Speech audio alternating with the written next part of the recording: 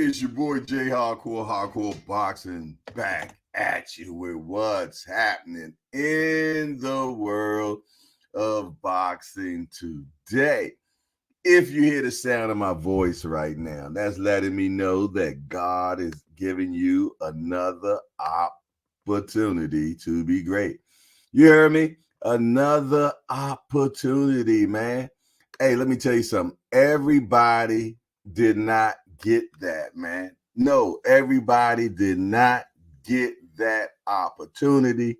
So believe me, you are blessed, man. You are blessed to get another opportunity to get it right.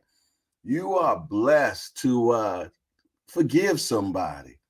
You are blessed to ask for forgiveness. You are blessed just to get it right this time, man. You are blessed to not procrastinate. You are blessed to walk in your passion. It's so many reasons God has got you back up this morning instead of just taking you home. Your assignment is not finished. No, seriously, your assignment is not finished at all. He still got work for you. He still got work for you, man. So, hey, be happy, uh, uh, be joyous, man, and know that you still got work to do, man. You still got work to do. But I tell you what, let's jump into salutations. Let's see who we got in the building this morning, man. Uh-oh. Naeem the Dream is the first one in the building. Mike Rim must have been at a doctor appointment or something. He said, "Peace, hardcore family. Yes, yes. I'm the only dream that matters in boxing here. I know that's right." He said, "Also, I got Loma winning." Okay. B3Z, new member. Okay. Okay, B3Z. That's what's up. That's what's up. He was a member before. Yes, indeed. Okay. Mike Rim. That's him. I knew he was somewhere around. Yeah, I knew he was somewhere around, man. Without a doubt. Okay. All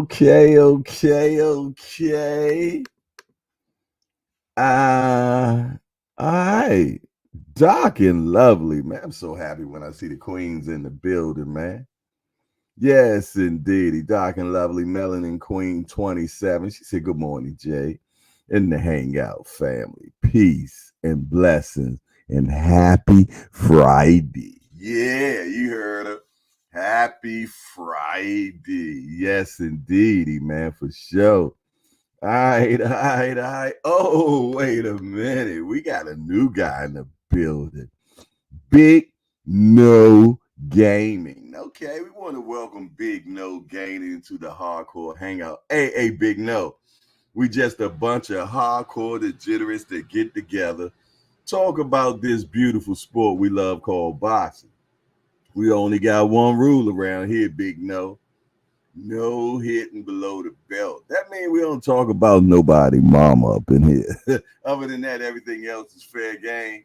We want to welcome Big No into the hangout, and his first chatham is, "Let's go." I'm with it. Appreciate you, Big No. For sure. The Booger Man in the building. The Booger Man is in the building. Yes, indeedy. The professor, if you will. Yes, indeedy, man. He said Scambosa goes down. Woo wee. Okay, Booger Man. And it also shows that our Booger is a member for 9 months. Yeah, appreciate that, Booger Man. Appreciate the loyalty, my guy. Man, salute to you. Bam, right at you, my brother. For sure, man. Old school in the building. Wham old school is in the building. He said, "J Hardcore, salute, brother. Salute back at you.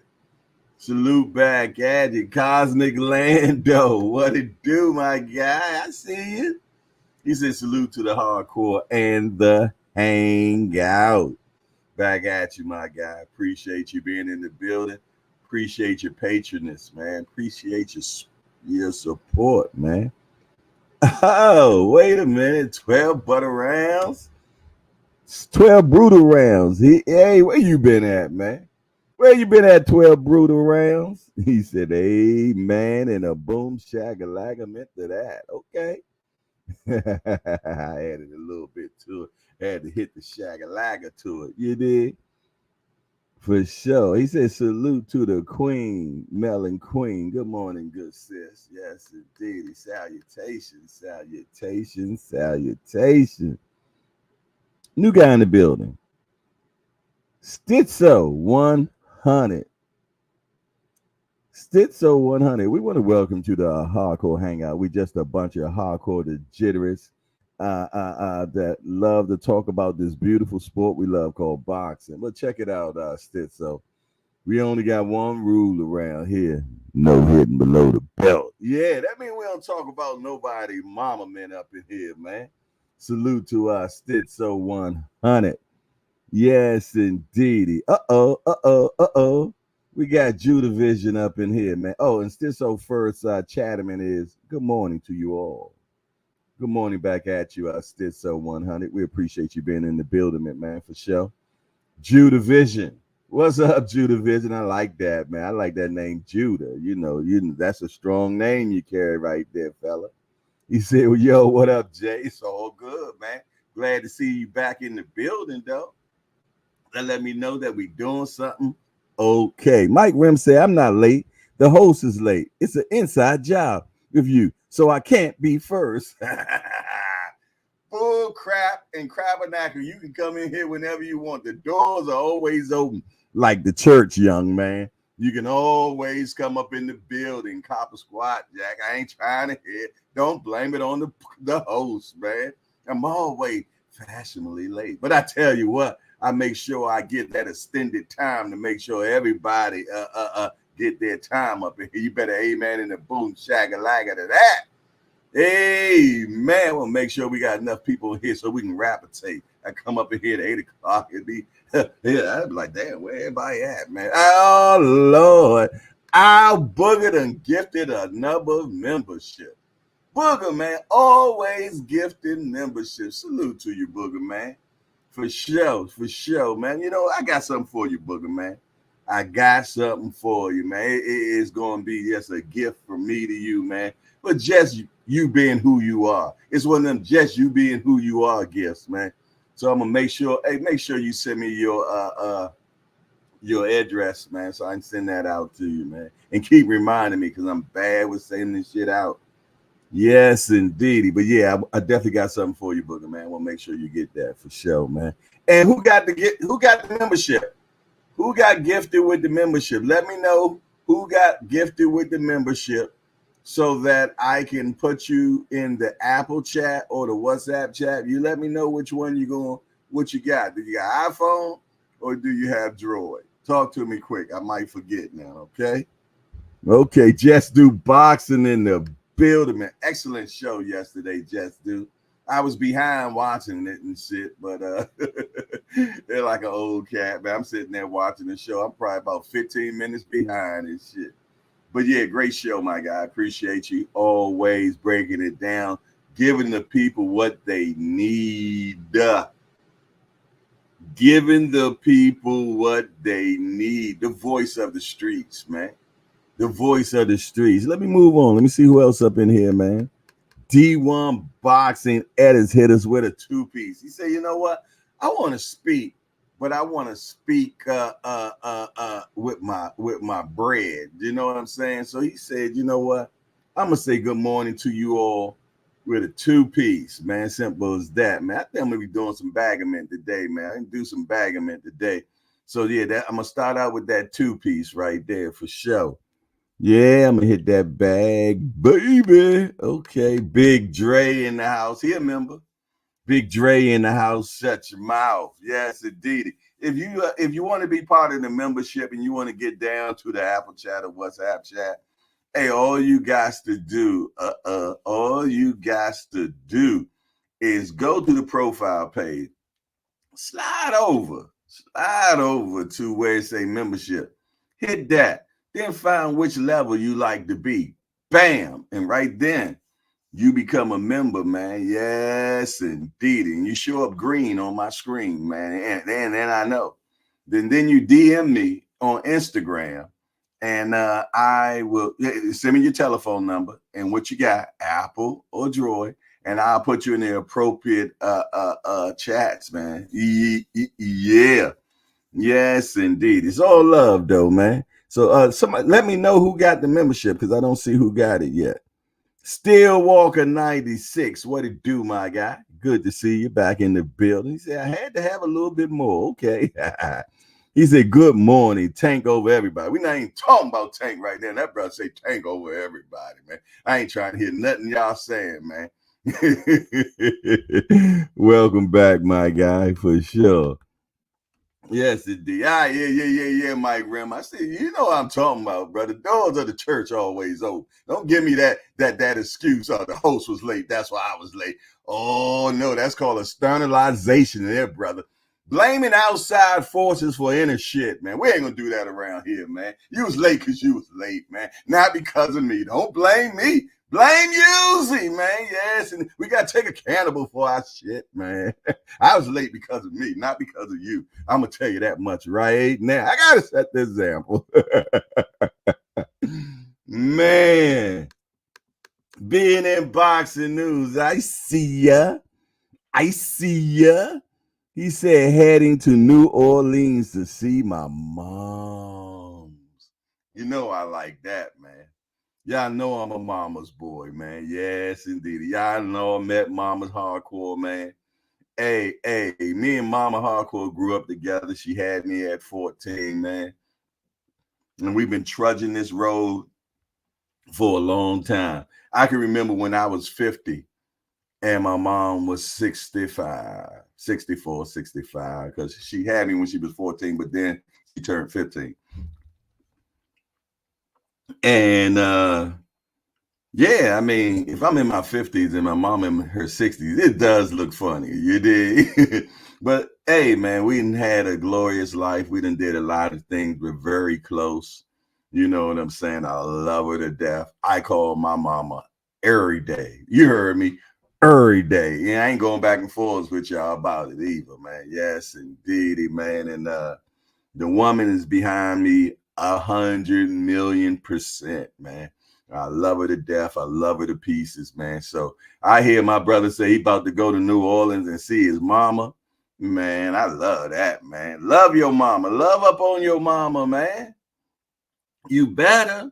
That woman spent 9 months with you inside her, man, nourishing you and everything, making sure that you got here, man. Yeah, nourishing you, making sure you had everything that you needed, man. I'm gonna tell y'all funny stuff, man. I taught my mama how to drive.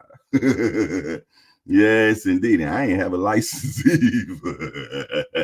All right, let's move on, man. Y'all know I can get into my stories, man. Did I salute Big Dre? Big Dre, yeah. All right. I said something to Big Dre. Okay, let's move on. G Peasy, right hand man there, man. What's up, G Peasy? Are you with me? What's going on, man? Good to see you. He said, yo, what it do, hardcore family? Yes, indeed. He salute to G Peasy's in the building, man. Yes, indeed. If you in DMV area and you need just a nice cut, you know, like how mine is and shit, you know what I mean? Holla at G Peasy. Best barber and BMO. You heard me, man. Get on over there, man. Get on that on there. Yeah. Make sure you go see him. Lonnie Lee, hashtag JBT. That's my brother. Hey, Lonnie. G Street hit us with a doo-wop. Yeah, he gave us that doo-wop. Did one last night, one this the morning, man. So yeah. I watched both of them. I watched the other one that came out this morning. I didn't already watch that, Lonnie Lee. Yeah, it's getting crazy. It's getting crazy, man. Yeah. It's getting crazy, man. Line H, they doing some stuff. yeah, that's me and Lonnie Lee talk. Y'all don't worry about that, man. All good. Okay, I think I got everybody, did I? Okay, D1 got something else. He said D got the gift membership. Okay. D for the win? Or you? Because I didn't see D for the win in here. D got the membership. You already a member, so it can't be you. All right, y'all give me some understanding because I don't see D for the one. D for the one in here. D for the win normally come in here later. Somebody give me some understanding because y'all know me, man. Y'all can confuse me quickly. Maurice Jones, what up, my guy? Mo Jones in the building, four corners. I'm gonna see you today, right, Maurice? I see you going to the boost thing. Are you going or are you sending somebody? Yeah. To the Boots press conference, my guy. If you're going, I'm looking forward to seeing you. Definitely looking forward to seeing you. He said, "Good morning, J Hardcore and the JBT community. Four Corners boxing, showing love. Appreciate the love for Four Corners, man. Appreciate the love. The Queen E is in the building. What's up, Queen E? Good to see you. Yeah. Some places might got the Queen B, but the Hangout got the Queen E. What's up, sis? She said, "Hey, I didn't get the notification that the show started. I apologize, good sis. I'm gonna have to give YouTube a piece of my mind, man. Let them know that the E did not get her notification. It can't be playing with the E like that, man. Good see you, good sis, for sure. Eddie Kang is in the building, y'all. All Access International Senior Cup. Good show last night, you and BVO, man. Way to go. I enjoyed the show. I kick back, chillax, man, as I'm on my convalescent resting. Hey, good show, man. Y'all did well, man. You, BBO, Ant McQueen, Just Do Boxing. Yeah. Way to go, man. Yeah. It was a JBT block party up in the building, man. See, BBO shook you up a little bit. Say gonna put. He said he'd like to see Tank on the floor or something like that. Hey, man. Sometimes you gotta have an opposite, man. You gotta have a nemesis, man. Respectfully. You dig? Respectfully, man. We can't be a bunch of yes men around here. We ain't gonna do that. We men, yes, indeed, and we have our own opinionation. Opinionation. But yeah, excellent show last night, man. You all did your thing, man. Covered everything, did everything, man. I tell you, man, these younger guys, man, they got shit on lock, man. They got shit on lock, man. They know what they doing, man, and I'm just thoroughly impressed, man. I'm learning from them. You did? Y'all know I call them my little big homies, man. Yes, indeedy, man. So y'all keep up with the hella work y'all doing, man, for sure. Hey, Senior, are you going to the press conference today? I seen you got the approval, man. So, let me know if you're going or not, broski. Broski. You dig. Okay, who else? Did we get everybody now, man? The list getting long, and I love it. Mike Mazik. Hey, what up, boy? He said, salute to the hardcore. Trey Skills 42, you back, huh?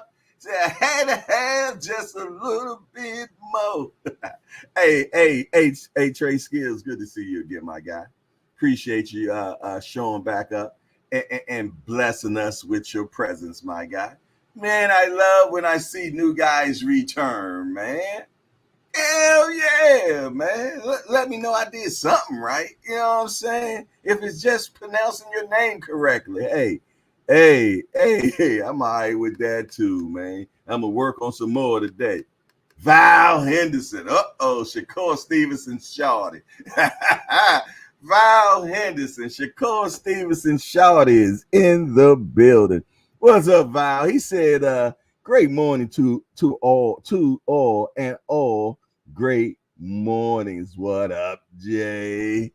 Yes, indeed. Okay, let me see something. I'm not sure if I read what Trey42 said. He said, Trey Skills42, he said, salute hardcore boxing and the chat. I apologize, my guy. Sometimes I get overwhelmed. Yeah. Okay. Showtime, the guy past BNB. Right. Hey, Showtime, stay right there, man. Don't move. Don't move, Showtime. Right there, man. I'm about to put them gloves on, man.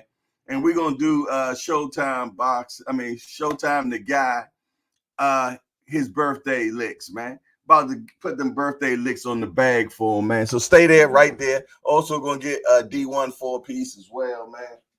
As soon as I find my gloves, it's been a minute since I hit the bag. I don't know where my damn gloves at. There they go. There they go. So Showtime is 53, y'all. Yeah, 53.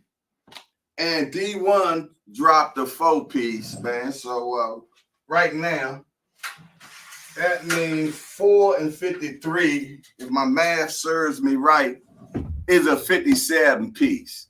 57 piece. All right. So let's get it. 1, 2, 3, 4, 5, 6, 7, 8, 9, 10, 11, 12, 13, 14, 15, 16, 17, 18, 19, 20, 1, 2, 3, 4, 5, 6, 7, 8, 9, 30, 1, 2, 3, 4, 5, 6, 7, 8, 9, 40, 1, 2, 3, 4, 5, 6, 7, 8, 9, 10, 1, 2, 3, 4, 5, 7, 8, 9, 10, 1, 2, 3, 4, 5, 6, 7,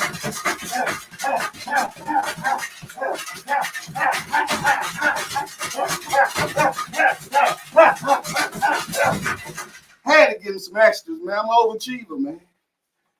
Woo! Yeah. There we go. Good morning. As I gain my breath mints back. Woo! Yeah. All right. Woosah. There we go. All right, what's next? All right. Okay. All right. What you say? Being in news say DQ. What do you mean? Who you disqualifying? Me?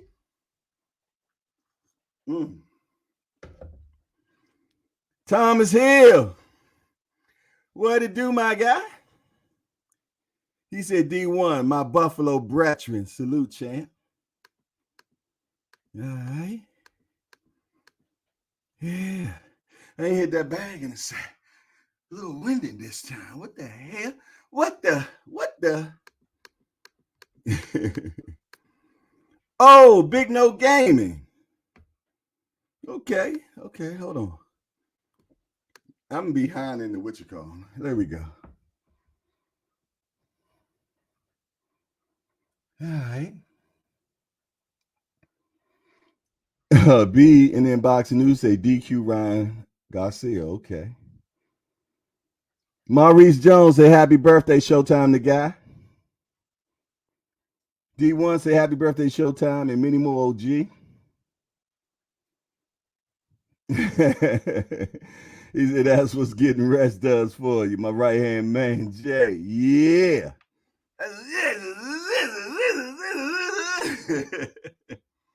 That's how I plan on hitting some more today, man. What y'all got for me? Okay. Before we move on, let's salute the Mighty Warriors. Everybody in the chat, salute the Mighty Warriors, man. You know who they are. The ones that like to watch. Yes, indeed. Salute to the Mighty Warriors up in here. All my peekaboo shorties, Salute to you. You know who you are. Yes, indeedy, man. My New York crew, my DC crew. Yes, indeedy. Florida, Mississippi, California, Ohio. Yeah. I know y'all watching, man. Salute to all the other channels that watch in quietment. Yeah. I know. Picking up a few pointers, and I appreciate you, man. You do it in silent. All I ask for the mighty warriors is hit that appreciation button. That's all. That's all I ask for. For sure. Scene say I might drop a B3 and Val diss track today. Oh Lord. Not a diss track. LaMarcus Robinson in the building. Salute to you, LaMarcus Robinson. I ain't see you come in the door, man. There my brother from another mother, though, Tim Layton. Hey, today, y'all, they're having the Boots press conference. Yeah. And I am going. Matter of fact, I'm going to get on the road between 10 and 10:30 to go to the press conference, man. And anybody that would like to help contribute to the gas and all those type of things of the trip, you know what I mean? Please send it to my Cash App. I'm going to put it up on the screen now. All that helps, man. Yes, indeed. All that helps. Yes, indeed. The Cash App is on the screen if you want to help with gas and maybe a sandwich, coffee, and all that stuff while I'm on the road out there working for y'all. Yes, indeed. You're going to make sure. Yeah, I think I'm leaving around about 10:30 at the latest, senior. Yeah, about 10:30 at the latest. So if you're rolling out, you have to be up. If you're trying to roll with me, senior, you have to be here by at least 10:30. Yeah. So yeah, I'm getting on the road around 10:30. You want to help, please hit it in the Cash App, man, because trust and believe it's appreciated. Gas ain't cheap, and I got a big old horse outside, man. Eat up gas.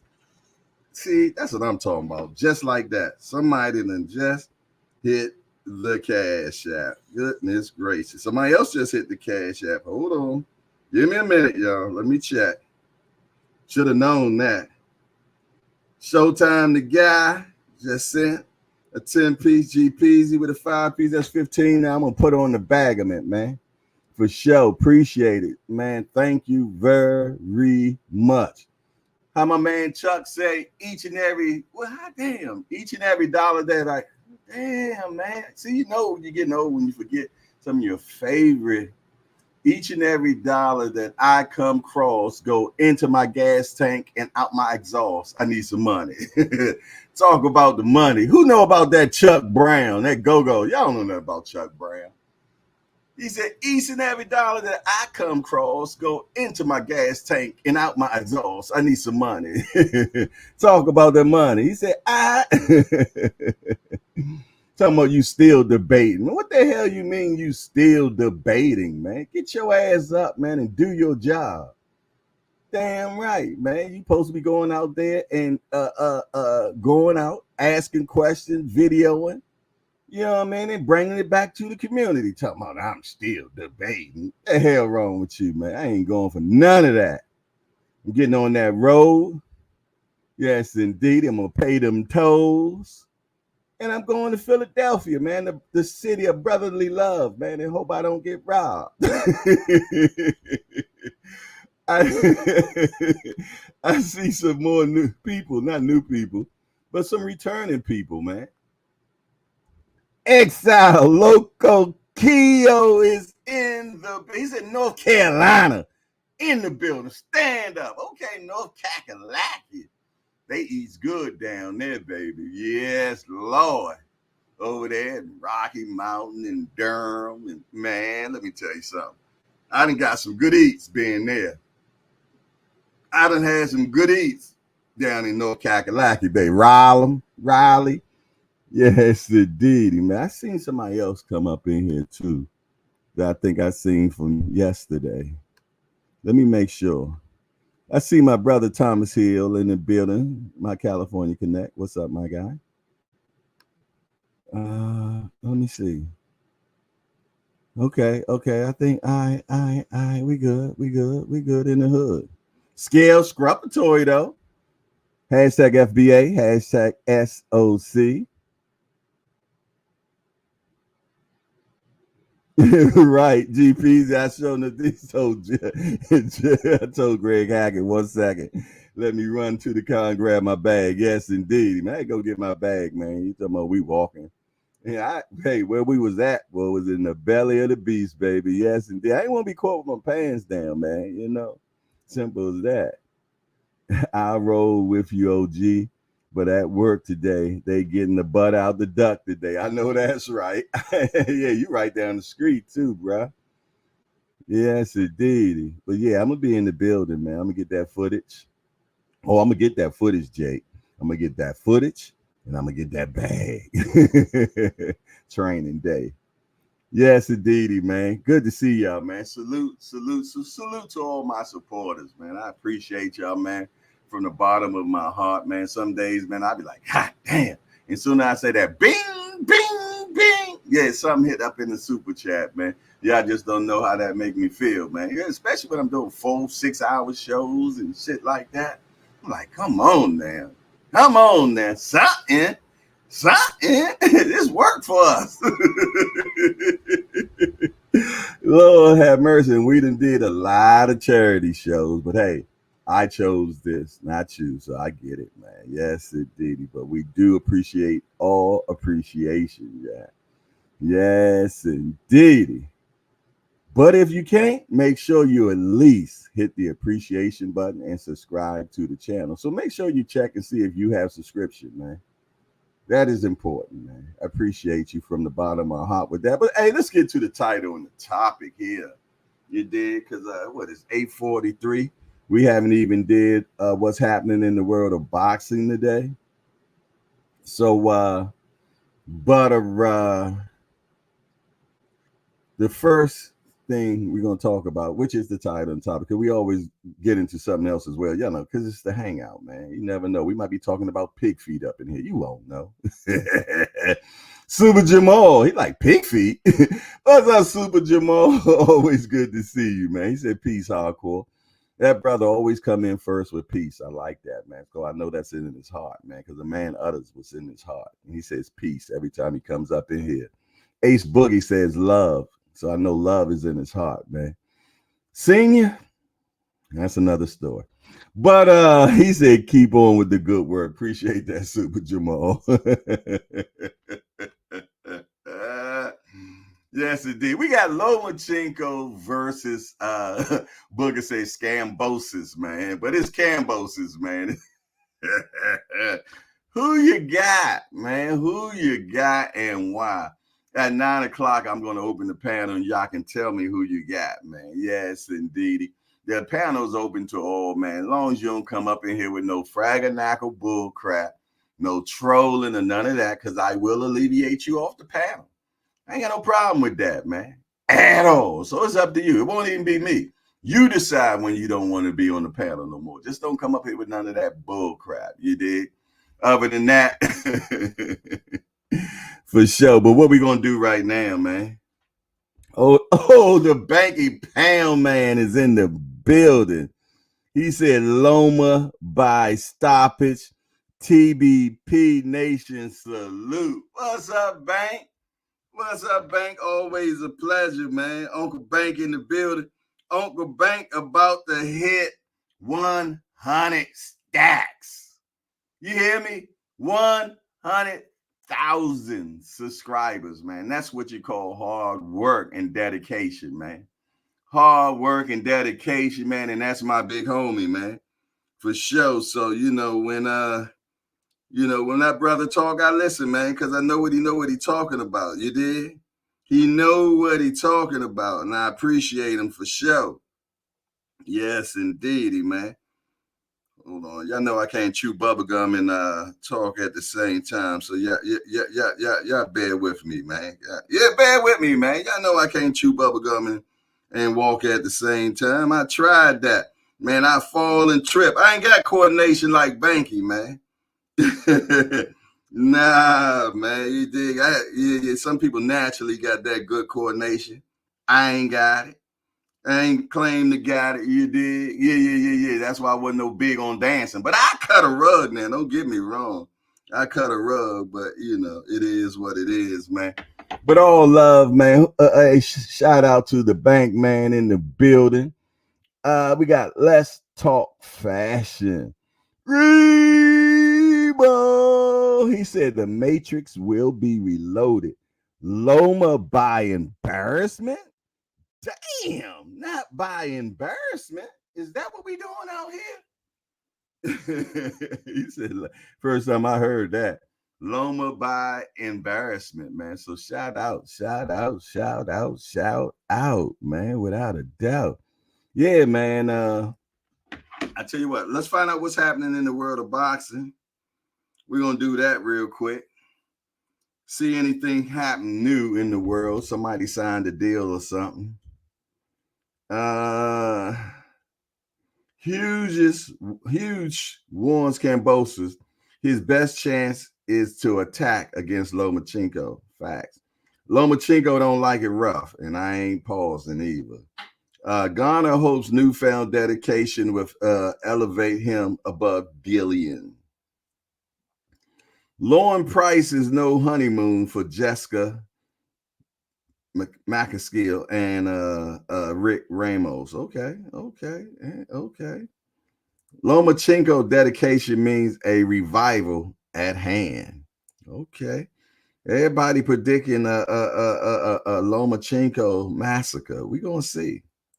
Shalom. Every promoter would be excited to work with Chris Eubank Jr. Okay. You must really trying to get a new guy, huh? Price seeking to emulate Calzaghe Wells as the greatest ever. Price who? A focused fury could be a different proposition for Uskis.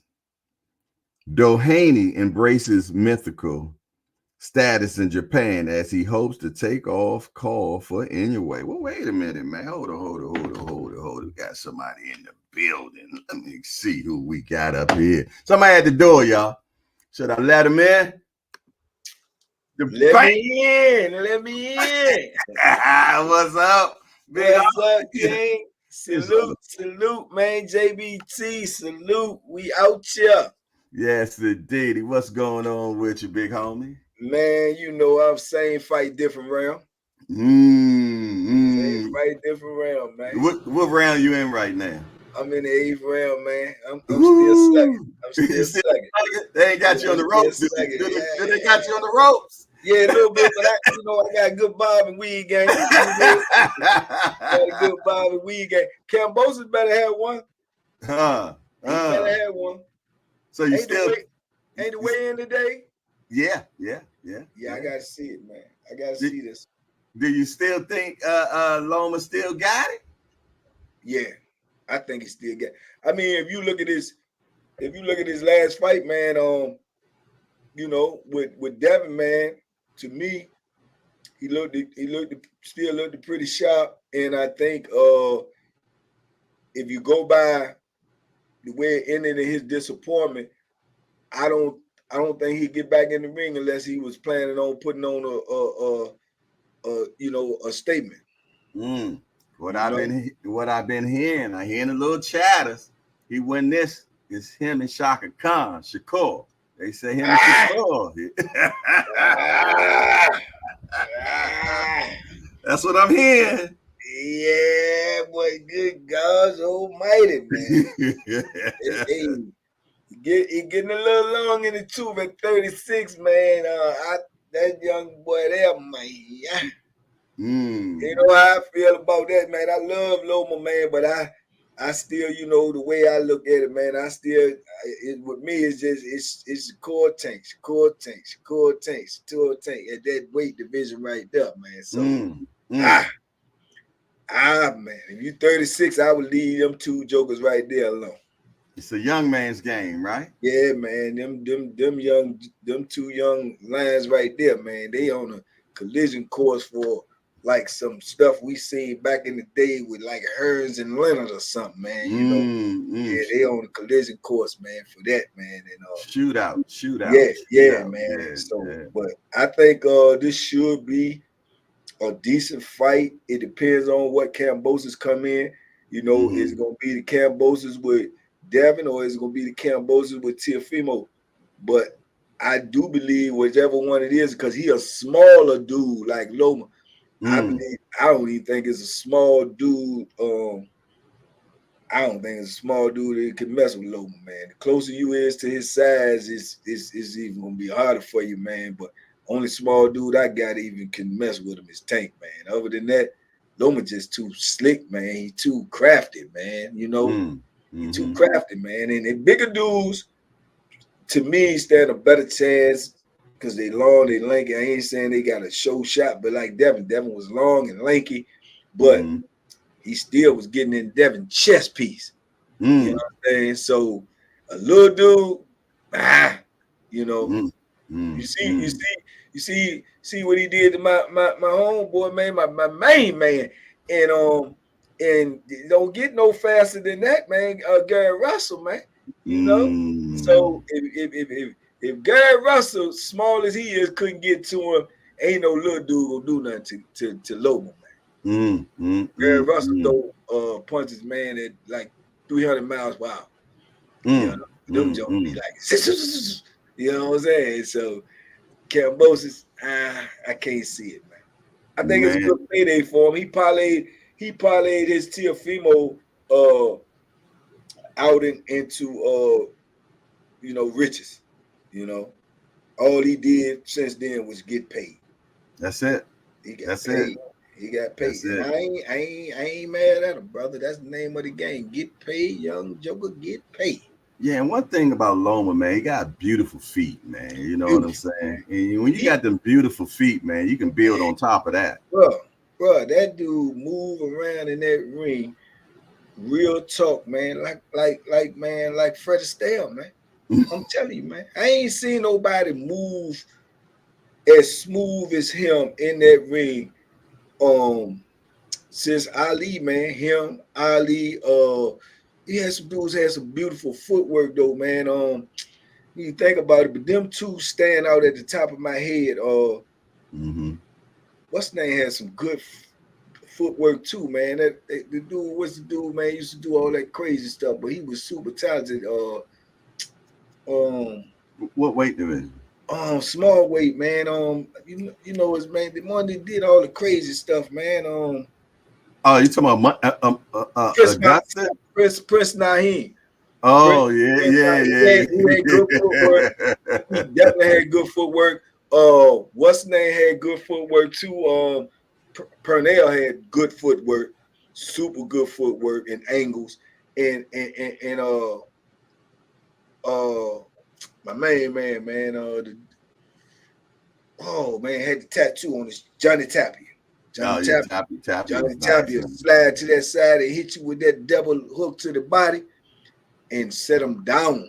Yeah, I remember I watched a documentary with Loma, and he said that his dad put him in ballet or dance class, one or the other, man. Yeah. You know what I'm saying? Yeah. And he said he hated it, but he's so glad that he did now. You know what I'm saying? Because you know who else got good feet work too, man? That boy Morrell, man. Oh yeah. I only seen him fight like once, so but it did look like he moved pretty good. But man, I'm gonna tell you something, man. If you when you watch Loma, he do something that nobody else do, man, and nobody that I could ever even remember doing. As he is fronting you up, watch how he got this step, man, where he is a way where he step and then he backs up, and it's so smooth. It's like it's an in and out, but usually like a dude a feint. Loma would feint and he steps in. He literally steps in and then steps back out. His whole feint is in line with his footwork. And nobody else. So it's a foot feint as well. It's a foot feint, but no one else does that.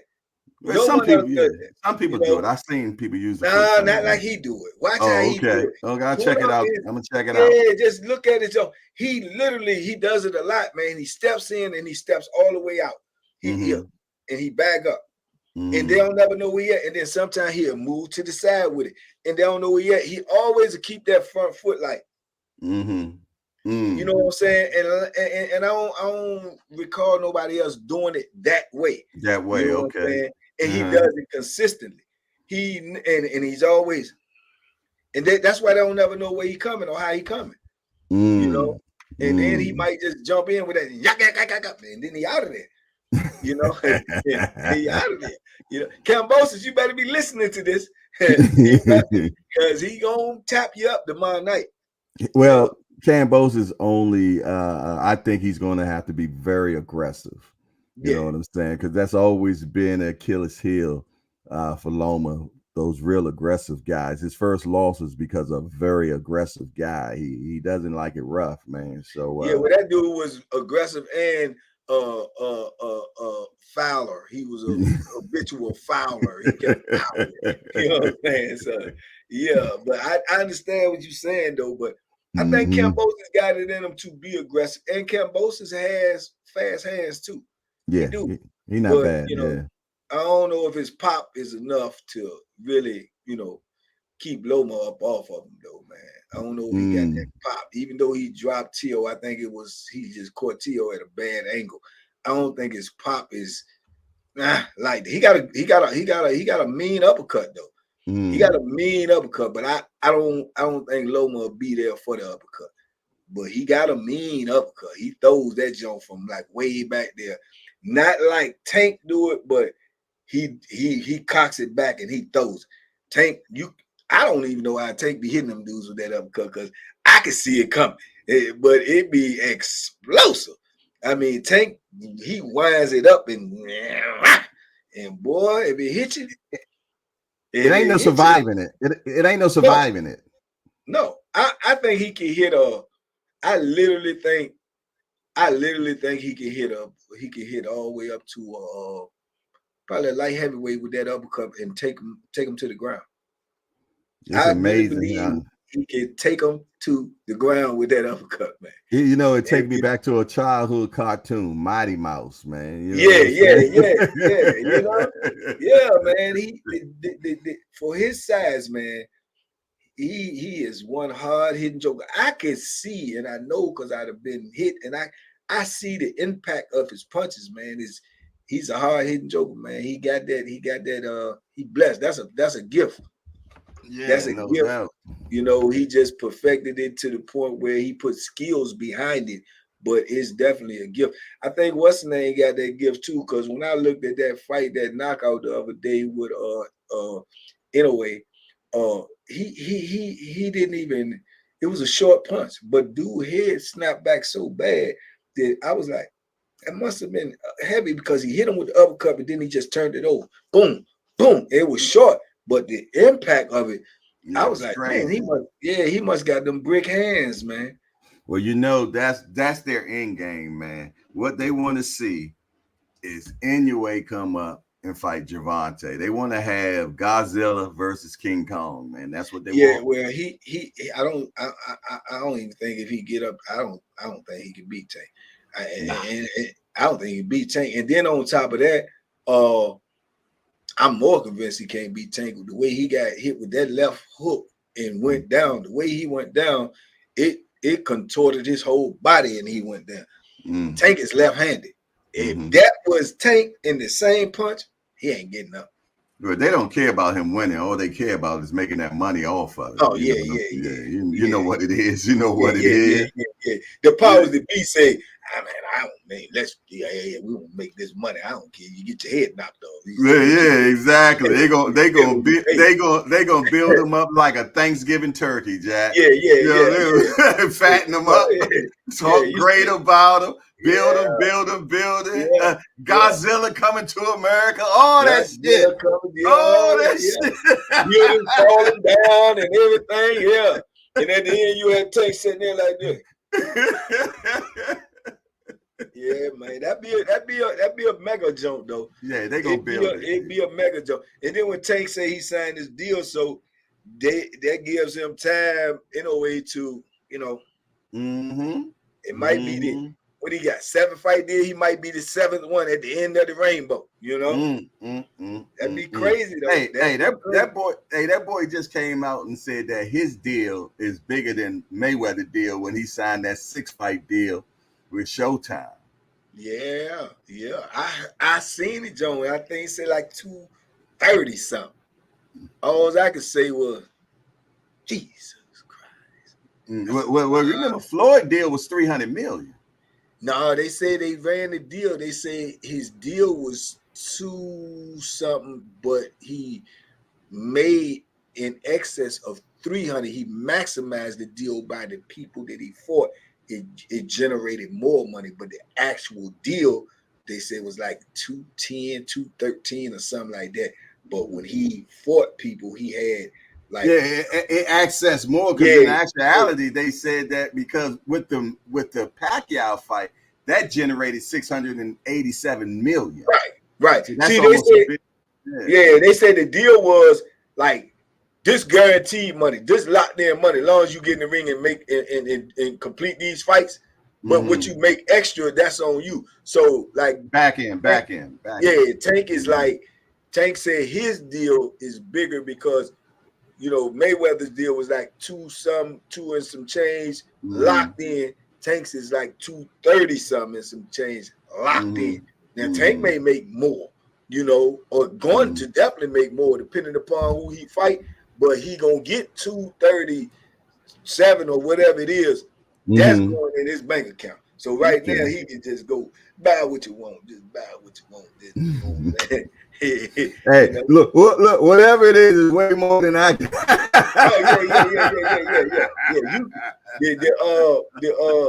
The tax money on it is way more than I got. Oh man. Life ain't fair, boy. Oh, man. The taxes on that joint is way more than I got. So man. Imagine that, man, being 29 years old, man. 29 years old, man, and you got hundreds of millions of dollars. Man, you have changed your whole bloodlines. You changed everything, man. You know what I'm saying? That's amazing. It's got to be an amazing feeling. So for that alone, man, I applaud him. Then because young black man, and he doing good things out there in his own community, buying neighborhoods, and man, that's amazing, dog. That's amazing. Can't beat it. Speaking of amazing, man, congratulations. I'm giving you a pre-congratulations because you about to hit that 100 stack. I'm gonna need you to get on that bag 100 blickies. I got it. I got it. 100 blickies on that bag, man. Hey, I threw over 60 today, man. So I threw 60 already. I more than 60. Probably 70 pieces I threw already. So and you get that 100, you better believe I'm gonna put it on the bag for you, boy. When you get that 100, it's coming now, man. It's crazy because all the little tomfoolery they doing, and everything is just starting to move anyway. You know what I'm saying? So like I say, man, sometime, man, your lesson be your blessing. You know what I'm saying? They can't stop motion. Can't stop motion. You can't stop that. You can't stop God, man. Ooh, can't stop it. Say it again. Say it again. Stop it. You can't stop motion. You can't stop God, man. Amen. And a boom shakalaka to that, man. Yes, indeed. So what you gonna do? What you gonna do? I'm gonna, man. Look, man. I'm gonna get this meet and greet together, man. I'm gonna need you to come through with that brisket, man. You know I what I'm got saying? you. I Yeah, got you. yeah. I I'm gonna try got to you. get Uncle Ross up there, man. I'm gonna try to get the dude. I'm trying to get people from the community to they have skills to bring their skills. You know, got a couple of DJs in there. Then you got the dude DJ Shenanigan, man. I think he from up the way too. He say, no, DJ Fonzo. He said he'll come through. He gonna spin. You know, try to get some people out there, man. Make it a good old event. I'm looking at this joint out here, man. They got this joint, the same joint that I was at with Keyshawn had. His thing at they got a park out here, man. It's nice. It got the grills and everything out there. It got the benches. It got the cover to them in case for weather. It's big enough for whatever. You know what I'm saying? So yeah, man, I'm thinking about that area right there, and it's close. You know. I got a suggestion. Yes, sir. That's gonna help pay for what you got going on. Yes, sir. What I need you to do, if you haven't already thought about it, get vendors out there. You know what I'm saying, and sell tables where they can sell their goods at the table. All right, this table you pay $50 for the event. This one's a little bit bigger. You pay $100 for the event. Get yourself at least 10 vendors and then pay for their spots, man, and then take that money and help pay for what you're trying to get done. You know what I'm saying? Yeah. You had to give me a call, man, and put me on game with that, because that's some stuff that I don't know how to do. I get you. Facilitate it. Yeah, we'll get that done. So, yes, indeed. Because even when I was out there with Keyshawn, man, when I went out there to his event, man, they had so many food trucks out there, man. That's right. Couldn't even count them, man. They had the food trucks lined up out there, joint. I was like, man, what the? And and they paid to be there. See, I didn't know that. You know what I'm saying? I didn't know that, but I'm gonna need something, because these people is definitely not paying me for 120 days. So so I'm still hooking though. I'm hooking with them. I'm running with them. I'm still pushing. I ain't changed my agenda, man. You know what I'm saying? I just kept on pushing out my content. I push out my content all the time, man. And let it do what it do, man. You see what I'm saying? Man, how my man say $50 sneakers ain't got no job. How do I do it when times get hard, man? You know what I'm saying? That's right. Yes, man. You know what I'm saying? I always say, man, hey, man, tough times don't last, man. Tough people do. You know what I'm saying? You better believe it, man. Better believe whatever you're going through, man, it don't matter what it is. Just got to get through it. Man, I done heard all your stories, man. So man. What you been doing there, this ain't compared to it. You know what I'm saying? It ain't compared to it, man. So I had one of my old comrades pull up on me yesterday, man. I had seen him in months and months and months, probably almost close to a year. When I was trying to get out, man, we was right beside each other, man. I literally slept right here. He slept right here in the cell right beside me. And man, we was neck and neck, man, trying to get out, man. He's sitting on a couple of L notes. I'm sitting on a couple of L notes. We going to the library every day, man. I'm working on my program, man. He working on situations, man. We both trying to think. We trying to think our way out the penitentiary, man. You know what I'm saying? And good dude, man, from New York, man, named Unique. So he been driving trucks since he been out. So he was like, man, where you at, man? I'm in the area, man. Just hit me up. I said, man, well, I'm here. Boom, send him the address. Man, he pull up on me, man. I used to cut his hair in there too. He said, man, you still got your clippers? I'm looking rough, man. I've been on the road. Took him out there, man, cut his hair, man, and we had conversation, man. You know what I'm saying? We had conversation, talked about a lot of things, man. Yeah, I'm gonna air some of that today. If Trey done edited, I'm gonna air some of it today. If he aired all, or it might be 2 parts, because we sit there chopped it up over an hour or something, man. I had the cameras on, cut his whole head, man, lined his beard up and everything, man. It was cool, man, because just reminiscing with a brother. He did 27. You know what I'm saying? He did 27. I did 33, and he got out like maybe like 4 or 5 months before me. You know what I'm saying? So it all worked out, man. And he stopped me from putting that Bethlehem in the Joker rifle.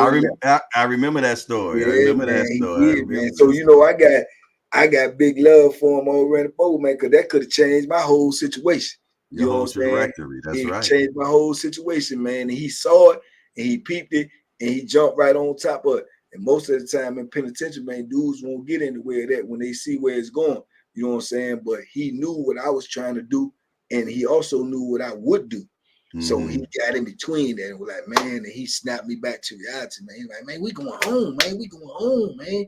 Let that go, man. We going home. You know, and I needed that. Facts. You know what I'm saying? Because I was all on the blackout. Because you know what I'm saying, this Joker is playing with me and he too big for me to play with. Right. So you know what I'm saying? But yeah, man. So shout out to Unique, man. You know what I'm saying? Get free haircuts for life, champ. My man. Hey, if some of y'all don't know, man, who Banky Pound is, man. Banky has a YouTube channel, and he did 33 years in prison. And the last few years, man, he decided he wanted to go home. So he started making it intentional, and he started doing things in the penitentiary to be able to get himself home. He started a program and everything, and he was speaking to the new cats that were coming in there, man, and giving them the do's and don'ts of prison and showing them a better way, man, while they inside, man. And by him doing things like that, the bigger people started realizing that, hey, man, this guy has changed, man. But it's so many times that things that Banky had to go through during his imprisonment that could have gave him just life inside. You know what I'm saying? It just is what it is. And that's what happened when you're in that belly of the beast, man. It's eaten or be eaten. You know what I mean? You know, it is what it is. Eat or be eaten. You know what I'm saying? Absolutely. So, man, and one time he actually had to do something drastic in it. But obviously God stepped in and protected him, man. He was in court and the dude started acting like a fool and the judge threw it out. Yeah, which easily could have gave him way more time, man. So he came home, he started a YouTube channel, man. He done been on Vlad, he done did it all, man. And he talks about his stories in prison, but yet he's not glorifying them. He's letting you know what's in there so you don't go, you know what I'm saying? And he also goes out and do public speaking, man. You know what I'm saying? So yeah, and we went to the same high school, man. Tower of Power, HD Woodson. Baby. I didn't even know him there. You know what I'm saying? He's older than me. But the thing about it, we were in there at the same time. But you know, he was an upperclassman. I was, you know, a new fish in there, Jack. You know, but how God works things out, man. It wasn't time for us to meet then. He brought us back together now. You know what I'm saying? And we doing things together, man. We making things happen, man. We bounce ideas against each other, man. You know what I'm saying? And we taking it upstairs, man. Simple as that. He gonna kick in that 100,000 door, and I'm gonna come right in there behind. Yeah. He get the door open, man. I'm coming in the field. I'm gonna lead it up. Right. Yes, sir. Hey, but man, back to this beautiful sport called boxing. I just heard that Gary Antoine Russell is going to be on the Tank undercard. Who he fighting? I ain't get that yet. Okay, so they probably just put him on there because he kicked Cromell off, right? Cromel's not on it. No. Yeah, they say Tank took him off, so that's probably the spot he feeling. But I want to know who he gonna fight, man, because shoot, you know, I like them Russells. Man, and I heard it might be for interim belt. Oh yeah. Whoever it is, they better be ready. Oh yeah. That boy hungry, man. They lost their dad, and they lost the hell out of their dad. Man. They better be ready, man. That boy, it's fighting in their blood, man. They just can fight, man. They just a fighting family, dog. They just fighting family, man. Yeah, man. And from what I understand, the rollout of the rest of the card we will get Tuesday. Okay. Tuesday, they're going to roll out the whole card, man. Okay. So, and you know. I know that Bud card is the craziest card I ever seen. That's the craziest card I ever seen, though. If I don't know what the pay-per-view going to be for that, man, that might be outrageous. Man. They might go 200 for that pay-per-view, dog. I don't know. The Sheik, man, they got so much money behind it. He might make it $69.99. Hey, look, if he making $69.99, he my main man. That's my main man. You making 69. Hey, Sheik, if you listen to this, bro, you make it $69.99, man. You know what I'm saying? Jay Hardcore say make it $69, he's gonna sell out either way. You look at it, that's an automatic sold out card. Yeah. You know what I'm saying? You got all the money. You don't need that much more, brother. Make it $69.99. Yeah, I mean, yeah. But for what I understand, him and PBC will be doing more business together. Oh, so you know, so you got PBC, Amazon Prime, and the Sheik. Yeah, man. It's boxing. But hey, that people can talk what they want to say, man. Boxing is back, man. Boxing is back, man. Hey, boxing is the sport that it's supposed to be now, man. It's always been the biggest sport, man. I remember back in the day, they said, I remember back in the day, man, I was a teenager. I remember hearing this, man, and it rings true, too. It was like, out of all of the sports in the world, man, all of the things you could have, like being an NBA champion, being an NFL champion, being a Super Bowl champion, being a Wimbledon winner, they say the most prestigious sports title that you can hold in the world is to be the heavyweight champion of the world. They said that is the most prestigious sports position that you can hold. So I always remember hearing that, you know what I'm saying? And it's true. You know, there's no, you can think of all Super Bowl winners and MVPs and basketball, this and that. None of them people were ever bigger than Ali. Nah. The name, just the heavyweight champion of the world, Muhammad Ali. That is the most prestigious sports title you can hold, man. Can you imagine a 12-year-old meeting Muhammad Ali? I met Muhammad Ali when I was 12, man. Yeah, so you already knew you had already touched greatness, man. So you knew you was destined to be great. You knew you was destined to be great. I believe greatness, man, when you get around it, you breathe it, you smell it, you know, you inhale it, man. It becomes it's a part in your DNA, man. You know what I'm saying? So, you know, it's just how people gonna, you know, resonate with that. But when you're around greatness, man, and some people, man, they get it, man. For you to meet some man of that magnitude is known all over the world, all over the universe at 12 years old, that just meant something was destined to happen for you, man. Hey, being in boxing news, say, how many shanks did Banky have? Did he have one that he called the Bethlehem, or did he call them all the Bethlehem? Yeah. I had one that was called the Bethlehem, but they was all called the Bethlehem, you know, because you couldn't keep one. You couldn't keep one. You know, you get moved around. You know what I'm saying? You go from here to there. You couldn't carry them with you. You know what I'm saying? If you try to carry them with you, you know, you're going down like the Titanic. So you always had to get another one, man, depending upon where you was going and where you went to. Yeah, but it was a must-have, though. Yeah. It was a must-have. What they say about it was name? American Express. Yeah, don't leave home without. Yeah, don't leave your cell without that Bethlehem, man. If you plan to make it back to your cell. That's a shame, man. And it ain't getting no better. You know what I mean? It got worse for real. It ain't got more worse in there, man. That's why I pray for these young brothers, man.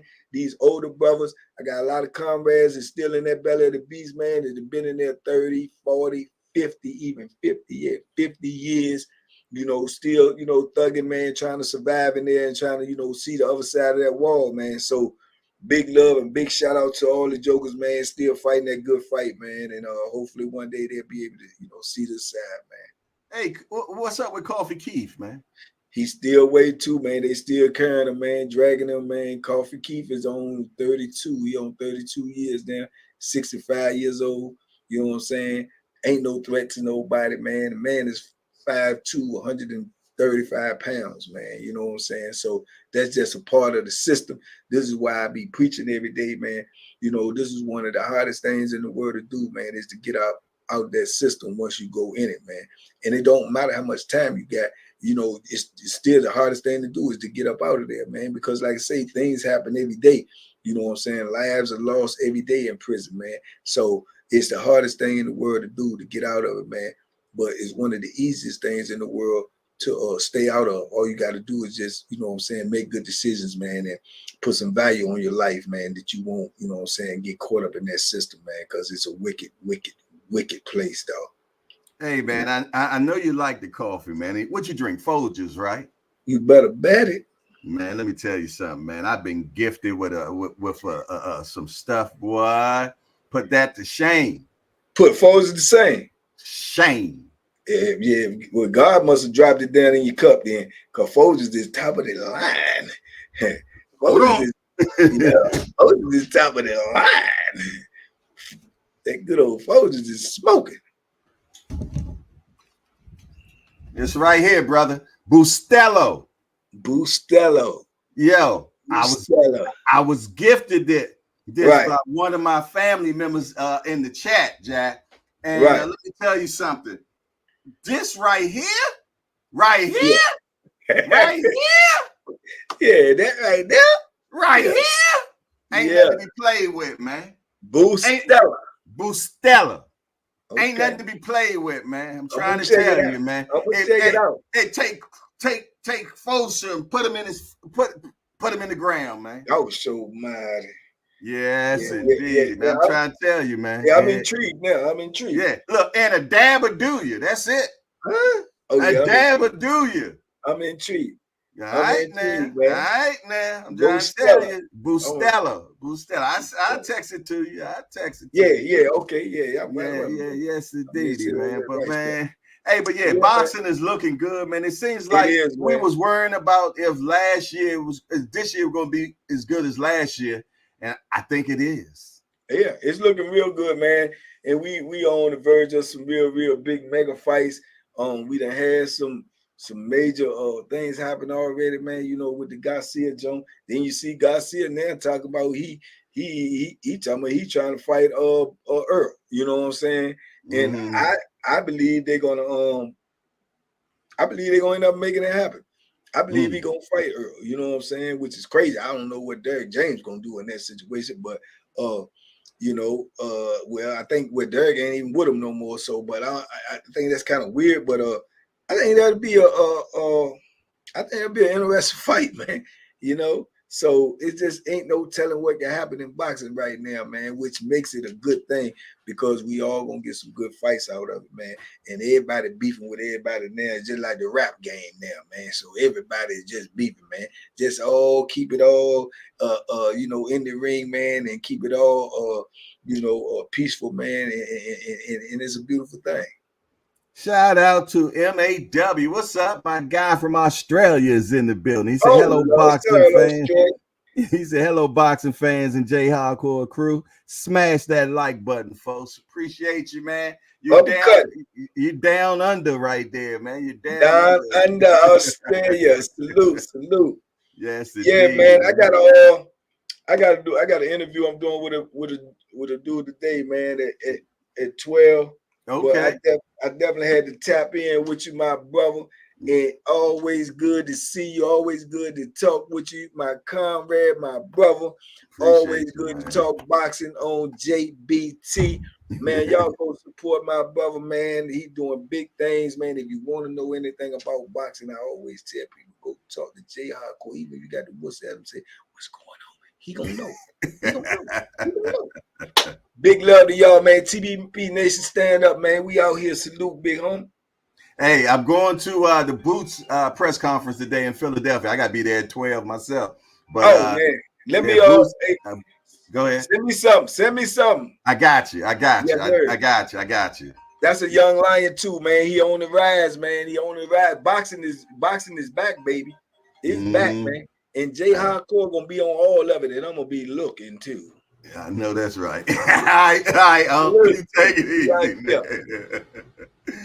All righty. Okay, man. Appreciate the bank, man, coming in the building today, man. Always a pleasure to talk with him, man.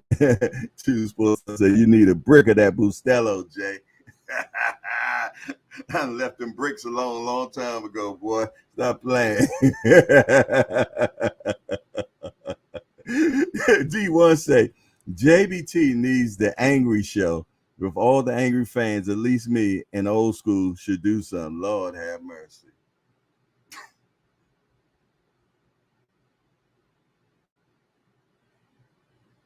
I couldn't imagine that. I could not imagine a show with William Old School, Raging Cajun. Let's put the hating Jamaican on there and BBO boxing. Yo, that would be crazy, man.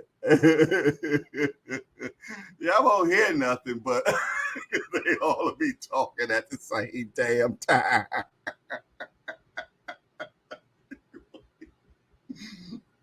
Have you ever seen anybody try to fight through the screen? Hey, look, you know, you got 4 squares and each one of them in the square, right? They're going to be trying to punch the side of the square.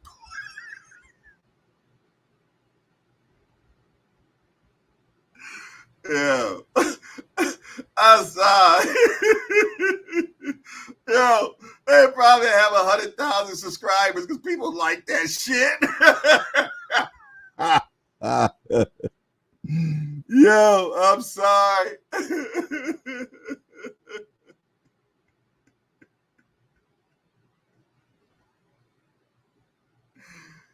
Woo! Just the thought of that was funny to me, Jack. Oh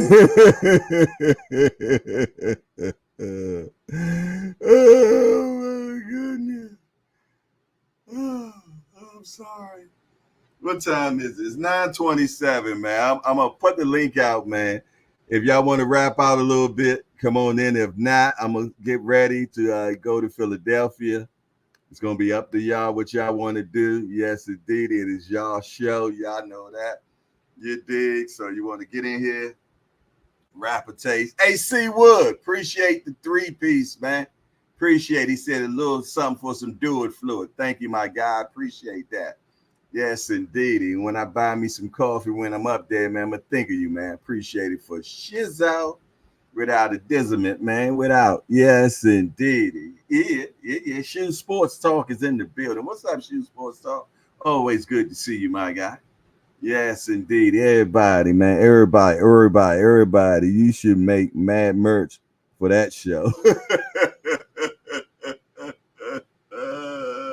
Hell yeah. All right, who's team angry man? Angry white man. Who's team raging Cajun? Hating Jamaican. BBO boxing. Have them all on the same channel debating, yo. That shit. Come on, think about it. Angry white man, William Old School, hating Jamaican, and BBO boxing, all on the same panel. Thomas Hill, explain that to me, man. Man, yeah. I don't know what we doing with BBO boxing on the panel because you know that brother gonna come sideways with something sometime in that dang panel. Yeah, man, that's my brother. I love him. That's my brother, and I love him. But you know he gonna say something that's kind of off the wall. Hey, you brought him to me. Hey, but he was on the rise last night. He did well, man. He did well, man. Yeah, shout out to my man BBO, man. You know, everybody got to play the part, man. I guess he got a part to play. I Yes, love that brother, indeed. though, man. Yes, indeed, man. And he's a valuable asset to the community, man. He got a lot of people with eyes on him, Yeah. and you know, you got a lot of people that loves his style of reporting. Yeah, thank you, but I always said it's a butt for every seat, man. You know what I'm saying? That's what we said in the car business, man. So that basically saying that it was a car for everybody. It might be an eyesore to you, but somebody else will love it, man. And that's just like an ugly woman. She might be ugly to you, but she gorgeous to somebody else, man. So it's a butt for every seat, trust me. you are not ever gonna tell a story there, man. I agree wholeheartedly.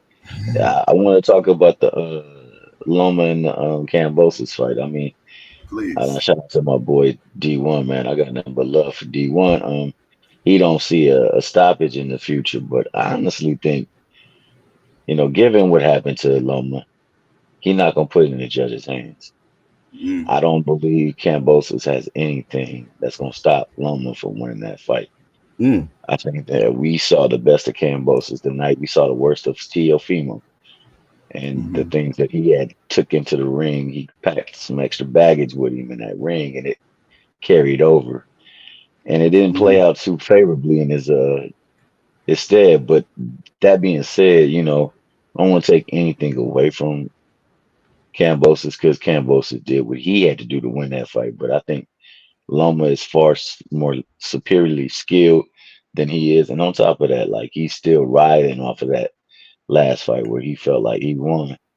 I think Mm. he's not going to go through that again. So he's going to do everything in his power to How stop that long? fight. How long ago was that fight? I'm trying to see how Man, long he been out the ring. he been out the ring for almost a year. I think Mm. that fight took place because remember, Tank got out. And Mm-hmm. then, like, I want to say, like, a month later, the fight happened. Mm-hmm. It happened before he got out. Because Mm-hmm. remember, and then the fight happened with Regis. So I want to say it was over about a year ago that he's been out of the ring. So he's got a little bit of time off. Mm-hmm. Damn, B3 coming on 12. Yeah, I Good just morning, saw. fellas. Good morning, D1. D1. What's up, boys? What up? What's up with you? Shit, I just don't think I think Loma wins. I think it's going to be a very, very competitive fight, and it's going to go all 12. It's going to be a war. He's got to fight. He's going to have to fight. Kambosos knows this is it. This is it for him. He has to win this fight. Big ass fight in his home. It's going to be more competitive. People think Loma's just going to wake up and he automatically wins. He's 37 years old. He's got to fight father time as well. It's a lot on this one. He just came out of the Devin fight. I know he thinks he won, and everybody else thinks he won besides B3 here. But you know what I mean? What up, B3? I think Loma Grizzly. gets it. What's I good? think What's good, D1? What up? What up to you? What up? What up, Jay? What Yeah, up? I definitely, it's funny, D1. I watched the fight again this morning, because I'm trying to scout Loma and George, and I definitely gave Loma that second round. Loma had some great moments in that Devin fight.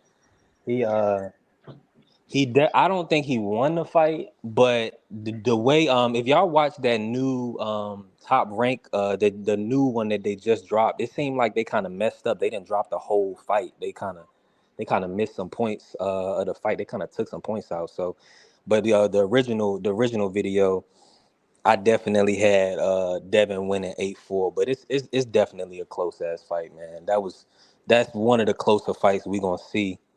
It was.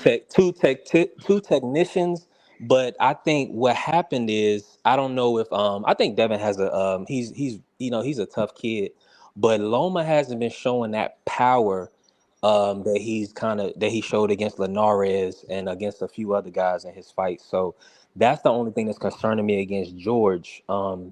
George is at home, so of course the people are going to want George to win. They're going to be cheering for him.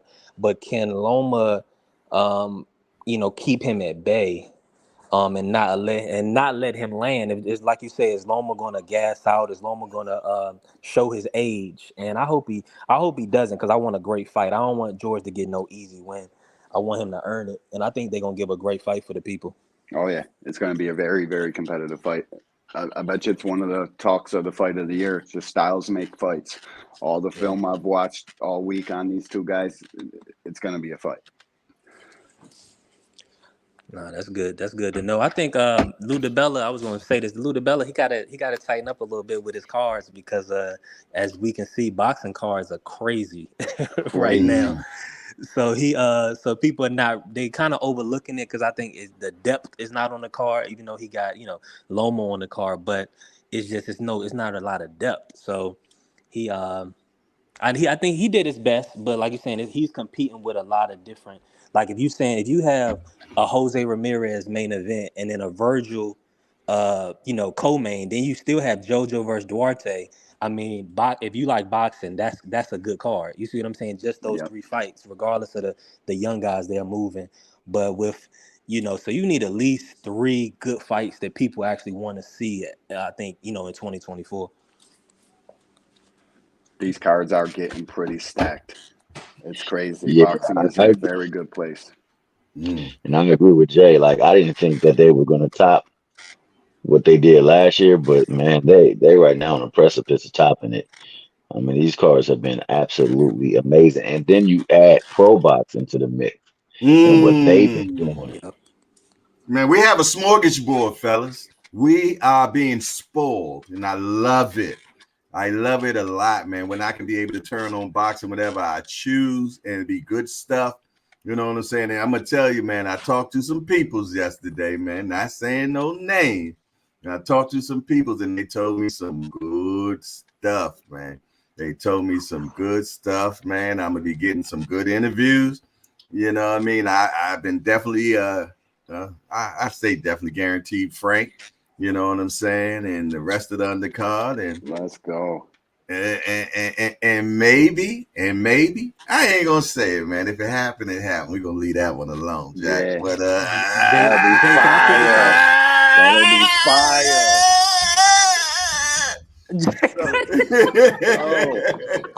Oh, he got some real good news. Yeah, he do. Hey, see here, he do. I gotta ask y'all about this real quick.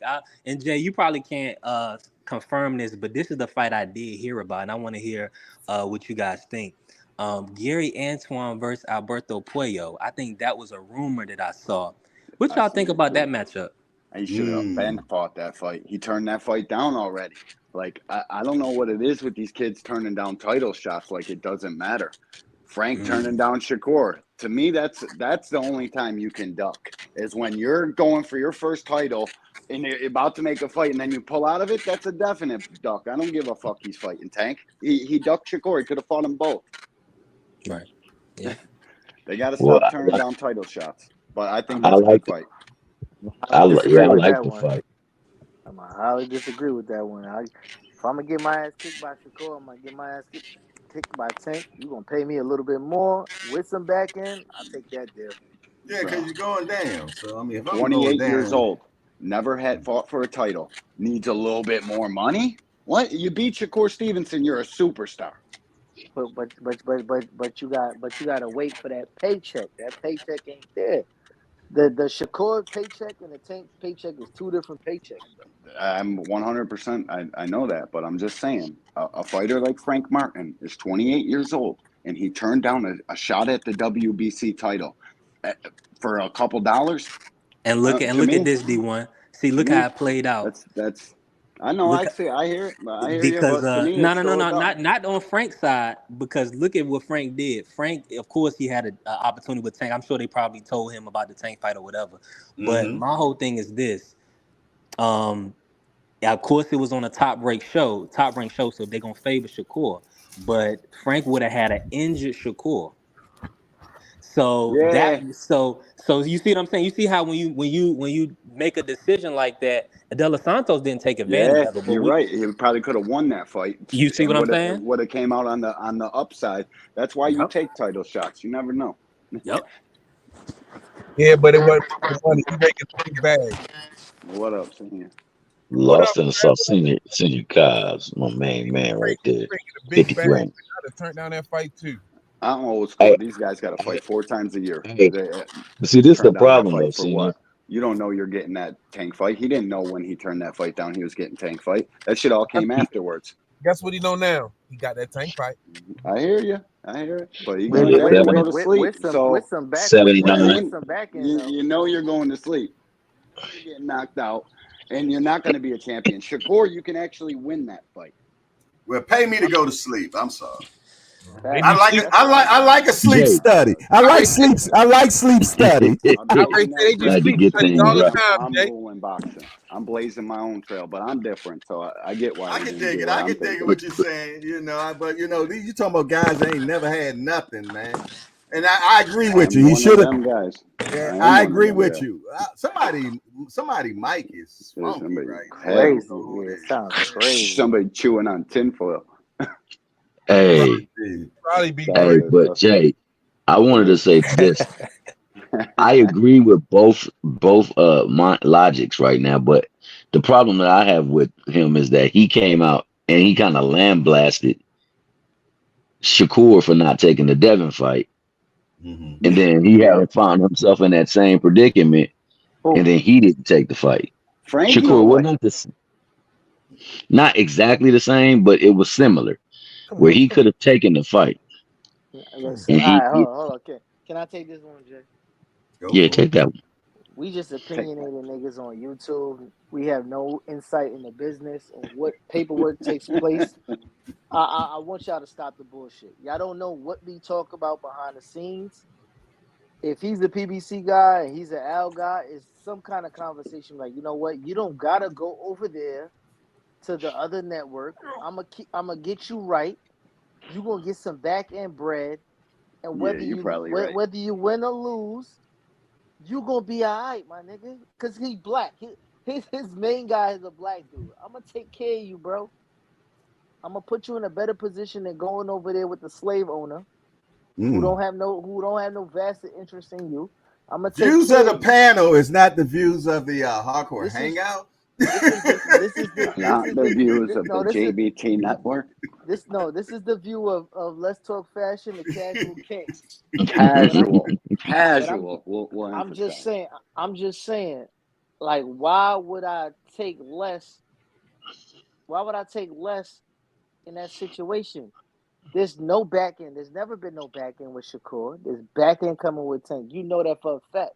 These dudes was in New York and struggled to sell tickets up to the last day.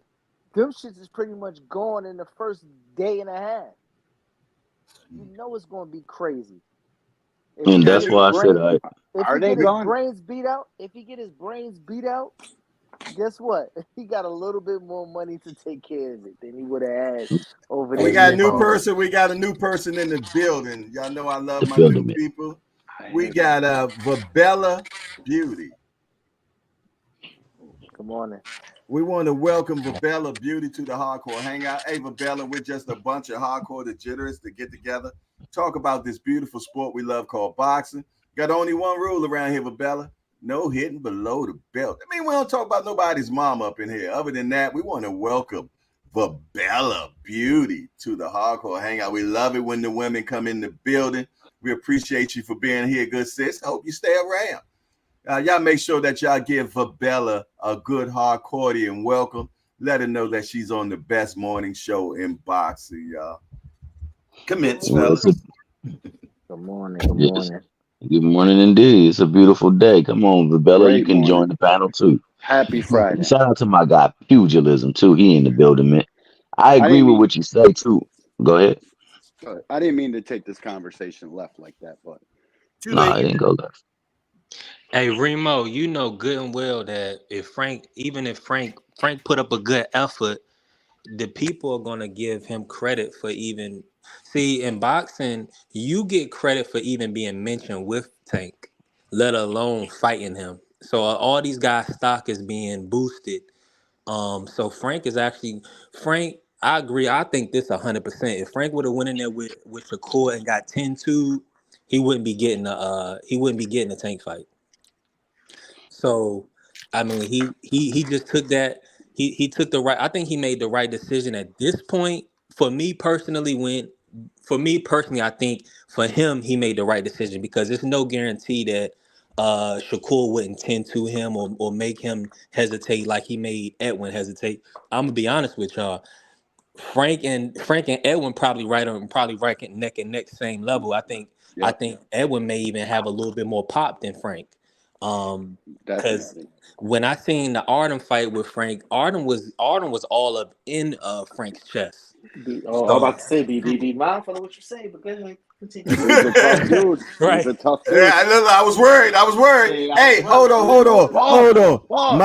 My day one is in the building, man. First person in the hangout ever. Fat Steel is in the building. Salute to you, Fat Steel. He That's said you you. cannot duck Shakur and fight Tank. Tougher and bigger fight. That's a fact. He's told. Listen, E3, I get what you're saying. I get what you're saying. That shit sound good, right? But if because you just became my new arch nemesis. I was looking for one. You've been arch nemesis and people Coach up, Eddie dog. was it. Right. Coach Eddie was my arch nemesis, but B3, you back on the docket, my brother. I miss B3. I miss you. I let you. I was talking about yesterday. I miss B3, man, and he pop up today, man. I'm glad he in the building. Hey, listen, Jack. B3. See, you're terrible. Listen, B3. You gotta take off the fandom of boxing. Forget boxing. Boxing is a sport, just like every other sport, right? Hold on, let me turn on my camera for this shit, because y'all getting me tight. Let's see if he got the safety jacket on. See, he got the safety jacket on. Yeah, I told you he ain't got no job. He ain't got no job. He off today. Okay. Right. That boy over there by the curtains. Listen here. Yeah, over by the curtains, chilling. How things really go, right? If Frank pump fakes with Shakur, whatever you want to call it, right? His stock drops all the way. If he looks halfway decent against Tank, his stock rises. Yeah. If he gets knocked out in the late rounds, but he gives up a good fight 1 through 8, 9, 10, his stock rises. Remember, it's only one person, 2 people that you think is the max A-listers, A-plus fighters in the sport. I keep saying that these kids have not identified who they are in the division yet. So if anybody's view is Tank is the creme of the top, and Frank puts up a good fight, he's good to fight everywhere else below. Yeah, you guys made great points. You're right. It's the right decision, but it definitely was. The fighter in my heart says that he should have took that fight. Hell no. Listen, bro. Hold on. You don't know what's guaranteed tomorrow. Do you know what's going to happen tomorrow? Nobody knows. D1. What you can't miscalculate in just real life situations is Frank is not a young kid. That's why I'm saying that. I'm 28. Exactly. The Tank situation is the better situation because they don't know time to rebuild on Shakur back. By the time he fights Shakur and he doesn't look like what we thought he would look like, and Shakur pity pat him to death and 10-10 to him. Yeah. It's a 2-3 year window for him to build himself back. He's 31. It's over. You're right. And you can come out and look subpar against Tank and still become a superstar. Everybody wants to fight you in the division. I'm just saying, the fighter in my heart says he should have took that, and you don't know what tomorrow is, but you all right. Y'all got that one. Yeah, I mean, hold on. D1, man, I'm loving this zen you got. Yeah, well, man, shout out to D1, man. I'm gonna tell you, man. D1 has been in the JBT therapy program. You know what I'm saying? And he has been doing very well. And I just want to say, you got to commend people with their growth, man. So congratulations, D1. Keep up with the good work, my guy. Thank you. I got my brother on the big screen. Early in the morning. Early in the morning. There we go. That just wasn't an asinine enough topic for him to get riled up over. But you would have heard him with some bullets. It wouldn't have mattered. He would have let it. He would have let it blow. No, I done seen him when he gets riled up. Now he'll just leave. So he'll definitely leave. Yeah. So he's getting better, man. He's getting better, man. White people don't know how that's my guy right there. Say, yo, you know what? White people don't know how to just walk away. If he just leaving, he might be going to build a bomb or something. Hey, watch your words on here, senior. My bad. That's the king right there. That's the king right there. But yeah, I was only speaking it from the standpoint because, I mean, it is a much better situation for him. Let's not make no mistakes about it. It is a much better situation for him to undertake a fight with Tank as opposed to one with Shakur. I'm just saying, you went publicly speaking on a situation where somebody felt like they got less money and they didn't get the money that they deserved, and they should have took the fight, and then you get put in the same predicament, and then you say, you know what, I'm gonna pass. But he spoke on that though. He spoke on that though, and he did say, like, you know what I mean, it was put in the air. But why couldn't they just give him the little You know what I mean? the little he was asking for. He said, "I needed a little I thought he said, Nah, he needed a little. No, he didn't say it's He that said like but that ERGH. money. I was like, what the fuck? But I need um, a um, What? um, No, I never heard nobody say that before in fucking life. And now you're listen, talking about it with a prize fight. Fuck out of here, Frank. he ain't give it. But that promoter ain't willing to give that little or the I know it. or the I know it. whatever Almost Yeah, whatever got the you you. word needed is. the He wasn't. ERGH maybe. I guess he was talking amongst family and they understood what he was talking Yeah, about when I he guess said that's that Indiana shit or wherever he's from. Yeah, by the way, what about Lomachenko and Kambosos, fellas? How y'all Yeah. doing? What about it? What about it? Right? What about it? Hey, It's we gonna be didn't. a Hey, good fight, man. it's gonna be a good as long as it lasts. Hey, I think. as long as it lasts, right? Hey, I'm gonna be honest. I think. See, George has that will. See, people. I watched the Tiafimo fight earlier today too. This morning I was up this morning. Mhm. George. Did See, y'all Yeah, we know. the Tiafimo fight? Did y'all think Kambosos really won that fight? Was B3 not talking? I'm My bad. confused. My bad. Okay. Nobody care about B3. You just keep hey, going over B3. Nobody care about B3. Jay, my big brother, my big homie. He got to make sure people don't walk over me. Good gracious. It's too That's easy. Nah, It's because too you see, was it's on. too see. easy. You It's was too easy MIA to for walk over about a your couple of ass. weeks. hey, I told him he could come back. I we told him was he could come back. recovering. We had a broken jaw. You Oh know what I'm saying? Lord. We had to heal up. Nah, I'm joking. Senior said, "I told him he could come back." Oh my goodness. All right, B3, go ahead and commence, bruh. No, it's just George, you gonna have to pretty much kill George. George has a different type of will. He has like Villa, like Barrios. You can hit them with the kitchen sink, and Right. you ain't gonna find no quit in them. Who we talking about? Loma can use his angles and Kambosos. No, footwork. no, who you Kambosos ain't no quitter. That boy who you fights. compared to Villa? I just the will of No, no, Cambosos no, I no, no, no. compared I to didn't Villa. ask you about nothing. I said, who did you compare to Villa? Cambosos. Get the fuck Okay. he out. ta- Yeah, I don't know he about talking that. about the Greek warrior, the Yeah, legend man. of I'm talking Sparta. about that grit, man, that determination, that That's you ain't some about to quit. that's Yeah, some you got cat you got to that's Perception. some break them casual down. shit right there. If you man, listen, man. See, y'all got a lot of disrespect for Cambosos. I'm gonna put it like this. You got too much Uh-oh. respect for Cambosos, him. Uh-oh. I Uh-oh. know where it's listen. Yeah. coming from. I know where it's coming from though. But go ahead, get your No, it's shit off. Go not that, ahead, bro. go I'm just ahead, saying it don't B3 make. Cook. Let me tell you why it don't make sense. You about to go to This Australia, B3? this brother came from Australia. He is literally the best fighter in and around his weight class in a whole country that made it to world level. But y'all gonna sit up here and call him a tomato can or say he ain't shit. You right. That mean you a casual. You don't know nothing about boxing. Calm How long have you known down, man. Kambosos, B3? Calm down. Ooh. I listen. The How I long mixing seen have you I days. known seen him I Kambosos? seen him drop. I seen him whipping on Maxi Jews. I seen him whipping on Tiafimo ass. No, I said, how You long Mm. see have you him known whooping on Kambosos Maxie? before the T.O. fight? Maxie a style matchup. He was kind of he was moving and stuff. But see the thing. See, That's ask you a not the question point. though. See Maxie was But the IBO champ. See we still a little lost in the sauce. Y'all not getting the picture here. B3 Cambosis is cooking. literally one of the at the top in and around his Jada? weight class. He's not no can. I'm just So looking like I for said an answer. before, I ain't say he was the most skilled. I just said in order to beat him, you gonna have to break him. He not gonna quit. Cap, Who, Maxie? Cap. Neither I one. talk. I mean, Maxie got overwhelmed. I'm talking about Cambosis. Can I get a cap break right? Can I get a cap break real quick, Can I call Cap? Not a cap break. Okay, go ahead, cap bro? break.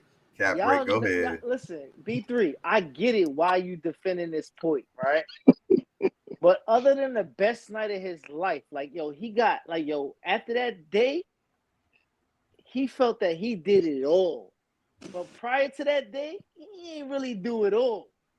In your mind, because your man beat him up and he traveled 16 hours, that's why you giving him the credit. But other than that fight, if he didn't fight Devin and Devin didn't go over there for the trip, you would be like, yo, this dude is a cold blood. Facts. Let's keep it Nah, real. Hey, D1. hey, Nah, D1. I got this hold point, on. Remo.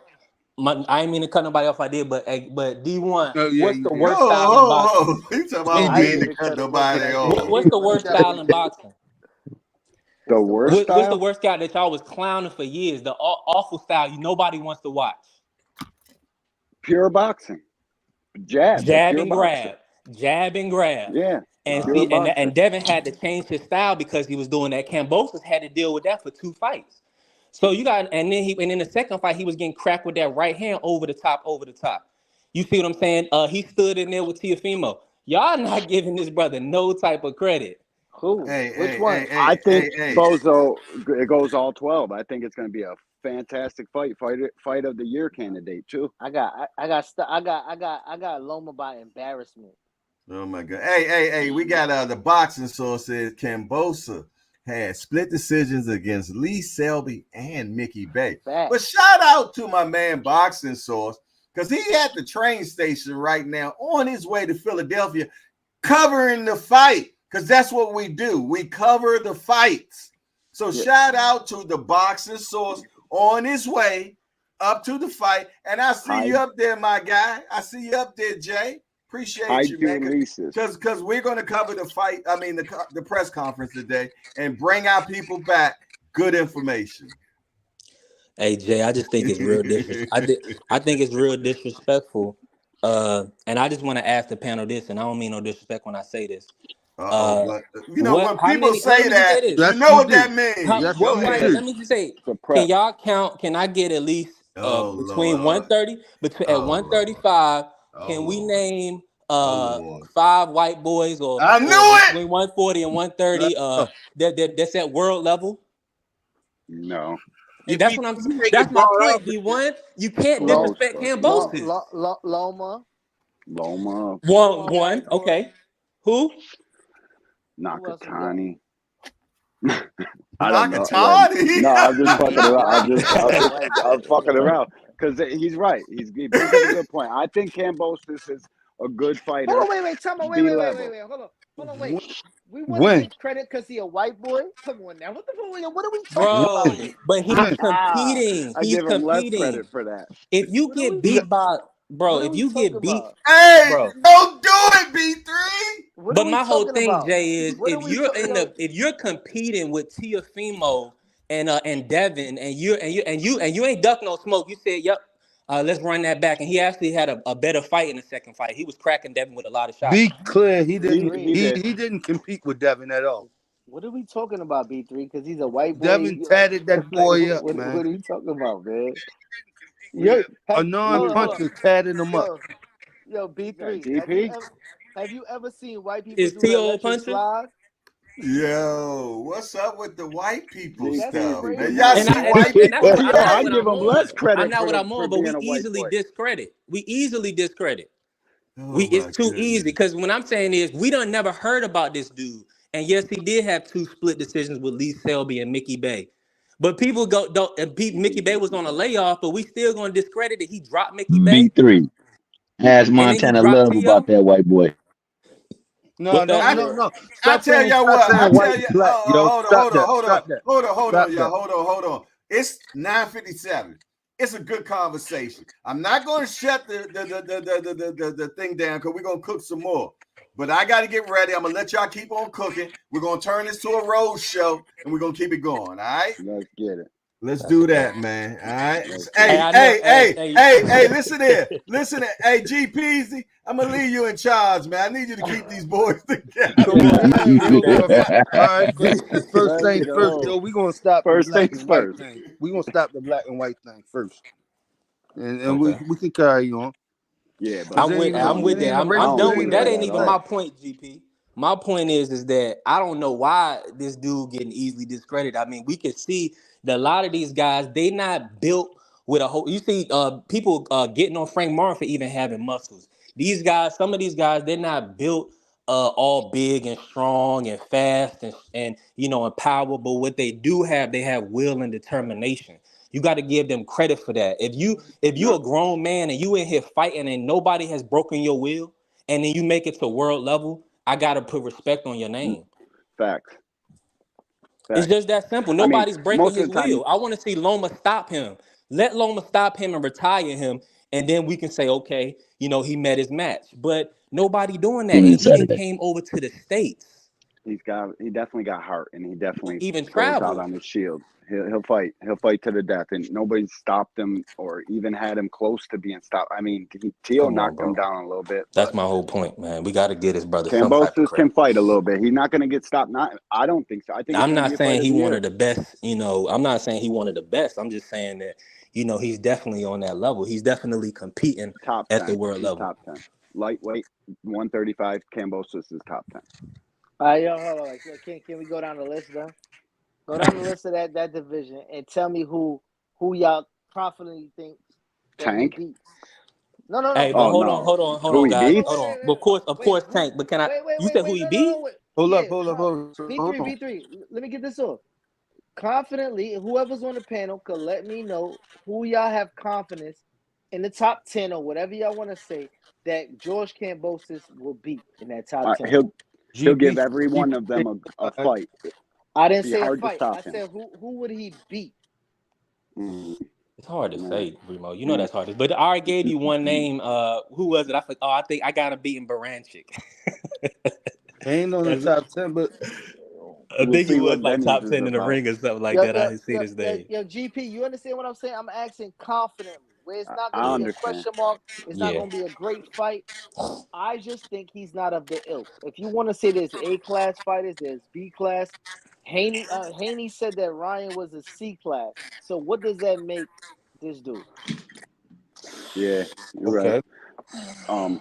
Who does Loma confidently beat? I don't think Loma beats Frank Martin right now. I don't think Loma beats a lot He of the guys. confidently beats Kambosos. He confidently stops. No I think question. No it's question. going to I'm be with a you. great fight Confidently. though. It's going to be more competitive than everybody thinks. He's going to I get some hope shit off so. on him. I hope It's going to so. be a great fight Because, from what I because see. as the boxing source pointed out, Lee Selby was like 37 years old dang near, coming off a 4.5 year layoff. Yeah, but And what's I he thought fighting he beat for? him.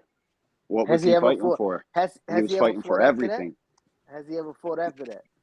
No, I don't think so. And has what you call it ever got a fight after that fight? He didn't make it to with Tevin Farmer, so has he No, fought after that? no. Nah, he hasn't had a I fight think since Mickey's then. done. But I That think he whipped Mickey. I thought he won that fight easy. You thought he won the fight? Yeah. Okay. all right. Well, So go down. 7-5, 7-5. Go down the list though. Go down the list of the top. Let's say you don't gotta go down 10. Or was it Go only down. 10? You Maybe it was 5. less than that. Go to the bottom 5. We got 5. at the bottom 5. Oh, the bottom 5. He not dealing with the Mason kid. He not No, dealing hell, with. I don't think nobody's dealing with Mason Well, I'm saying, besides but Tank. you got to drop down the line. Who you have? Does Kid Austin? Does he beat Kid Austin? more I don't tire know. watches I him. don't know. Kid Remo, you Austin Nah, is made your one. point. Hold on. Yeah, No. Remo. That was a good point. Zapata. Like who No, else? Zepeda's beating almost all of them guys. But that's what I'm saying. So where do you place this guy at that you claim that he was that? That's what He's That's top what I'm 10. asking. He's top 10. He's probably 10. But I'm asking, who does he beat up the 9 and above? Not nobody, man. Okay, Nobody. so I think he gives them all a fight, though. hold on, fellas. So where do we have Loma at then? I think Loma's like 4. If Loma's Watching him. 4, hold on, because Ramo he asked the question, and he gave y'all the bottom, and y'all saying that the guy's 10, 11. So how do that weigh out? Shit. I just think Loma's 4. I think Loma's 4. Kambosos is probably right around 10, maybe a little outside of there. But it's gonna be a good fight, man. All right, good fight. Plain and simple. So what's the big argument about? Why everybody so rowdy this morning? Oh, there's no Friday, argument. dog. That's just Motherfuckers B3 getting get paid. things popping. That's all. Motherfuckers getting B3 just popped, got man. things B3 popping got today. That's all. Yo, B3. B3 pushing buttons. B3. I just want to say this, right? I love you, bro. It's all right. I No love doubt. you, all right? I Already, likewise, champ. I love you. Hey, listen, it's Regard, never it's all man. It's never personal, man. We thank you. just conversing. We just Oh, yeah. uh Not personal at eh, all. yeah, never that. Boxing And shit.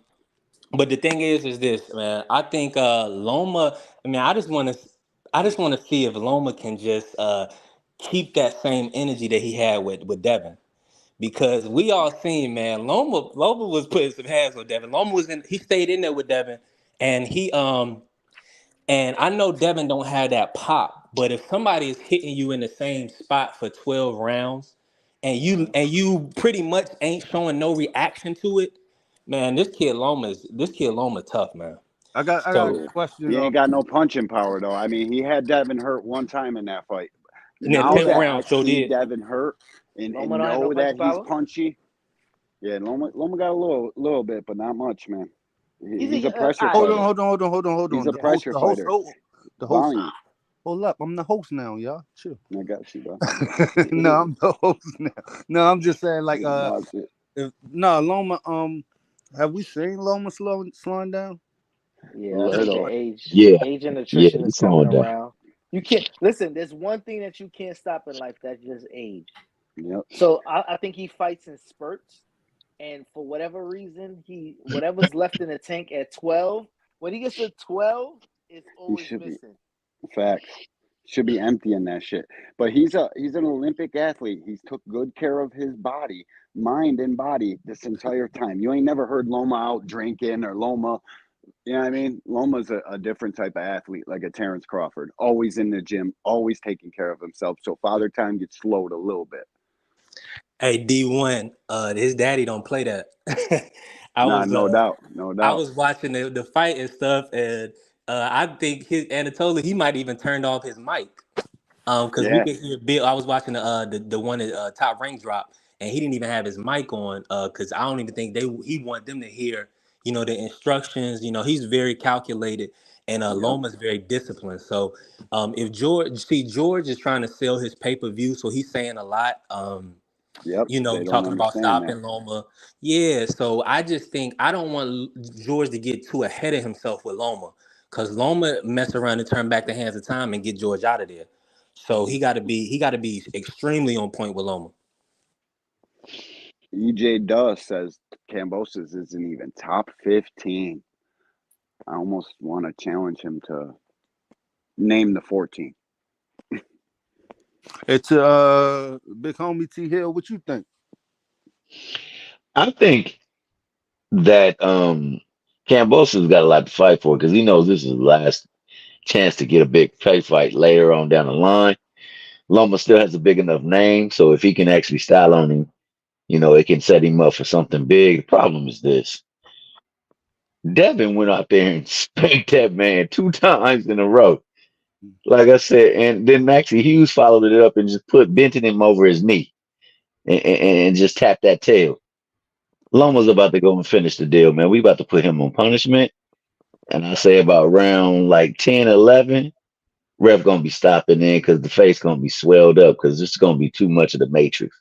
Matrix gonna run back the hands of time. So I think that it will be competitive early on, but Kambosos does reach in and he does jump and lunge with his punches, and it sets up pretty badly You're for to the him on doctor, the end. okay?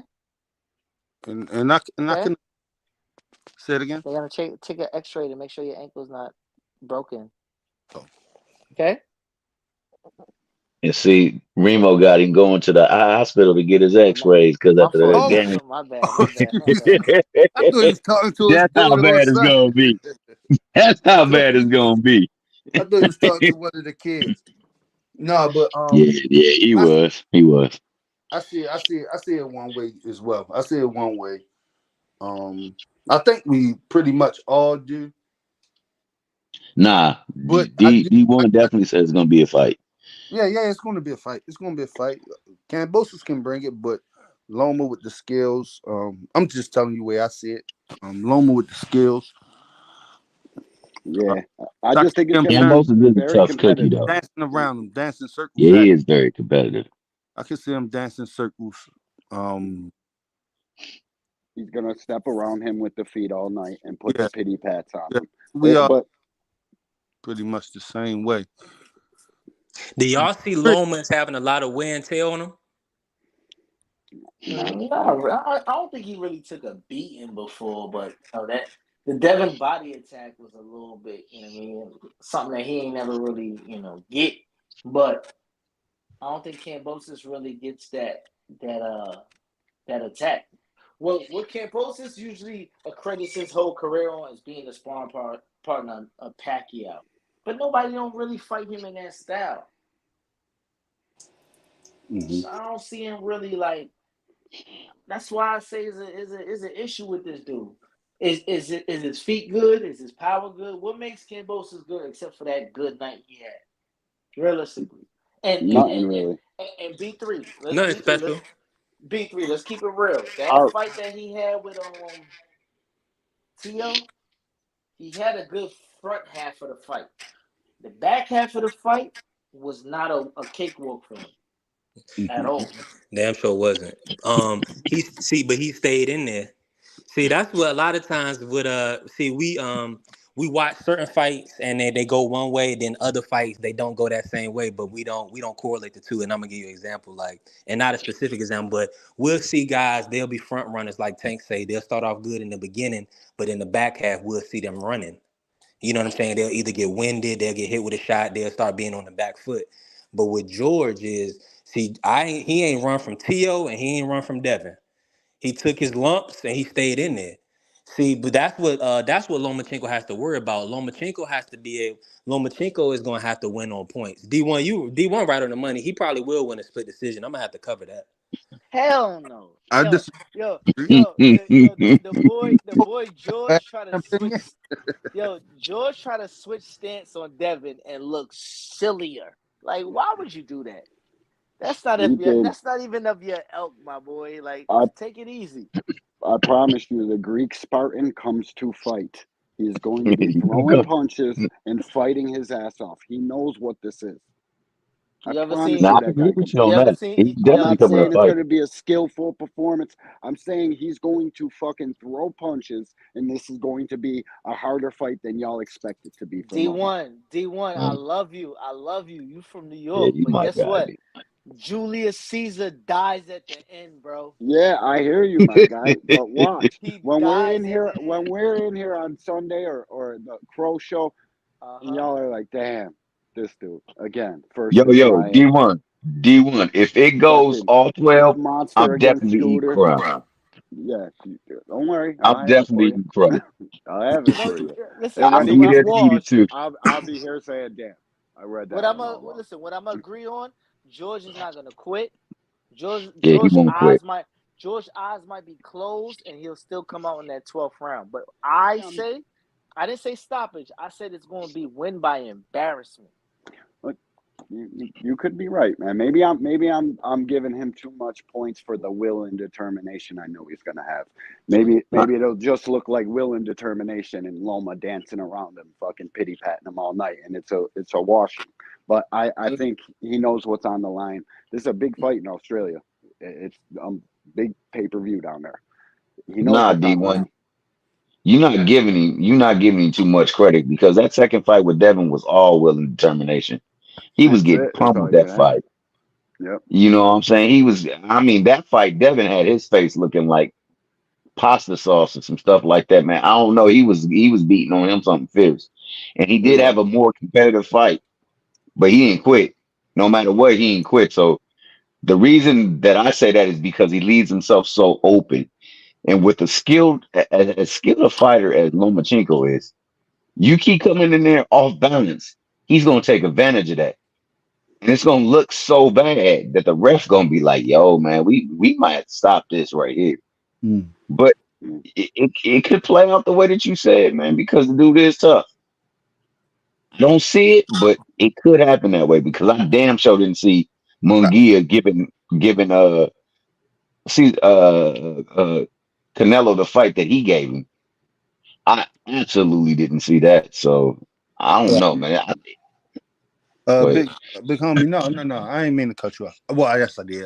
We got to Yeah. stop doing it. We got to stop doing that. But I like to give everybody credit up on the panel, man. It's very respectful. I've been in channels, man, and everybody we disagreeing, but you know what I mean, and agreeing, but everybody's very respectful up here, man. I appreciate Yeah. it. No But doubt. Already GP. That's what happened when grown men get together. You know what Yes. I'm saying? Yeah, we all family up here, man. And not kids. You know, people they bringing other animosities into the conversation and all type of stuff, man. Leave that stuff at the door. Yeah, well, I get that sometimes, but you gotta like the person you're talking boxing with in order for it to not get disrespectful. All y'all are family to me, so it 100. can't get disrespectful. You know what I'm saying? Gotta Right. like the people you talk with for it not to go left. Hey, can I pivot real quick? Yep. Shoot. All right, let's say and we ain't gonna stay on this long, but what y'all think about the Maloney brothers? Andrew are fighting this weekend, and any thoughts on them? Like I know Jason just had a tough fight, but them boys Man, if he would have fought the whole are fight, and the Maloney kid, my bad. yeah, he fights he a co-main. That's why I said DeBella kind of got to tighten up a little bit. But yeah, I Yeah, think he's a big deal down there, ain't he?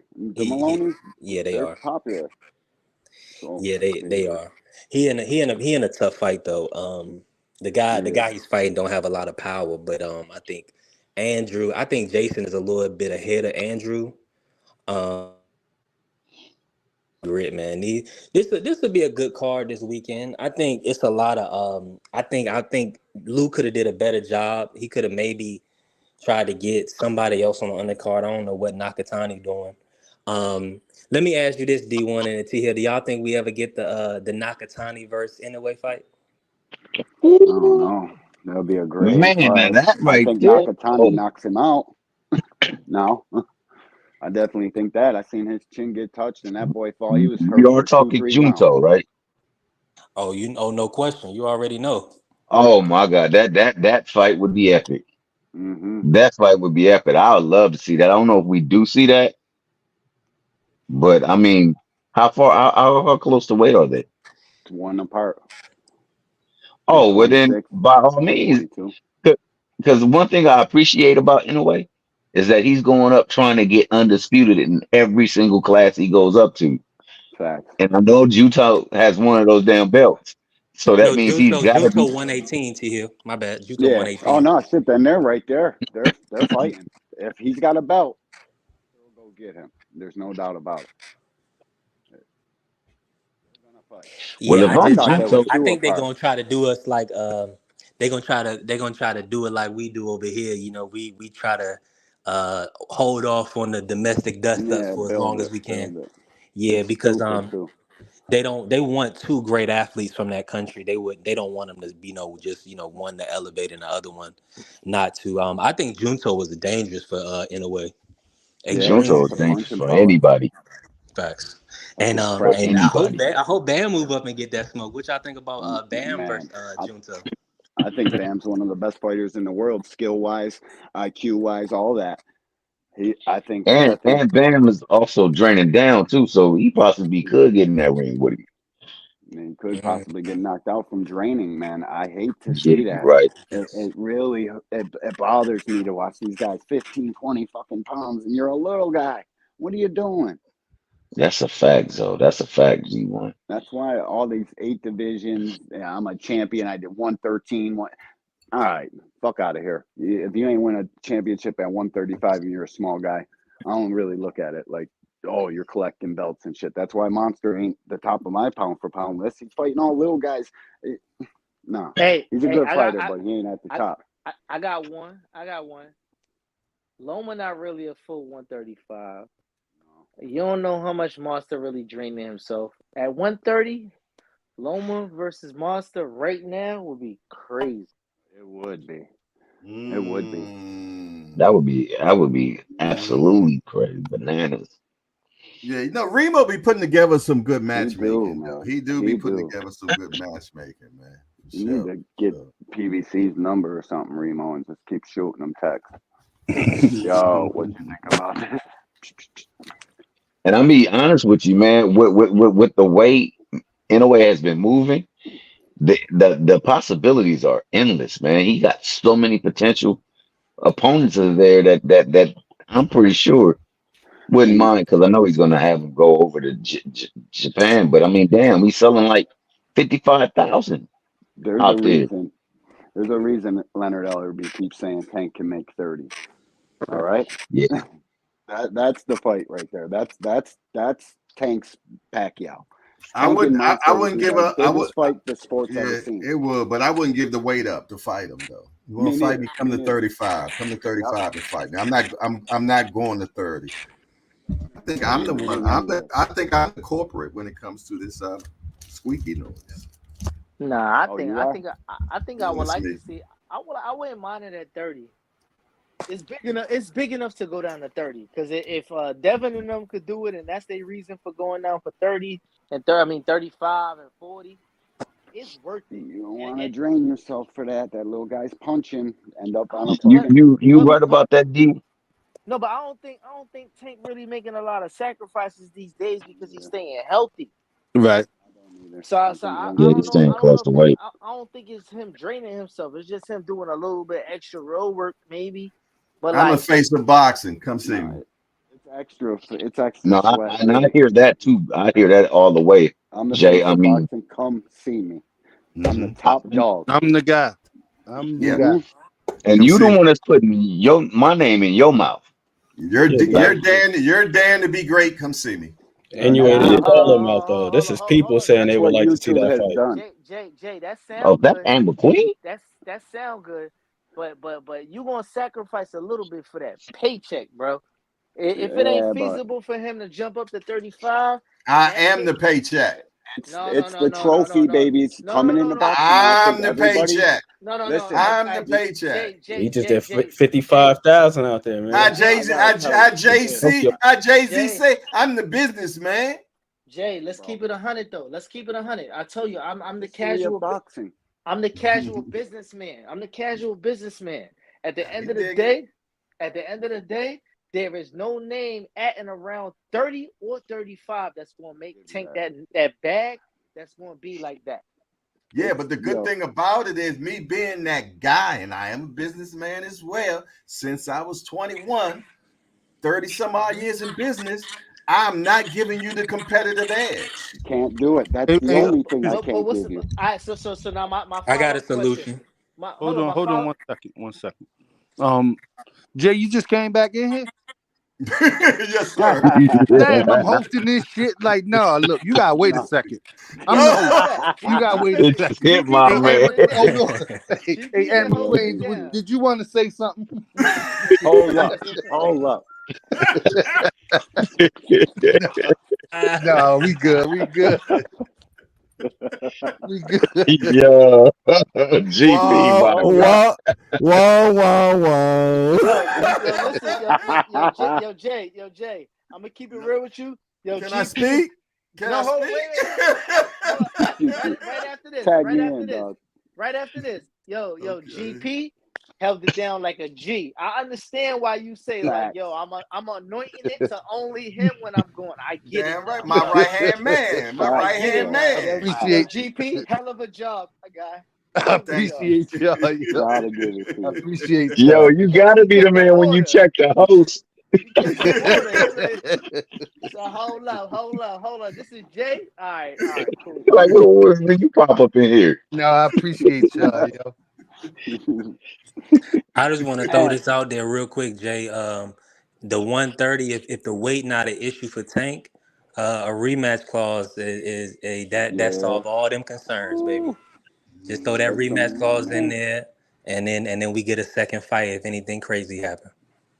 Yeah, a fight like that, I would imagine they are doing that. But that's the only thing I can't give you is weight sacrifices in this contract negotiation. I'll give you all the money you want because I'm not going to give you that 5 pounds because that's what gets you knocked out. Mm-hmm. Mm-hmm. Oh, y'all said no. Listen, I know why Devin was getting knocked around that ring, but you know what I'm saying? It's that extra weight. It's when you Tank is at 35. He's fought there since 2019. He goes back that 5. It's nothing but disaster throughout the history of the sport. Any man that goes back that 5 pounds gets knocked out or beat up bad. Yeah, and there's not even a time where it's been very couple times. 2, 3. You can go all the way back to the 30s. But D1, we got Ann in here, man. He come up in here, man, with the feel out on. He done took it back for us, man. Like Can't that. win with the lottie dottie. Back to 1985. Yeah, I see you. What's wrong with my mic? But yeah, I think if he could make 30 comfortably, because then you got to look at it like this: both guys, they gotta have some sort of a sacrifice, and it may be even bigger for Inoue because he's coming up 8. So I Two think it classes. would He's depend. coming kind of up the two fight. classes. He's coming up 2 classes, and Tank is driving down 1. I'm just saying. Life ain't fair. And if he Yeah. says he can make it comfortably, Throughout Yeah. the history of the sport, the A side has never had to do something like that. It's only to this new generation of shit where we're seeing no, coin it's not flips that and he shit in a has boxing to. match. It's not that he has to. It's I if know. he can. If he can I'm do saying. I'm saying he gets a lot of shit for not going up to 140 and fighting all the guys, for not giving it. He doesn't have to do anything for anybody. it. And the beautiful thing, D1, is that none of that stuff amounts to anything. It's Yeah, just talk. you're right. It's just noise.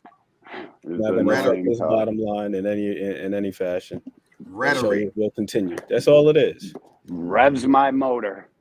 Yeah, because like I get confused sometimes in some of Revs my these motor. discussions that we have where people say, "Well, you're not holding this guy accountable." How can I hold him accountable? What can I do realistically? What am I going to say that's going to change the course of or the trajectory of this dude's career or how he's carrying himself? Nothing. We're just talking. So, but And then, I say if he can do it, if and then, he can make 130, hey, if they don't want to, then show moves on. The storyline is so beautiful if he does, though, because this is what the fantasy boxers want. The boxing fans, they want the guy that can go in between weights to go make the biggest fights. That's what they credited. That's what they credited the big dude for. That blows up to 175. He sacrifices and he does this to make the weight. And he travels to Australia to make the biggest fights. He's Yeah, gonna they fight. boy. He That's got a media team. that's what they credited him for, like right or wrong. Like so now Tank get credit. He did for Rolly make 133. He didn't look sucked down or you know what I mean? He didn't look crazy. Pause. That was wild. No. Yeah, You're right. that was But he can make the weight if he's gonna make the weight and he's not like depleting himself to the point of nutrients and all of that. Yeah. We've He's seen not him I burn know. Mama I down to know for a fact 137. if he at 130, 135, hell, maybe even at 126, he can't leave himself open like he did against Mary. Because if he do that, Oh, he Oh take yeah, a dirt nap. He might take a dirt nap. heavy. Second round, bow. What they say, which one is he? He's Tank oh, is who? Godzilla. Godzilla. Yeah. See God. my Well, guy Pugilism I heard talking about people Errol call. Spence. I heard people calling him Godzuki. See my guy Pugilism talk about Errol Spence. We gotta remember Errol Spence didn't always fight at 147 every single fight. Like he went up to 154. 154, 152 against what's my guy's name? Chris Van Herden and a couple of people. So sometimes guys, if you're able to maintain yourself, you can fluctuate a little bit. I'm not saying do a Roy Jones. Like Roy Jones went all the way up to heavyweight, then had to lose 25 pounds to get back to 175. That's absurd. But if the 130 can be made comfortably, that's the most important thing. Comfortably. Like Remo said, you're not depleting yourself, you're not emaciated, you're not all dried out. And that's a big enough fight to be made. Why not? We just seen what the dude just did out there in the Tokyo Dome, 55,000 people out there. That's nothing to sneeze at. Yeah, he killing up. where Yo. would y'all like to see that fight if it did happen? Hold on, I want to give a big shout out to Aunt McQueen for making sure I keep my verbals correct and you know what I mean, my enunciation and pronunciation tight. And I want to give a big shout out to Just Do for controlling my breathing control when I have these debates. That's all. Yeah, you got to make sure you stay in control of your parasympathetic nervous system. You know what I mean? God damn. Keep your shit Like real. that. But He done shut everything down. I would say maybe shit. Why not out there in Saudi or something like that? Somewhere neutral. But they would have to have a big enough venue because if he's doing 55,000 out there, and we know what Tank is doing over here stateside, they would have to have a massive venue, like somewhere where you could pack a bunch of people in there. How's Wimbledon? That's in the UK, right? You mean Wembley? Wembley. That's in the UK. Yeah. Yeah. The O2, I think that's a pretty big venue too. But also, I feel you, and but Remo, what you got to understand is that I don't think that they're paying the ticket prices that I don't know what the ticket prices were for anyway, but I know they not what the ticket prices that we paying in the States. So in Wembley, they may not be able to get the gate revenue that they want for the UK fans. Maybe this is just a one-off, and it is, and they get attractions and people to come in to pay that. But I think it would have to be like Saudi or Vegas. I mean, just to keep it a stack, Vegas probably gonna have to be the location because you know what Floyd said. What he said he need a new way to come to the U.S. For random blood and urine testing. So Ravens. that's probably what we're gonna Now, see. what about what He's about stuck in Dubai Ravens right now. Stadium. That fight would be in Baltimore Ravens Stadium. Oh my Cowboy God, Stadium? Beautiful yeah, D1. gotta be a stadium. It gotta be a And stadium though. August, Somewhere major like that. I like that. yep, Yeah, Cowboy. July, August. That would be the biggest event ever in Baltimore's No, history. I think it'd be the biggest fight ever in the Raiders sport. got a bigger stadium than that though. Oh, they do? Then the That's Kent's Cowboys? home. Yeah, That's the Kent's home. Allegiance is bigger than all of them other ones. I would demand Oh, it, well, then bro. definitely at Raven Stadium, man, because it would be a spectacle. Yep. And like you Home. said, they can market it King Kong versus Godzilla. Ooh You, wee. it is just too much money to be made with Yep. that fight, man. It's a spectacle. Then, like you said, because Al Heyman done signed the Turkey dude as a liaison, you Let's got some money go. you could throw in from there too, Yep. I need that top just to rank streak it that way. PBC 5v5. That would be awesome. Hey, didn't they mention something about a US UK 5v5? That's what He I'm saying. signed. Like, Break down that he signed what happened there with the Saudi and break that He down. signed him as a liaison. he signed him Al as like Heyman did that. yeah, he did something with him. Obviously, he's got PBC fighters on the T Bud card, Yep. Yeah, and yeah. with So some type now of Or the affiliate. third card. whatever card they put on, the PBC gets a piece of. Yeah, Even more so I'm when it's sure a it's good PBC. business. Oh, great business. Mm-hmm. Great business, especially if you got a mega fight like that. You got to Top make because rank. because they're open to all formats. So whenever they do a fight over there, the PPC is getting a piece of whatever it is, whether it's boxer, whether I don't know if they still Yeah, do anything, but whether it's top rank, whether it's match room, whatever they're doing over there, the PBC is getting some now. If it's a PBC fight, ooh, Yeah.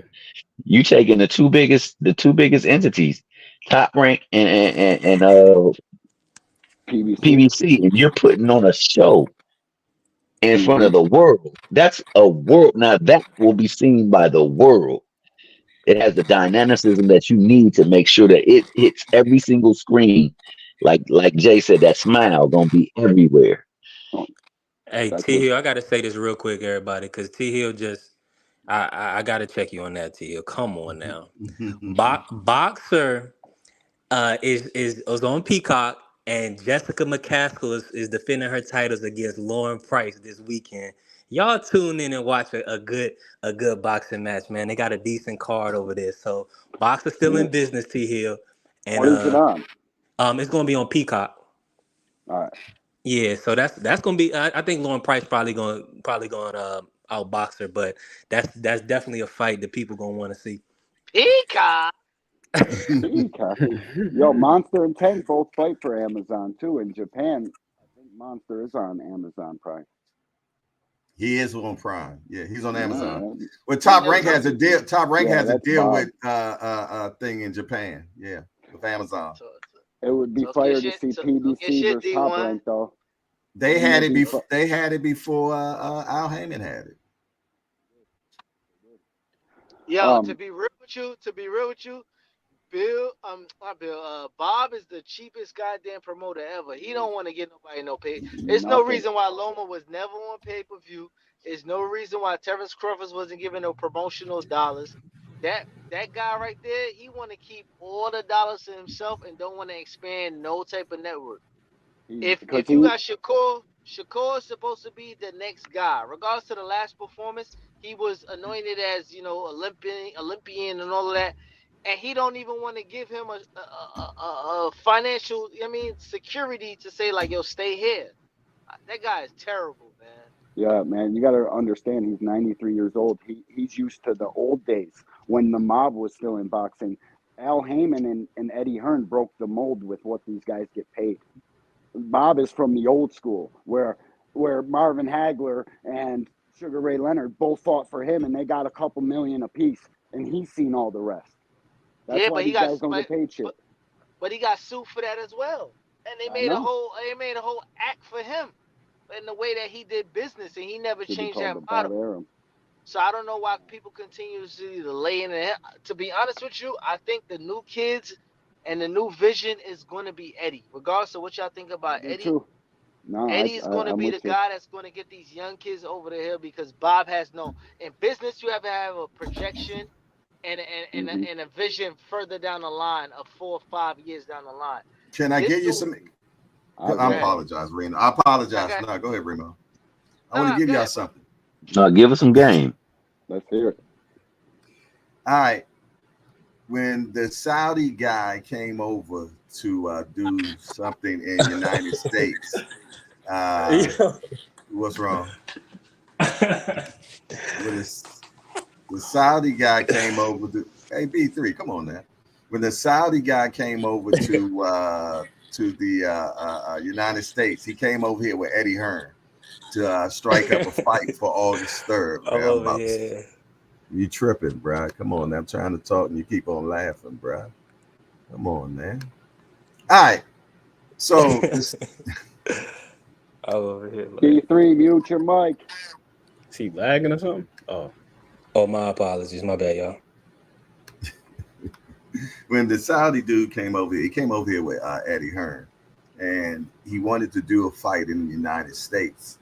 But when Eddie Hearn gave him the fight roster, he told Eddie, yo, this is not what I'm interested in doing. You know what I'm saying? So that's how PBC got into the bed with them. You did. Because Eddie Hearn didn't have the merchandise to do what the Saudi Arabia dude, Turkey Al-Sheikh, wanted to do. So once he hooked up with Al Heyman gave him the goods. He was like, whoa, this is what we want, you know? And from then on, he said, hey, let's keep on doing business, man. So I think we're going to see a lot of stuff from Turkey Al-Sheikh in PBC. But Eddie Hearn dropped the ball. You can't put on the biggest fights that he wants to put on without the PBC. They got all the top names in America just about. There's a couple over there on Top Rank, but you have to see Al Heyman. You just have to. And on top of that, he got the perfect business model for them to do the biggest business that they possibly can, given the scope that they have to touch. Man, and if you use Monster in a way and Tank as the selling point for the things to follow, jeez. Boxing's in a good place, guys. I think the Prince of the Sand like the heavyweights though. I don't know. He too invested in the lightweights and then down. Like, you know what I mean? It's some fights to be made down there, but I don't know if he really has like an intrigue and like, you know, those lighter weights from what it seems so far. Middleweight. He want to do Crawford and Boots. Canelo. He said he trying to make he wants that Crawford and Boots. Really? For the boots? Oh my God! I heard Crawford Canelo yesterday. Yeah, I heard Crawford and Boots as well, man. So he really want to get them done. Yeah, because I don't think we're gonna get Crawford and Canelo. Because Canelo knows that that's a real good chance that he could get beat. You know what I'm saying? By a little guy. Yeah, exactly. And that doesn't look good on the way out the door. No. You know what I'm saying? So, you know. It's your poison, though. Benavidez or Crawford? Who you fighting? Crawford. He's taking Crawford. I know it. Jay, would you advise him to take that fight though? What? Canelo and Crawford? If I'm Canelo guy? No, Crawford. If you're representing Crawford, would you advise him to take the huge fight? Realistically. Like take away the phantom of the sport as an advisor of money and business. Would you advise him to take that? No. Blind or do I got eyes? And No. that's why you ain't. That's why we not gonna see it right there. Yo, the young kid is dangerous. He does Extremely everything. dangerous. He does everything that Bud does, and he's what 10 years his age, under his Yeah, age. 10 years, Why? 11 Why? maybe. The only thing we can't stop in life is Father Time. That's the only That's it. thing. That's the only thing. And reaction time slows down with what? Age. That's it. I'm talking like I'm Calvin today. Give me our riddles and shit. You You you cooking wake right up now. one day Go on and and you cook, just can't baby do boy. it, man. Telling you, and you're the last to find out too. Yeah, me and that was having this talk. We was talking about You're the the effect last to find that out. age plays on it, how it slows down the motor skills and everything. So you can see it happening, you just can't Yep. respond to it. That Why you being think said, why they keep saying it's a young man's game? Because it is. oh, because it is. You Mm. get in there and you find out that like Damn. That was horrible. Was that mine? I don't think so. You know who it Mine. was. My bad. Go ahead and finish. Y'all over here with these cricket wireless. Yours, it was yours. I got It was AirPods from yours earlier. Verizon, dog. I think it's Remo. mine. I think it's mine. Mine been going in and out the whole time I've No, been that's on here. not. yeah, because you've been coming in with that nonsense, Yeah. V3. Yeah, you was laughing and shit. Jay tried to talk, you keep giving little chuckles. Like, this dude don't know he's out here. Nah, it's all love, V3. I want But to I was gonna ask y'all stick this: what's the tougher fight for Crawford? Fighting Boots or moving up to fight Canelo? In y'all opinion? That's a tough question. I don't know. Mm. I got I don't boots. know. I got boots. I got because I think as much as we hold Canelo up to the flag, Canelo not a big dude. That's one. He's And not and really. and I think Bud got enough skill set to actually catch up with him. I hear you. The only question that would be there is could he take the thud of Canelo? If he could take it Yeah. 1-5, Canelo might be in trouble. I'm glad you Crawford does said got that, a punch Remo. on him, bro. That is the biggest question mark, more so than anything. I don't think it's the other way around because I've heard multiple people ask, well, what if Bud can't hurt Canelo? Well, here's the thing. A boxing match, you can win in a multitude of ways. Yeah, Yes, sir. knockout is the ultimate and most definitive way to win, but it's not the only way to win. So if you got the skill set to be able to outbox a guy and be, more clever, you can still win the fight. But that would be my bigger concern is how he deals with Canelo's power, not the other way around. Yeah, ask Paulie Malignani. He won a lot of fights with pillows, man. Right. So My guy had like 6-7 KOs and like 40-something fights, and he's a 2-time world champion. So All right, so with just what Ant and Remo said, I'm saying Boots as well because he's young too. He's very, very young, and he's strong. Yeah, I would think Canelo is the easier fight for Bud. I feel though Boots is Bud 2.0. Yeah, I know he is. Like I know. He can switch better too. I can't tell the difference when he's right or left. Nobody can. I've watched hours and hours and hours of tape. You can't tell the difference when Boots is left or right. Only reason you can is because you can see that he's in that stance. But as far as the skill goes, I'm not gonna say he could switch better because Bud went full lefty and beat the shit out of somebody who was supposed to be thought about on the top 3 pound for pound list. Because Bud's a better southpaw than he is an orthodox. But he's a right-hander, is what I'm saying. I know. It's mind-boggling, but hey, y'all. Tampa Tommy, man, had his knee surgery and he came out successfully, man. So shout out to Tampa Tommy on a swift recovery. He just had knee surgery and he recovered well, man. So shout out to our brother, man. Make sure y'all keep him in y'all prayers. But the surgery was successful. He had knee surgery, y'all. Good shit, cousin. Hey, that's what's good up. Shit. Prayers were answered. Sunshine shining. Well, I will say this, man. As far as what you said earlier, Remo, about them catering to the heavyweights, I think that was the thing because of what Jay said. He initially came in with Eddie Hearn, and that's his cup of tea. That's who he caters to. So they were working with the palette that they were given. I think he saw the scope of what can be, and why not open it up to everybody? Because everybody has somebody on their roster that people want to see. Now, if we can get it to the point where we got a platform where people can get their money, the promoters can get their money, and we can make more money, we might have a chance to Then get that's more the money. fight. No, go ahead. I think Exactly. more money, Nah, more no, no, money. there it is. That's exactly what I'm thinking, and I think that's why Al hopped on him because he recognized, yo, we got something here that can allow for these fights to really be made, and we still can make our money. And Al don't even got to put up no money, no bread. Never. There you go. Well, OPM. other people's money, baby. Yes, sir. That's the name of the game, man. Yes, indeed. Business 101, Jack. Yes, indeed. Al truly, he may be the number one businessman that I can even think of, and just to put it in perspective, he don't even have to be seen to be heard, and that's profound. I want to see. I'm just glad that the Turkey Al Sheik and his the fund of money that he has made it to the States. So I'm hoping that we can get at least a couple more good cards in the States, and hopefully something on the East Coast, which would be nice. Al Heyman is the most iconic person never seen. He has his hand in all aspects of the entertainment business. Drake tours are promoted by Al Heyman. Every big boxing match in the U.S. is promoted by Al Heyman. He's a serious, influential man that nobody's ever seen. I seen him. All right, I'm about to commence over to the road show, so y'all keep I on have kicking, too, man.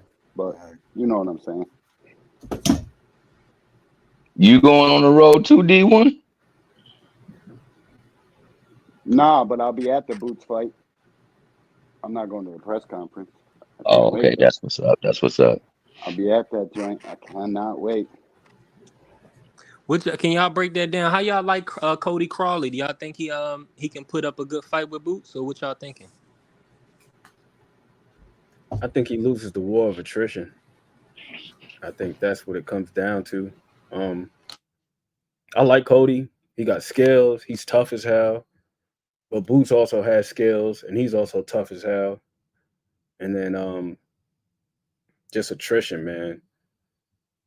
I remember watching that fight that Boots had with Thomas Delorme, and Thomas Delorme caught him clean with a right hand, and he just walked right through it like it was nothing. And I think Cody Crowley ain't really got that pop like that. No disrespect to him, but he also did that to Villa too. Villa caught him with some clean shots. And go ahead, bud. I'm sorry. No, just so it's not no dead air. I was gonna mention that about the Crawford and Boots fight. Boots, he takes chances and he can get touched. So I'm gonna be honest. I think Canelo will have more. Crawford will have to put more on Canelo. He would have to put more angles on Canelo, and he would definitely have to make sure that he was really trying to he would really try to hurt Canelo to keep Canelo off of him. But with Boots, I think Boots leaves himself open for counters, so that could be problematic against Crawford. But Cody a hell of a fighter, man. Cody a tough guy. It's tough that he has to get his title shot against Boots.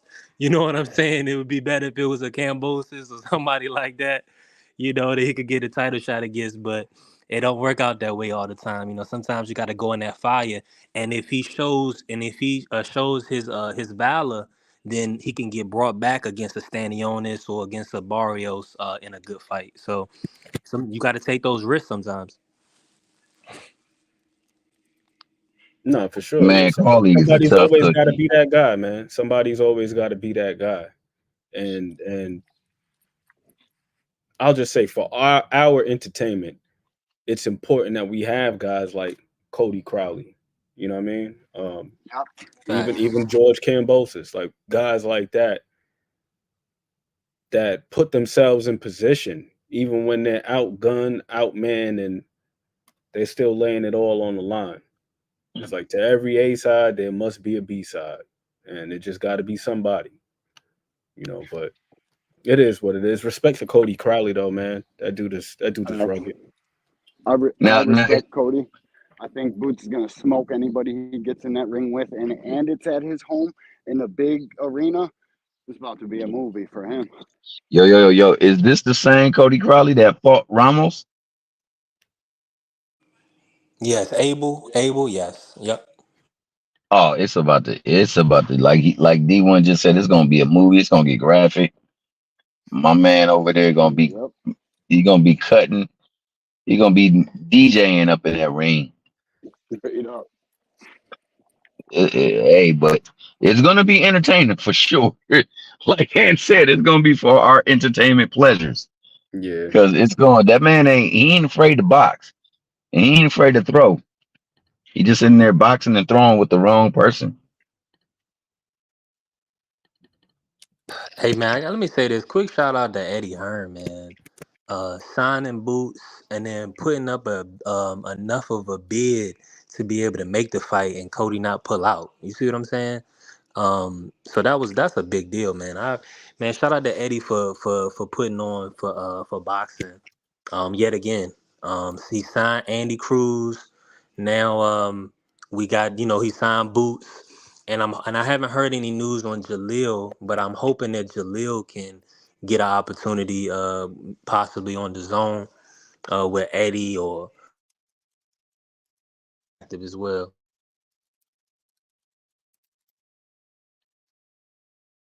I say this though, back to the Bud and Canelo thing. I think that Canelo's gonna have to be as clever as he's ever been against Bud because there are quite a few things that he's had a lot of success with that have almost become just a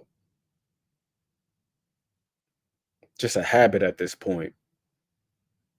Just like for example, like the way he sets up his right hand, like that touch, then he throws the right hand, the hook off the high guard. They're just certain little things that I think that Bud is just a little too sharp for, and then it could be problematic. And can you see a scenario where Bud can hurt Canelo? Yeah, I think so. And it's not because of the power, but it's because of the type of shots that he lands.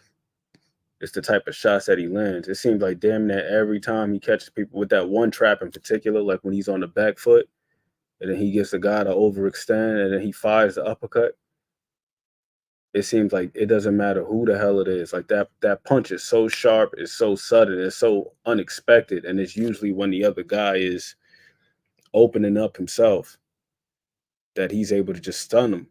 I'm gonna send you the clip, or go rewatch it yourself. When he dropped Sean Porter was like looking around, like he couldn't even believe he was on the canvas. Like when he got dropped like that, 100%. I it remember that wasn't one. even so much him being hurt. It was just like, damn, like how the hell did I get here? Like I was literally just on my feet, and now I'm right here. So when you see the shots that he lands, everything is like so sharp and it's sudden. We seeing guys like we could say what we want to say about Errol Spence, but in that last fight against Ugas, we seen that man take a clean shot when he wasn't looking, no gum shielding, and he stumbled a little bit, but he didn't hit the canvas. But then he had a couple of moments in that fight when he was on the attack. Like for example, that second round when he caught him with that little shot like right behind the ear, caught him when he Yep. was reaching it for the body shot right behind the ear. Then it's just like now you just down. So yeah, I do see a scenario in which it could happen. And the one thing with Canelo is Canelo, not only does he have a great chin, but he's also really good at taking the steam off his shots or off of shots. And I'm curious to see if somebody punches in between his shots. Like, what does that look like? Because more often than not, he's able to roll with shots because he sees them coming. Like most of the time, people don't try to punch while he's punching. I think the last person I've seen do that might have been like Caleb Plant, but he touched him with a little shot. It was like a little uppercut. It was early on. But aside from that, he does a really good job of taming the guy that's in front of him. And he's able to regulate the pace to where it's kind of like a my turn, your turn type of thing, and not being like a simultaneous exchange. Hey, and let me ask you this, Ant. So when you see Crawford, how do you rate him as just like all time? Or I know currently he's number one pound for pound, but do you rank him as far as the all time greats? I don't know. I don't really rate anybody, but if there's anybody who would be worthy of it, I think it would be him, just in terms of just like complete skill set. When you really look at his skill set like as a whole, Yeah. like that dude is phenomenal. No, I agree 100%. I think it's sad that media and people they're kind of like discredit and try to put somebody else over another person just when another person is actually moving and stepping. Crawford is really handling the business. He moved right up. He didn't complain about being isolated from certain fights. He moved up and went right into Madrimov, and we've seen what Madrimov did. Madrimov ain't no young guy who's green. I believe he may have even been an Olympian, but I know he had a large amateur background. And just to go up and take that task, moving up in weight, some people may not know Madrimov, so they may try to discredit. But man, Crawford is really taking the challenges that people want. And hopefully he can get some unification fights at 154. I would prefer him to unify at 154 and Canelo. Canelo might be running out of options. Well, I take that back. Canelo never gonna run out of options because he can fight Berlanga. He is the Um, option. yeah, 100%, 100%. They lining up for him, not the other way around. So I feel what you're saying. Um, just to kind of pivot off of that, I know it's kind of me and you. I don't hear nobody else. I think everybody else might be off the show right now. I want to ask you, like, who excites you from the young crop at 135? Who do you think who excites you, and who maybe you see might be the cream of the crop outside of Tank? Like the young guys like Abdullah, Andy Cruz. He's not that young, but he's young in his pro career. Andy Yeah, he's a Cruz. You got newly Floyd. minted professional, so you can include him. 100%. 100%. So I like Abdullah, Andy, Floyd Jr. He's good. I'm trying to think of anybody else I can think of. I think those are the three. And Keyshawn, my bad. And Keyshawn. Right now, out of the younger guys, Keyshawn is probably my favorite, especially after that last performance that he had against Pedraza. And the reason being Yeah. is it's the way he went about his business, like very methodical, very physical, a lot of high IQ stuff. I was like, man, I was really impressed because a lot of times with younger fighters, you don't really see them implement that control game like that. You got a lot of Yeah. guys that probe a lot, but they don't really seem to fully understand like why they're doing it. They kind of just keeping it out there. And Keyshawn, it's just the way he went about his business. He had Pedraza really, really, really just troubleshooting in there. Pedraza started off orthodox, couldn't do nothing with him. Then he went, southpaw, couldn't do anything with him. He tried to box from like the outside, mid range, couldn't do nothing with him. Tried to step on the inside. Like he had this man like literally exhausting all of his options. And I said, damn, Keyshawn had an answer for everything. And another thing I really like about Keyshawn, he's one of them dudes kind of like, like in basketball, Luca or somebody like that, James Harden or my guy, Jalen Brunson, where he's able to really, really regulate the pace. And you're going to fight at the pace that he want to fight at. Like it's difficult to get him out of his comfort zone. Yeah, I absolutely agree with that. Hard to push the pace on him, man. And on top of that, like, it seems to be a student of the game. I mean, of the sport as well too. He seems to like really, really, truly look at his opponent's film and see what they do, so that he can be prepared for things. And that's an extreme important piece of the puzzle that people often neglect. Why wouldn't you want to be absolutely prepared for what this person is going to do? I mean, we seen it with Derek James and how they worked on their game plan. I mean, you want to know exactly what you're going to face because, like you said, with Canelo does telltale signs. So now, if I'm Crawford, I want to make sure I'm thoroughly prepared for each telltale sign so that when I get hit, I can either see it coming, know it's coming, roll with it, or I can avoid it altogether. Likewise, when I see him doing something that I know puts him at a disadvantage, I'll be able and ready mentally to take advantage of it in that moment. Because as you said, very few people exchange punches with him. It's more reactionary. But in order for you to take out Canelo, you got to punch in between his punches. You got to get off before he gets off. You got to break his timing because once you disrupt his timing or any other fighter's timing, you got them at a major disadvantage because now they're at a discomfort. Absolutely. That's a major key. And that's one of the things that a guy like Terrence Crawford is awesome at, man. Is timing, pattern recognition. And then with him, it's on another level because he's the one who can often set the pattern. You know, get you conditioned to seeing one thing, and the next thing you know, it's like the rug is being pulled from underneath you, man. So Hey, D1 T Hill, can y'all speak on that? Who do y'all like at as the young guys out of the 135 guys? Who is piquing your interest the most? Who you most excited about? I like Andy Cruz is old, but I like Keyshawn, but I think he's a legitimate contender at this point. I think Abdullah is the brightest light out of all of them.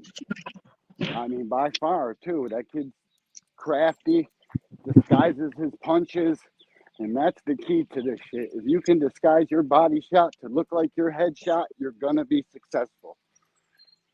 I like Abdullah the most. Yeah, I like Abdullah the most. I think that Keyshawn is definitely the most seasoned right now. Uh, I still do like Mortai, but he does things that allow for him to get taken advantage of by like upper echelon more fighters that got a little bit more experience and a little bit more moxie to them. And I kind of I like Vargas. I like young Vargas.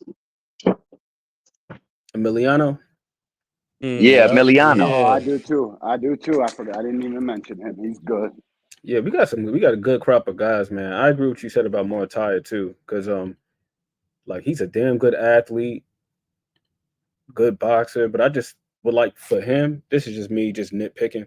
I would just like to see him trim a little bit of the fat off of his style. Like I can't remember who it was he was fighting, but he was like rhythm stepping the whole time, and it was allowing him to get time. Now eventually he sorted everything out and dispatched of the guy, but still, like you said, again, certain guys when you get to a higher level and guys are able to pick up on your timing, you can't just be bouncing before you attack. That's a clear indicator that you're about to do something. You know what I mean? You're clearly telegraphing what your intentions are. It's like bounce, bounce, bounce, then you set, then you throw something. It's like I'd like to Absolutely. see him kind of take that out of his game a little bit. Now with certain guys you could definitely get away with it, but I'd like to see him just minimize that. And the other thing too is, like I was saying, he's another one with a little bit of that probe issue. He got dropped by Galindo because he just had his hand out there, but he wasn't doing anything with it. And dude just came over the top. So I'd like to see him just trim out a little bit of the fat, but I think he's all in all, still in all, I think he's a damn good fighter. What did you say? Oh yeah. I agree with that off the hook. Like with Canelo, it's hard to win a decision against that dude. It's hard to for a multitude of reasons. Because for one, more often than not, he's gonna be like super efficient. He don't really waste too much. So then the judges are already looking at the cleaner, more effective punches coming from him. And then the other thing is the judges. You know, we see them get outboxed pretty smoothly, and then still, what was that fight with Floyd? Was it a majority decision or a split decision, something like that? Like I don't understand how that It works. was a split decision. That was the most outlandish Yeah. stuff I ever seen. So Floyd beat the brakes off of him. Shouldn't have been no SD, that's for sure. Yeah, it should have been UD, but that's the thing with Canelo fights. When they go to decision, you're gonna be holding your breath if it's a close fight because you like, damn, are they gonna really do the right thing here? But Yeah, because it's the dollars behind the Mexican fighters. It's the business of boxing. well, behind him Yo, specifically, Hmm. because my favorite Hmm. fight is Mexican. He don't be getting the benefit of the doubt. Shout out to my Oh guy yeah. Edwin Vasquez. Oh, he just fought, right?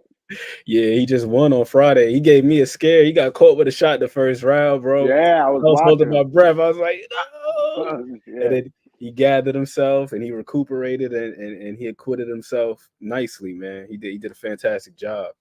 Yeah, you I got to paid my dominate. fa- attention to it because you said that. That's your guy. It was a good That's my fight. guy. I Good love his crazy. skill Mhm. set.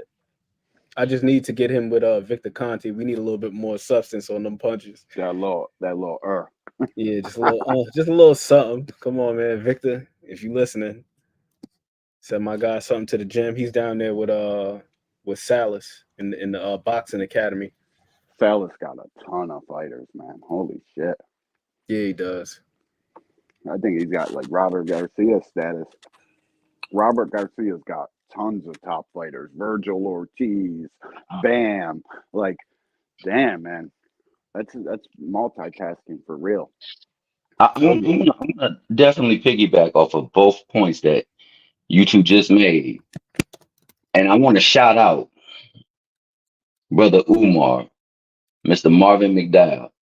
He said something that it didn't register when I first heard it.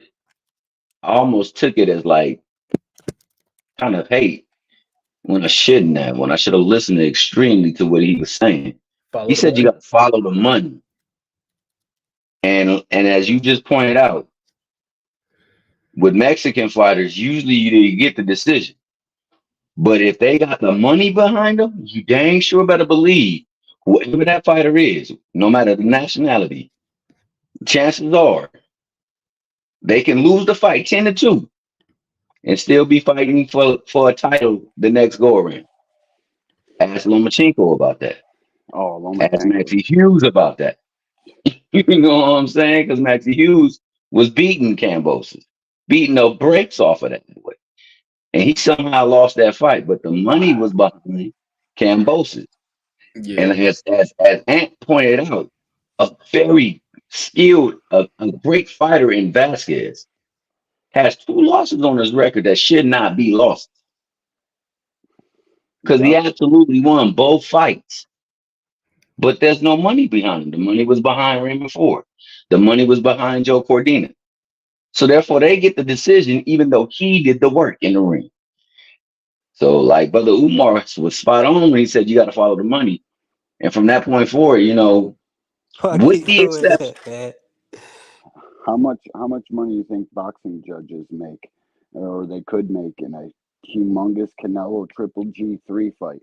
They can change ooh, their family's life, yep, and there ain't nobody to govern them and make sure them 4 boxing scoring criteria get a little hazy when you're judging big time title fights. That's why there is 4 criteria, so they can have bullshit decisions. because yeah, I'm glad you mentioned those 2 fights too, because man, I'm not gonna lie, that those were some spectacular fights, but I still believe Triple G. Tri- Triple G beat him 2 out of the 3. Yeah, exactly. Well, that third one definitely he lost. But them first two, whoo, The first 2, I think Triple G won. I mean, they're close fights, so I ain't mad at the decision or none of that this, because fans need to know the difference between a close fight and a robbery. yep, Everything's a yeah. robbery when really it's not. Oh yep. no, no, no, no, no. Yeah, you're right about that. The I gotta second one, say this. I gotta especially, say this real quick to you. Mhm. I know I done hit my camera a couple times. As y'all can see, I'm stressed out. I ain't smoked no weed in a couple weeks, so I'm detoxing. But What?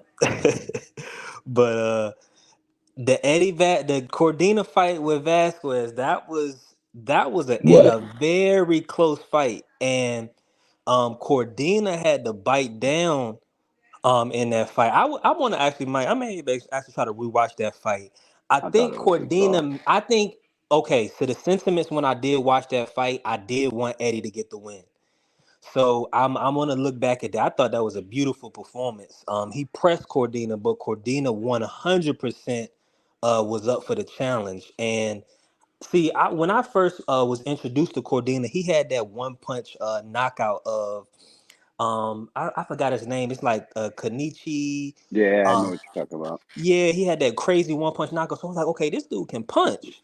Hmm. Man, I was expecting Eddie to be in some trouble in that fight. Man, that Eddie is no joke, man. He's not. Eddie is one of the toughest guys you're gonna ever see in your life. I wouldn't want to ever have to. You don't want to ever be in no dog fight with Eddie because he not gonna quit. And Bailey in that fight the other weekend, Bailey hurt Eddie, and he and man, he recovered. See, and that's what I think D1. A lot of guys, that's what you want the recovery of a fighter to look like. When you get hit Yep. with a good shot, you don't. I don't want to see you. You may hold for a split second or get your, but as soon as you get your bearings, you need to be back on top of things. You don't need to be holding for no 2 and 3 minutes.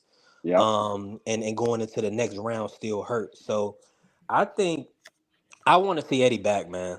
I want to see him back. I want to see him. I would love to see him in a like in a fight with Albert Bell, maybe.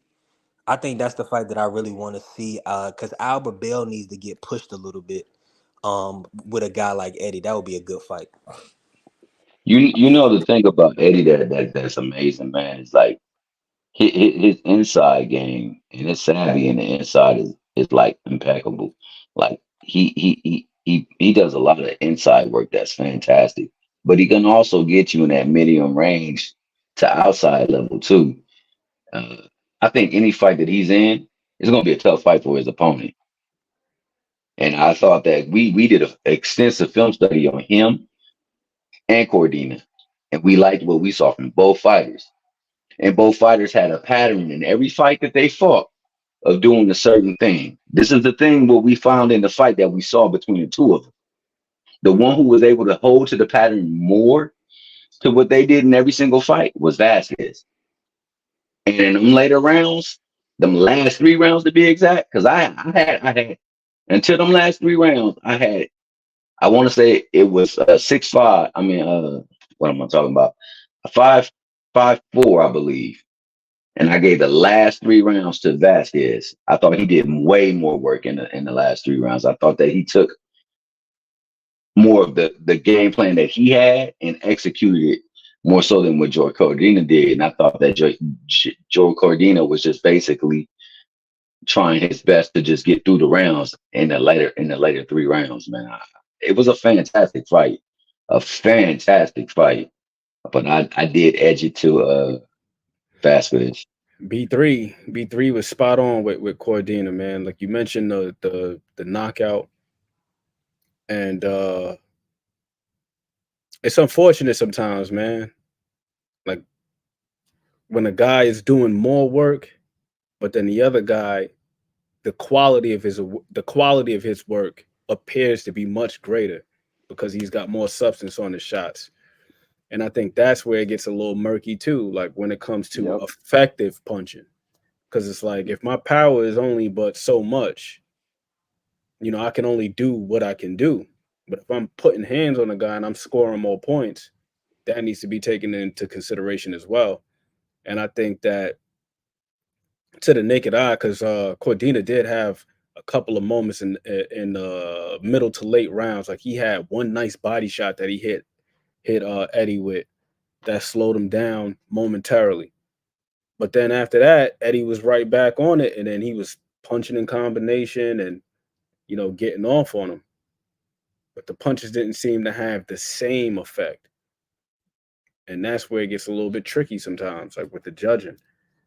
So you got one guy who's doing more work, more consistent work, but then the other guy, when he lands a shot, it's more eye-catching. It's like, ooh. Definitely. I gotta ask y'all this: how far is the drive from where Jay is in Maryland to Philly? It ain't that far. It's probably I you want got to it. say I'm gonna say it's got about it's definitely within 2 hours. It's definitely within 2 hours. hour and 11. Okay, that ain't bad. Okay. Yeah, that's What they good. See, that's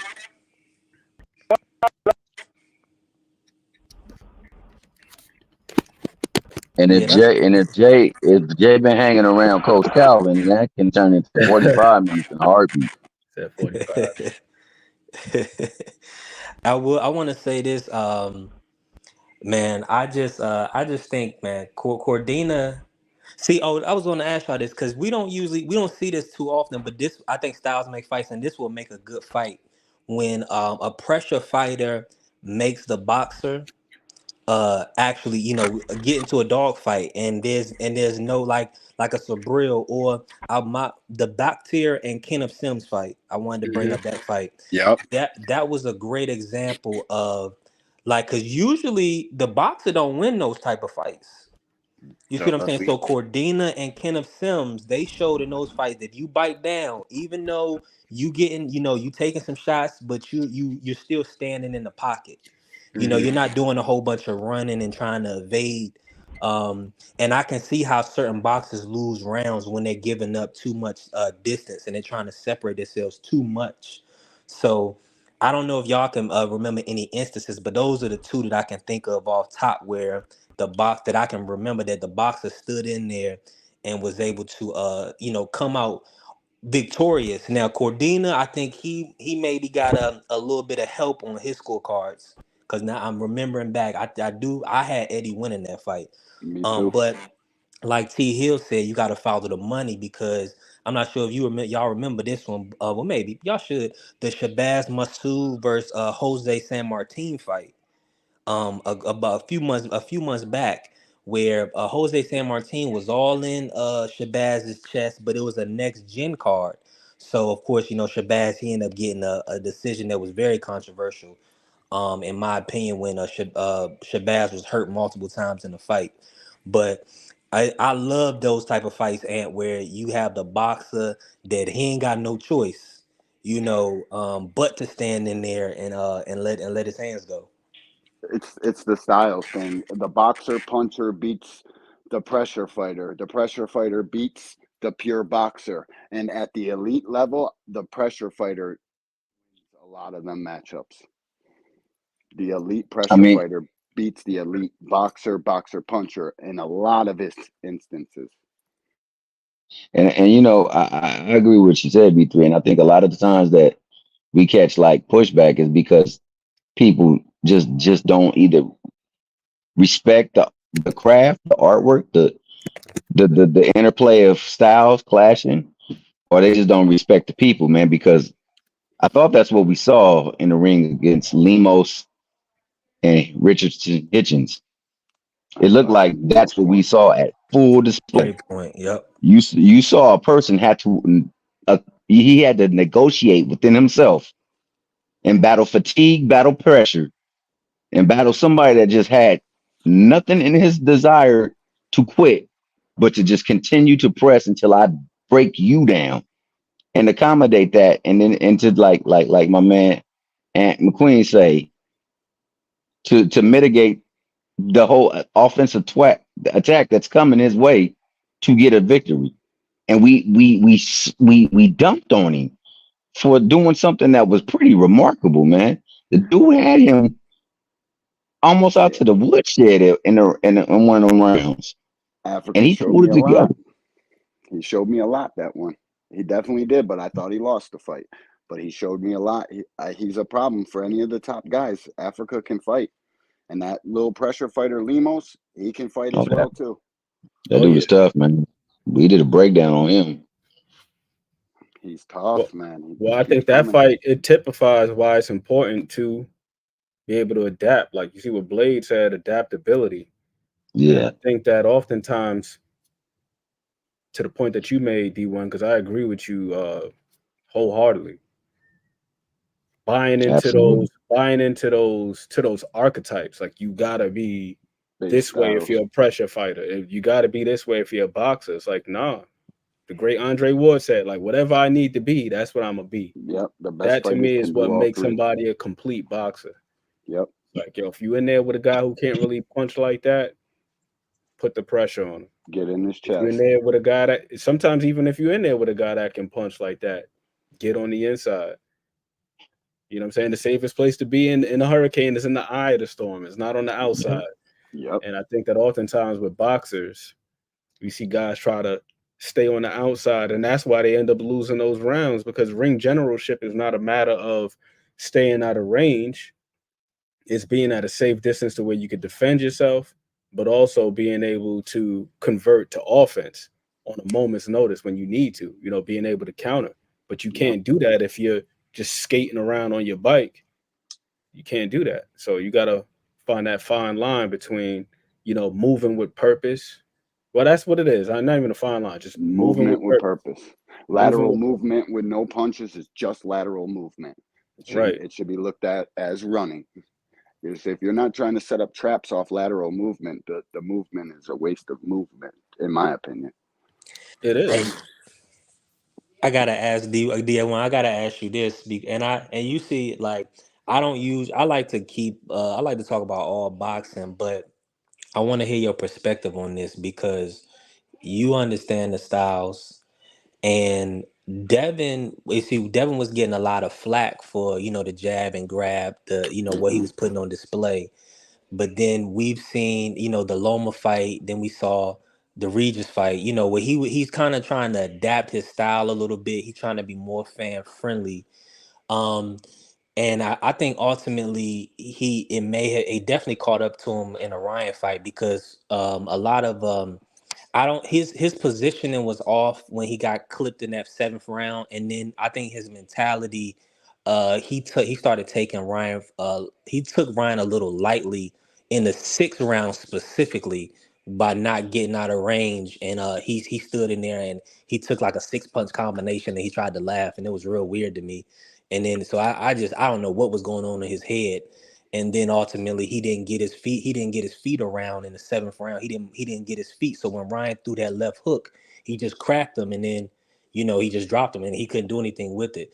Um Now let me ask you, how do you look at Devin just as far as like his development goes? Do you think he's developing, or do you think he's just allowed like the crowd and the fans to kind of force him into a position where he had to do something that he didn't really want to do? That's the problem with your father being a media guy and knowing all the turns of the shit. You listen to everything everybody says. So rather than doing what you know you do best, you start to switch the game plan. We know that kid can't fight inside. We know he ain't supposed to be no boxer puncher. You're a pure boxer. Stick to the jab and stay on the outside, because on the inside, that's where the killers lay. And he found out the hard way, listening to the outside public push him into shit he shouldn't have done. And that game plan he had was quite possibly the all-time worst game plan I've ever seen a fighter come into a top-level fight with. That's why you can't have daddy in the corner making game plans, because he's listening to the socials too much.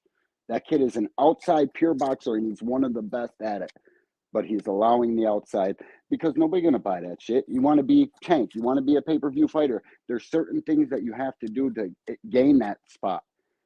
And the way he fought wouldn't have sold any tickets ever anywhere. So the outside influence got to be way too much, and he came into that fight with that game plan. It was a serious career misstep. I definitely, I 100% agree. And you can't write checks that your ass can't cash, Facts. and that and that did it to him because and that's what I hope George is not doing. I think George is trying to sell the pay per view a little bit, and I don't think George is gonna go outside of himself. Hopefully, but I definitely think that Devin he let that the boring stigma and the all you doing is running or jabbing and grabbing. See, they all those type of things. And what Bill, I listen to Bill talk a lot, and Bill he'll always say stuff like, "Well, who the people putting up? Who do the fans want us to fight? And he tries, Yep. and that tries to be his moniker. So everything. Oh, Mexicans for Haney. All these type of things is kind of. And see, when he's talking like this, he's not talking from a place where his son is getting whipped on in the gym. See, he's keeping his son like Danny. I think like Danny and Angel Garcia. He's like, nobody you ain't going in there and scratching my Maserati. Like, I ain't letting you get up in there and hurt on the champ. So I think Mm-hmm. there's maybe a lot of that going on with Devin, but ultimately I 100% agree with you that Uh, he has to get back to boxing, man. And let me ask you this, D1. Who you think is a good matchup for him to come back? I know you. Do you think he should come back for one? And how much time do you think he should take off? And who's a good matchup would you like to see him in? It's going to be Sandor Martin, or the belt's going to get took from him. That's probably his best option right now, too. Sandor Martin can't punch. Come back at the end of the year or the beginning of 25 and fight that fight. And what's this kid in the comment section talking about right now? Edwin Clark? Who's Edwin Clark? Get Ant off the panel. He's a racist fraud. Excuse me? That just Somebody lets you time know this the kid end out. doesn't arrive, man. When you Got to got get this haters, kid out of Thank here. you. I you greatly appreciate it. What the yeah, he wouldn't arrive if he got a hater like This that. guy, man. I'm super This guy is racist. following you around. Super racist. After I was over here just like after I was just over here just like waxing poetic about my favorite fighter who just happens to be Mexican. I'm just like so racist. Yeah, that's My funny. bad though. I got to point it out. But yeah, I think Sandor Martin's the best option for him.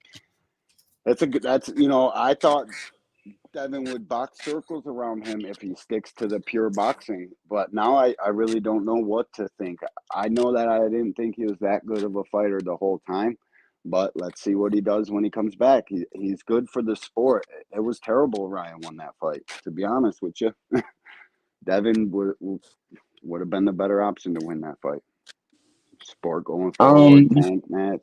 That was a big, big fuck up. I can't believe it. I think that there are a myriad of options available for Devin. You know, he can also go after Tiafimo. You know, he can take the Richardson Hitchin fight. I mean, I know he has to definitely take the Martin fight, or he's gonna have to lose the belts. But T Hill, I think Rachel was even on said the other day that well y'all already know this unification chunk mandatory, so he may not even have to pay step aside again if he's unifying. I think that's what I Yeah, took if from he's Rachel's comments. I so may be wrong though. so no, that is absolutely spot on. So now that brings in a different set of problems because now who do we have in the division that has the belts? We got Pitbull, we got Matias, we got Tio. The easiest fight So to make. Well, they were talking about it's Tio next, Tio. right? Yeah, Yeah, Tio's the easiest fight to make, and it's the easiest fight on him right Let me now, ask y'all coming back this. off of. I gotta ask y'all this. My bad, T. I gotta ask y'all this. Do you and Tio? Let me ask you this. Do you think Tio is an easier fight than Sandor? I believe so. I Yeah. believe so because you No. can get him to. I believe you can get him into your game plan more so than you can get Sandor. Sandor is like the Spurs, bro. I'm gonna do my thing no matter who you are. Mm-hmm. D1, that's what my concern is with Sandor. See, Devin would have to he see Sandor is very crafty and people are kind of Very sleeping on Sandor. crafty. I just don't know that, and I don't know if you heard me say this before, D1, but I was like, that's not the fight that I want, for Devin, because I didn't like and we all know he's not a boxer puncher, he's not a pressure fighter, he's a boxer, and getting into a boxing match with a strong guy like Sandor, people don't realize how good Sandor is. They kind of overlooking him because he's not a well known guy, but he gave Tio a lot of issues, and Tio is a boxer puncher. So Devin would really have to be on his P's and Q's with Sandor, and then you can't fall asleep with Sandor trying to knock him out or trying to walk him down. I just don't want to see Devin in any fights where he got to walk nobody down again right now. But I, but I'm sorry to cut you off, Go B3, ahead, yeah, but fam, go ahead. that's gotta be every fight though. That's Yeah. gotta be the mindset every fight, especially when this. Now, I'm only using his words. Out of everybody that he can possibly fight right now, I'm the only one that's Hall of Fame material right now. I'm fighting nothing but C-level fighters over in this division and stuff like that. Talking like that can get you messed up. You got to be on your P's and Q's every single time because one of these fighters, man, it's not like I can go up in the ring and beat them dudes. You know what I'm saying? They fight us for a reason. They box us for a reason. They're professionals for a reason. So you got to maintain your professionalism at all times, and you got to stick to the things that benefit your style to win the fight. Likewise, you got to work on the things that may be a little bit more comprehensive to you losing or suffering setbacks in a fight. So I mean, regardless of who it is, man, he got to have that same mindset. You walk in there, I'm pretty sure your boy Tiafimo felt that way against Sandor Martin, and then he's at the end of the fight, he over there on the rope saying, "Do I still have it?" Because he clearly know that that fight wasn't it. He didn't do what he needed to do to make sure that that fight was without a doubt my victory. So yeah, that's what everybody, Devin, Tank, Shakur, uh, T.O., Ryan, all of them, they have to go in there thinking that I got to be on my P's and Q's because at any given moment, any given punch can change the whole trajectory of the fight, man, even the trajectory of your whole lifestyle. Mhm. So yeah, I think that I, it's nothing wrong with taking an L. It's bouncing back from that L that means everything. The Will bounce back means won't be. everything. I gotta That's ask what y'all this. really gets fun. How old is Sandor? Sandor Martin's up there in About age. 33, 20. about 32, Oh, he's 33. 30. Let's Oh, he's Yeah, see. he's in his 32. 30s. I think he's about 32, I thought he 31, was 30, 29. 30 on on the the dot. nose. Yep. Yeah, I thought he was 29. So I guess he's 30. Y'all, do y'all know like when a boxer gets to that number one spot, like they become the mandatory, he just signed with Top Rank, but they kind of shelving him. Like they haven't given him a fight. I haven't seen him fight. Do they get a percentage of like the step aside? Like was that the whole reason why they signed him? Cause he ain't fought T.O. They ain't made a fight with him. They ain't put him on the undercard. It's like kind of weird. Like I don't know if they get a percentage or what. Like nobody knows if they get a percentage of the Oh, step I aside. don't. I think I would imagine they get some sort of step aside, or they just give him a deal and they take all that. You know what I'm saying? But I think the step aside was negotiated before he got signed. But because I think the step aside started with Regis Prograis, and One then hundred they percent. and they signed Martin because they knew Martin had the rights to the belt, the mandatory slot to the belt. So that's why they signed him ultimately, because they know he's next in line for that strap, and why not get that strap over at Top Rank? But I don't know as far as the step aside goes, if how that works. But I'd imagine that who you fight for would probably get a piece of that. 100%. Yeah, that makes sense.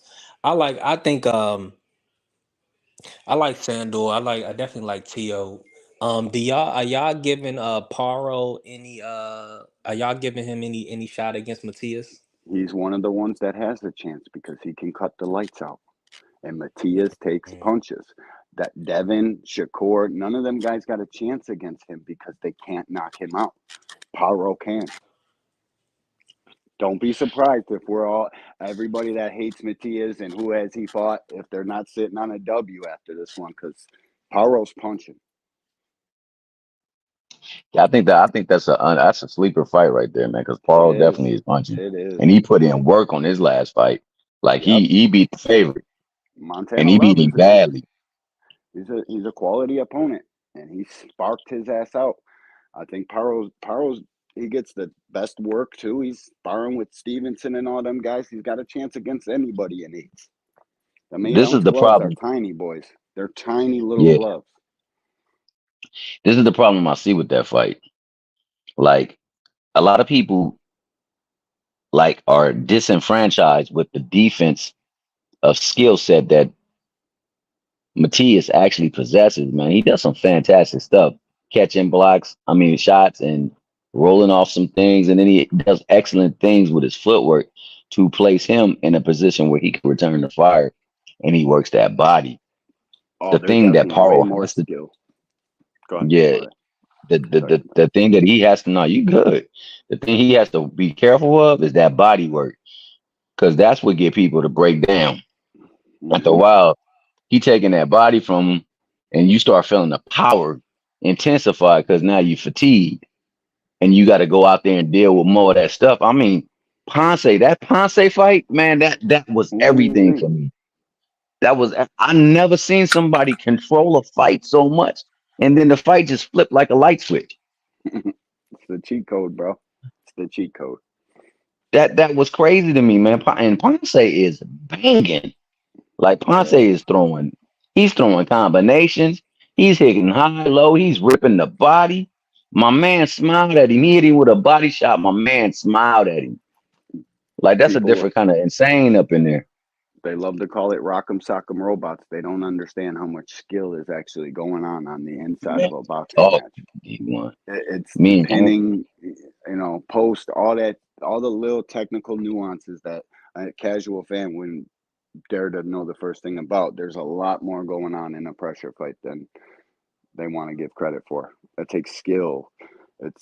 Absolute It's a skill. tough fight. And what's the hurt? The punches, man. He throws short, sharp Hmm. punches. Man, It's like better beef. Them little facts, 6-inch arm punches hurting facts, you, and you don't know why. Because he got them big facts, old heavy bones in his hands. facts. D1, just like Better Be. Like if you look at Better Be, if you look at his fights, and you look how they pan out, you can see a lot of the same stuff happening. Because that yard fight with Better Be was a fight until it wasn't. Yep, yep. Matias is a different kind of beast, man. If you can't hurt him, he's coming. He's gonna Yep. he's gonna take the fight over sooner or later. You gotta be able to keep him thinking, do I want to come in here and keep throwing punches like this? And nobody has done it yet. He said Ergashev, his punches didn't feel like none. And I know Ergashev cracking. I've seen his punches. I heard his punches. He said, yeah, I'm good. Time to whip his ass. Or yourself Kind of another scary one. guy. Scary My guy. man was hitting him with everything, and he was smiling at him. You recognize how demoralizing that is, man. I'm hitting you with everything I got. Is Usually, it's make you hurting give up. people, and he's smiling. Hmm. That inside game, man, to go back to the jab and grab that you guys were talking about before. For me, that's the one area where I'd like to see Dev be a little bit more consistent because he's got a better inside game than he's displayed. I just think that it's in like small pockets, man. It's just small pockets. Like he doesn't always look comfortable on the inside. And I think that's where he could stand to be a little bit more effective. If he can get more consistent with that, like there's nothing wrong with jabbing and smothering, but at some point you got to be able to transition that into offense in order to maximize your effectiveness. And he's capable, man. He's highly capable. I just think that part of it is the temperament, and I think the other part of it may be the training that he's doing in the gym. Maybe that's something that they can drill with him a little bit more, get him a little bit more comfortable doing so. But I was rewatching that Linares fight, and it was a nice little sequence, man, where Dev did like some real old school shit, where Linares had his guard up, he had he had it closed up, and Dev got real low, and used the crown of his head to wedge a little opening for uppercut, for a right uppercut. But we don't really see him do that often. Most of the time when he's on the inside, he's just holding on. Even that knockdown in the 11th round against Ryan, I feel like if he would have controlled Ryan and he would have actually clinched him as opposed to holding him, he probably wouldn't have got clipped with that left hand that dropped him. Because if you see where he placed his arms were kind of like around Ryan's waist. So Ryan was able to bump him off with the right, like with the forearm, and then hook off on him. Hey, I'm right there with you. That was the worst clinch I've seen in my life. When he tried, and I think for one, it's almost like he didn't want to hold him in that situation. You see what I'm saying? Like his mind was telling him to keep fighting. He got I think he got into a mode. He was dazed at that point. I don't think I think he was a little out on his feet in the back half of that fight, and he was just fighting off of instincts. But I think in that moment that you're talking about, it almost looked like you talking about when he snapped him with the left hook and just dropped him real fast, right? And it almost seemed that he didn't want to clinch and grab and walk him back. Like he ended up trying to punch him instead. And I was like, no, you know what I'm saying? You're hurt. You can't do that. So that fight was very telling. I just hope he learned from that. For one, I hope he learned to not not fight off emotions and off the crowd.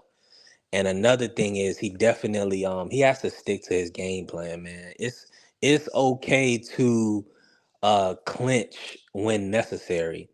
It's just not okay to excessively clinch, excessively hold. Um, and I was watching the Kambosos fight, Kambosos 2, and this is after, so they already set the stage. Tim Bradley was like, yeah, he clinched 55 times in the first fight. So of course, George is really like, George is ready for this second fight. I'm watching this, like, George wasn't playing around with Devin. Like, he was really standing in there because he knew what Devin got at that point. You see what I'm saying? He know Devin not cracking. So it was a point in that fight where he had hit George with a jab, clean jab, but then he clinched him. The whole crowd booed. Whole crowd booed. You see what I'm saying? And that's one thing that these guys don't want. These guys don't want to get booed, man. They don't want that. They want the love of the people. Facts. And yo, fellas, man, it's been a pleasure kicking it with y'all. I gotta skate out of here, man. I got a couple of business things to take care of, man. Love, peace, and blessings. Be good and safe. All right, boys. All right, D All right, boy. then get Appreciate one you, Love. Phil. easy, big boy. Easy, boys. Now I wanna go back on what Ann said. Like absolutely spot on with Devin. Like mostly the in the in the in what I say. Let me just say the like you said the lack of confidence on being inside the the the inability to constantly use his skill set in the inside and his temperament. Those three things play a part in him not being comfortable on the inside. You could see it when Ryan had his back turned to him and he punched him those 6 times.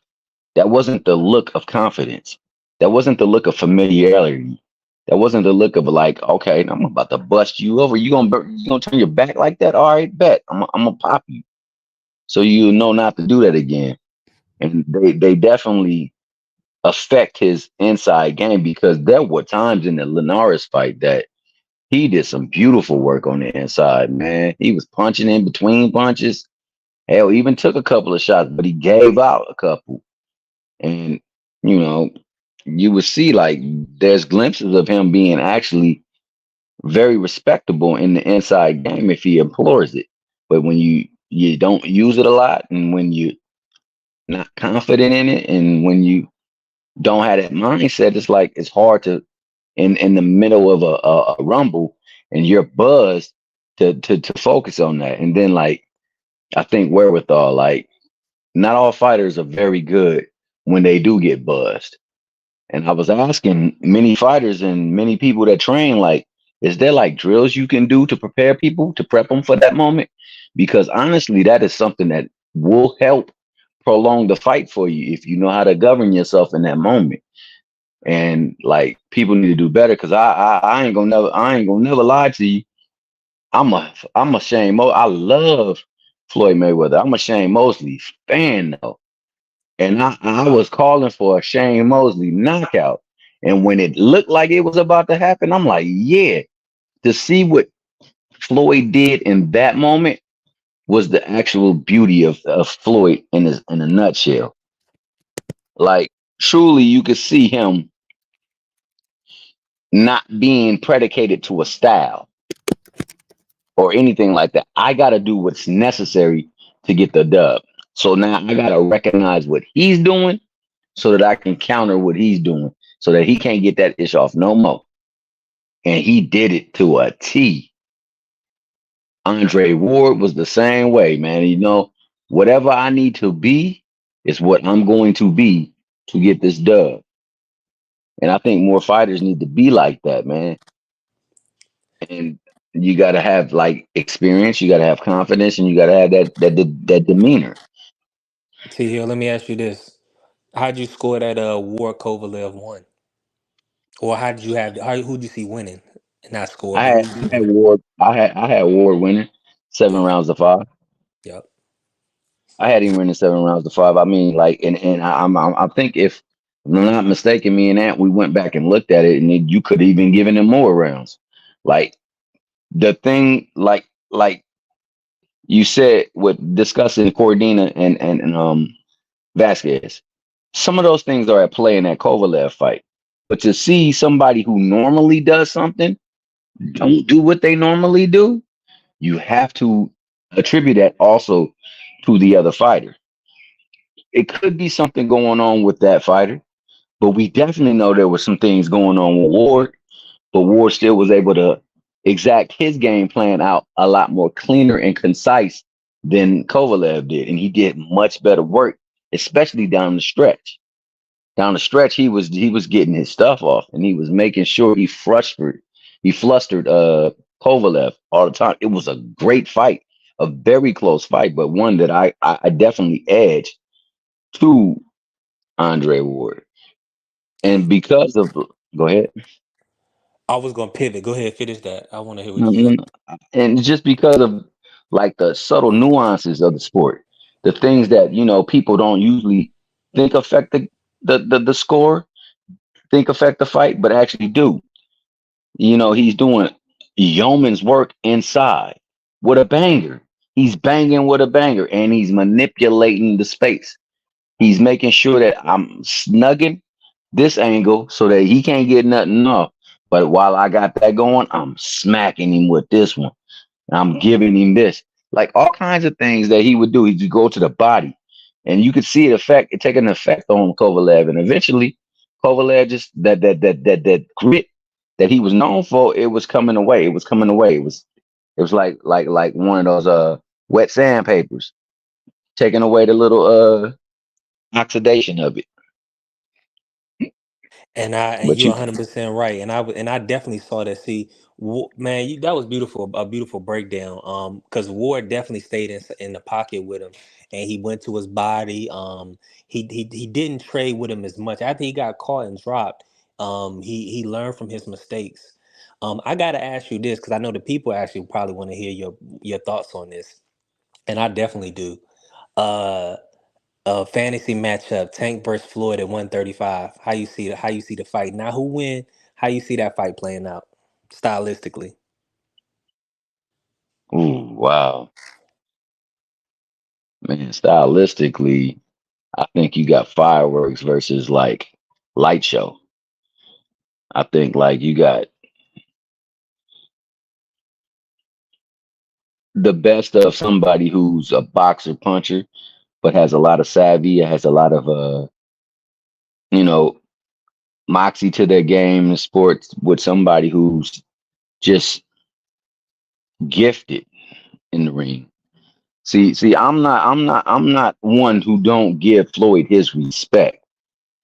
He's almost like Kobe Bryant in the fact that you take Pretty Boy, he had a Hall of Fame career. You take Money May, he had a Hall of Fame career. You combine them both, he definitely Hall of Fame. And either one is effective. You can get the young Floyd or you can get the old Floyd. Either way, you getting problems. And he was able to adapt and change, but so can Tank. So I think the dynamic will be who is able to better govern themselves against what the other person wants to do and maybe be getting off, and who can win the footwork battle.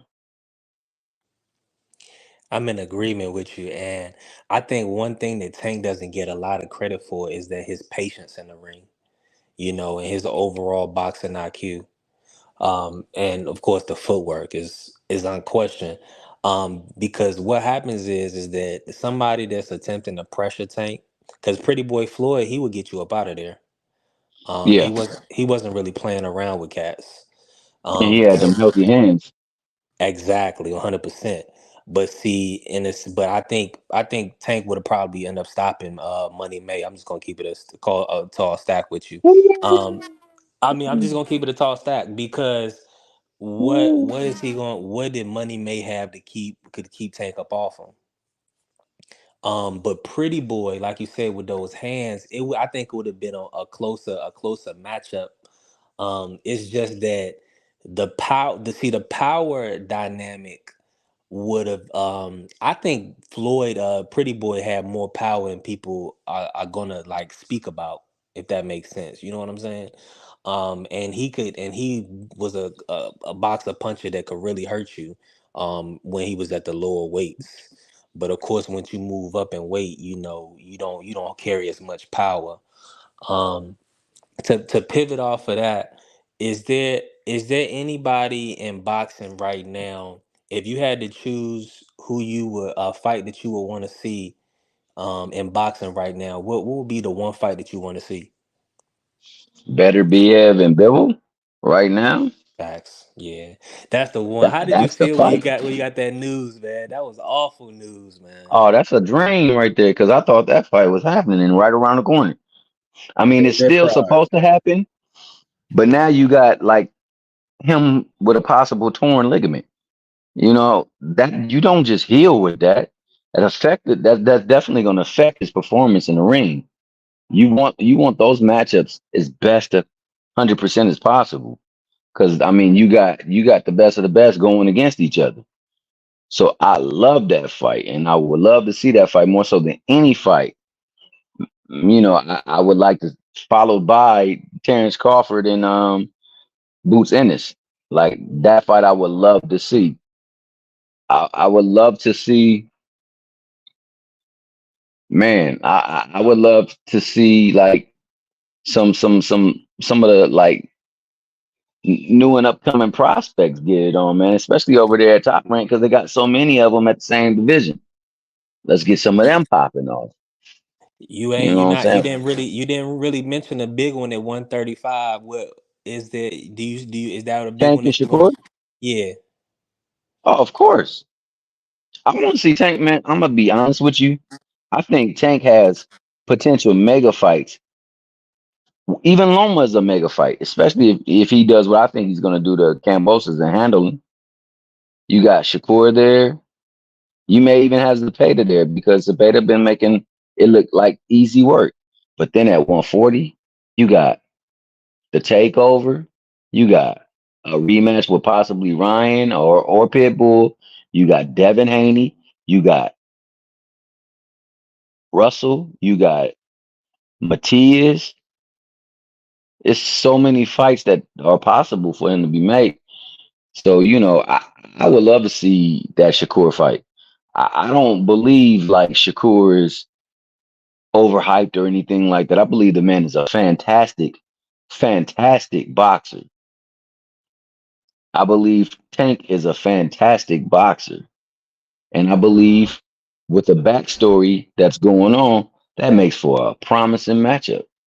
Why not get it on? I'd like to chime in on that Mayweather versus Tank.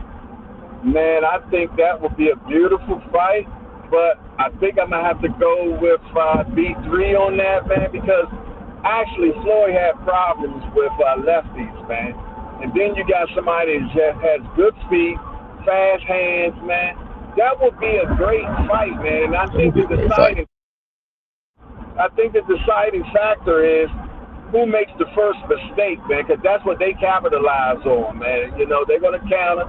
They're going to make, and if Floyd does make a mistake, which he did get hands put on him, so we know that Tank will be able to get hands on him because Marcus McDonough was able to get hands on him. Shane Mosley was able to get hands on him. But I don't think none of them got the bang like Tank have, man. So, I'm going to have to go with Tank on that one, man. And Mayweather's my favorite fighter, man. I'm going to be real with y'all. Mayweather, my favorite fighter. You know what I'm saying? But if that was, in the fantasy world, for some reason, I think Tank gets it, man. And I know that's a lot saying right there, but that's the good thing about it, man. It's my opinion. You know what I'm saying? I'm not being disrespectful. I apologize to everybody about the disrespectfulness that was in the comments. For some reason, I wasn't able to hit it with the boo-bop bang, but I made sure it got done, man, because we don't tolerate that type of stuff, man, at all. You know what I mean? And I've been sitting back just chilling because I'm enjoying the conversation, man. If you don't like what you're hearing, it's like TV, man. Turn the channel, man. Why you got to get on here and be disrespectful? You know what I'm saying? That's children's stuff, and we grown men, man. So if you don't like what you hear, go somewhere else. It's just that simple, man. There ain't no biggie to it. Turn the channel. all I got to say about that, man. Y'all keep cooking, man. Y'all doing y'all thing. I'm enjoying a good show right now. Y'all keep burning, man. Ladies and gentlemen, that is J Hardcore, Hardcore Boxing News, and that's what it means to be JBT, Just Boxing Talk. The man said his favorite fighter of all time is Mayweather, and yet he would stand on his principle and what he know to be of boxing to go against him in a fight. So you gotta love it, man. You gotta respect it.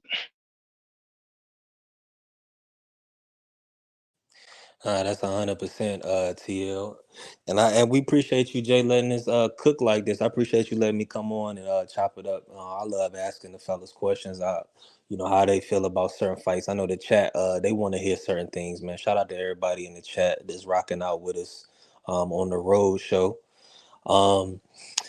Man, it's we got to keep it real at the end of the day, man. Tank, that power in boxing is the ultimate equalizer. And when you able to crack your opponent, that does something to the nervous system. Our bodies and our heads are not meant to be hit. So when that equilibrium gets shook, it separates the men from the boys. And I definitely feel like with Floyd having to punch down at Tank, see people not speaking on that enough. It was even difficult for Tank to fight a shorter stature pit bull. And I know he had he was handicapped in that fight or whatever.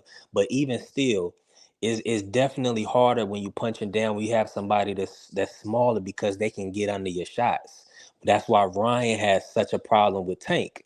Is because Ryan is a good fighter, 15-time national champion and all that. But because Tank was able to get under his left hand effortlessly, because essentially he's about 4 or 5 inches shorter, plus he has the skill set to do it. That put Brian at a complete deficit. He maybe touched him with the left maybe once, I think. But other than that, he didn't touch him with it again because Tank trained to get up under that left, which is what Devin was supposed to do. But Devin, he got caught with that left early, and I think his fight or flight response kicked in, and he ain't no bitch, as excuse my language, but so he said let's get it, so he pressed the action forward. What up, Coach Eddie? Listening, man. But then I heard we got to stop the Tank worship, guys. I'd heard somebody say the Tank beats Floyd, man. Ain't no planet, no place on this earth that Tank beats Floyd, man. I mean, I don't know who said that. Hey, you try to your opinion, but come on, brother. I just don't see it, man. Break it down, Coach. Tank resume I'll is give you. too. Go. I I'll mean, give y'all. Yeah, Tank is a I'll give. great. Go ahead, brother. Hey, I'm gonna Nah, tell go you, ahead. man. Tank is a great fighter. He's a generational talent, but you got to look at the people that Mayweather fought, man. He fought Chop. Tank ain't ever even been in with nobody like Chop Corley. He ain't even been in with nobody like Sean Bay Mitchell. He ain't been in with nobody like Diego Corrales. He ain't been in with nobody like Shane Mosley. He ain't been in with nobody like Manny Pacquiao. He ain't been in with nobody like Warren Marquez. I mean, come on, man. This guy resume ain't that deep. Floyd has been in there with some bonus. Miguel Cotto. I mean, this dude been in there with some, Emmanuel Augustus Burton, the drunken master. This dude been in with some dudes that can fight, man. Tank ain't been in with nobody like that, man. I don't, you know what I'm saying? You gotta keep it a beam, bro. He ain't been in with nobody like Just that, because man. Just because he has not been in there with anybody like that doesn't mean that he can't compete. He just hasn't had a chance to be in with people like that. But that's not to say that he won't. And once he will, we'll see what happens. But all I'm just saying is Floyd got problems with lefties, man. Tank's a little dude. We're talking at 135. You know what I'm That's saying? even I that's love even Floyd. worse. That's even worse. 135, he stopped Tank. That's even worse. Y'all bring.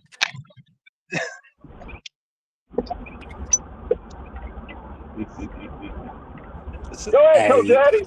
Yeah, I can mean, I I'm put just Stop it Floyd taking at crazy though, 135 was a coach. monster, man. He was a monster, He brother. was. He was. He He was was. a problem. I mean, I remember watching Tank on Floyd on ESPN. Floyd got it the hard way. Floyd didn't have nobody picking and choosing his matches. He came up the hard way. He went through these guys that can fight. It's a lot of guys right now. These guys today, all they Yeah, doing is Floyd was fighting like that. names Yeah. right now. They fighting names. They're not fighting fighters. That's why we can sit up here and say, oh, Teofimo Lopez is a great, 140 pounder. We only fought one guy in the division, man. Right now we going off of name recognition, man. Really look at Floyd Mayweather resume, bro. It's deep. It's a lot of killers on his resume, man. I mean, Sean Bay Mitchell, when he fought him, Sean Bay Mitchell was a big animal, bro. Look at all the athletic black fighters that Floyd went through to win. Zab Judah was a monster. You talking about power punching fast, slick guy. Come on, man. Tank ain't facing nobody, not even on that level. You can't name nobody face on Zab Judah level. Not on that. I don't think we didn't get in the ring with somebody like that, man. He ain't showed it. Blasphemy now. You think Shorty ain't scared of nothing. He ain't scared of nothing now. You talking about he won't get in the ring. Coach Eddie, I know you got something against Tank. I get it. It's a tough ass That's where fight. everything's gonna be. I'll probably make it a 50-50 fight, you know what I'm saying? But I'm going to tell you, man, y'all keep thinking Tank ain't that, man. In these next 6 or 7 fights, y'all going to see some shit y'all ain't seen before. I guarantee you that. I guarantee you that. Just because he hasn't fought on those type of levels like Floyd, and I've seen all of them, Jack, don't mean that he can't compete on that level. That's all I'm saying. But the hypothetical, not to cut you off, but the hypothetical don't work. Floyd done it, man. Tank said himself the best guy on his resume is a Jose Pedraza. That's the best guy on his resume out of his mouth. I didn't say that. Tank said that. You know what I'm saying? His career not over yet.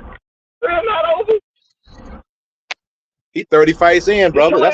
He 30 fights in. And he got 7 more that he said he's about to do. All 7 could be monsters. We don't know. But I tell you what, Shorty can go, man. I'm going to tell you. Y'all ain't seen everything he can do. I guarantee you that. Y'all have not seen everything youngster can do. I'm telling you. But I'm going to tell you, this fight you're about to see is going to be a showcase fight. It's going to be a showcase fight. I guarantee you that. When this shit is over, that's what you see with this fight. So I guarantee you, I'm back on the pro show. You'll be eating a lot of damn crow. Because people going to be like, oh, no, I know I'm not saying why. I'm not saying Tank ain't going to win. I know Tank is going to win, but you got to remember, look at the guys that Mayweather beat, and then go and look at all the guys that Mayweather beat and those guys that they beat. These guys that Mayweather beat got a lot of killers on their record that they beat. So, I mean, this guy was Mayweather's in there with top competition, man. I don't know if I hear me.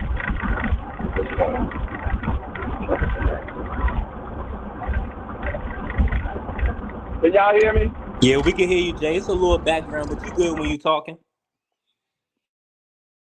All right, cool. I want to make sure I get I see Remo trying to come back in. All right, y'all. All I'm saying is, man, give Shorty a chance to pass and get into some of those great fights that you're talking about. Floyd had a plethora of people to be able to fight with, man. And Floyd's great. We can't take Floyd is my favorite of all time, man. I'm going to be honest. I love everything that he's done inside that ring, man. And he made a lot of good things for boxing. But I would love to see that fight because I know what else Shorty got. Shorty can go, man. And y'all just going by because the way his people been moving his career, he didn't get a chance to fight some of them people that we wanted him to fight. But I guarantee you, this last 7 that you get to see, you're going to get some get down, man. And you're going to say, oh, shit, I thought this fight was going to be a 50-50. Oh, shit.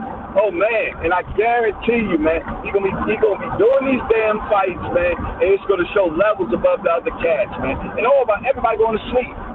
I'm gonna tell you, that's the equalizer right there, man.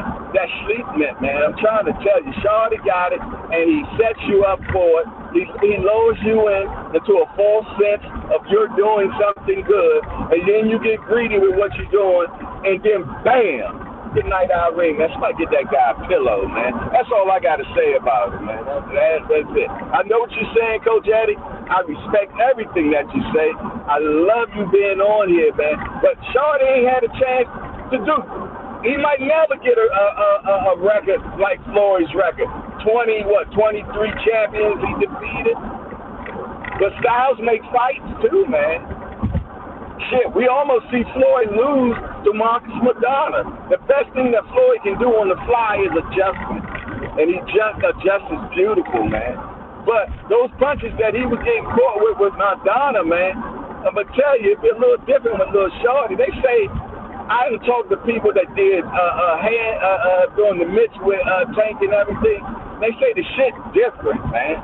He detonates, man. So that's all I'm saying. When you got that and you got accuracy, you could be one of the best cats around. But you go and get hit.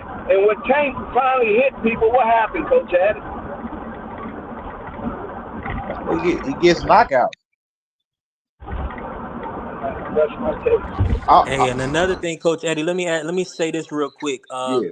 Cause that Chop Chop Corley fight, that turned it kind of to a dog fight a little bit. And Floyd, he was touching Floyd. I think he had Floyd lip busted and everything. Yeah, And he hurt Floyd in that fight. Yeah, but Floyd showed that dog in that fight.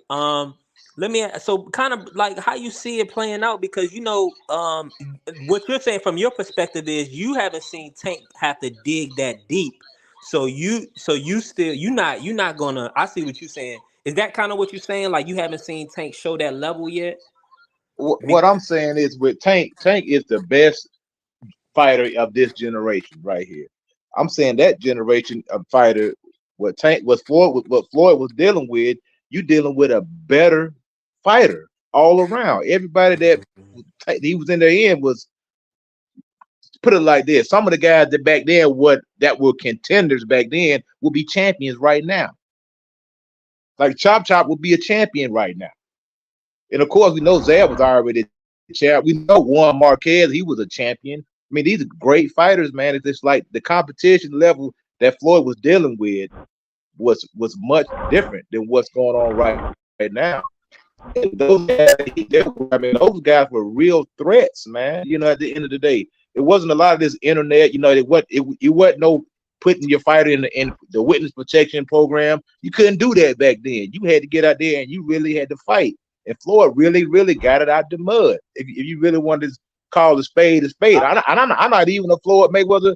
I'm not a Flomo. I'm not one of his biggest fans, but I got to give the man credit for what he done. He really beat some really, really tough guys, man. If you really look at it.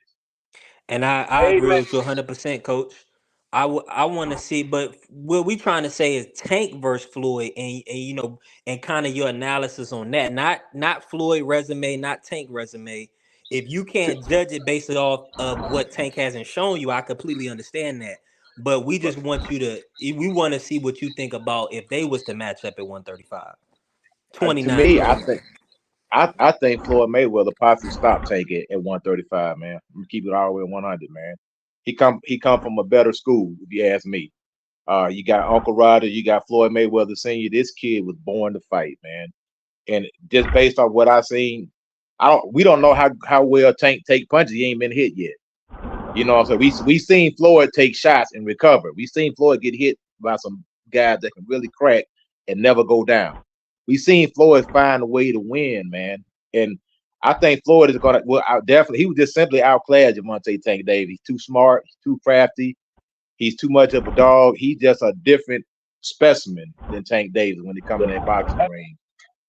Hey, one thing, man. I see Val Henderson said I can't see podcast. Hey, let me tell you something, Jack. I'm a man before anything. I put my pants on just like everybody else, man. And I ain't nobody's yes man at all. and I speak what I feel. You dig?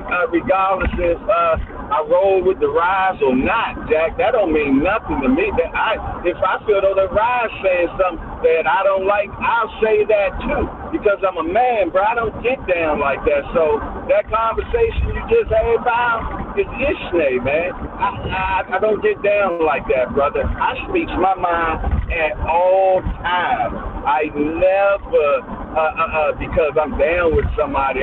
Come on, man. We don't get down. So that's the difference about us and all these other cats, man.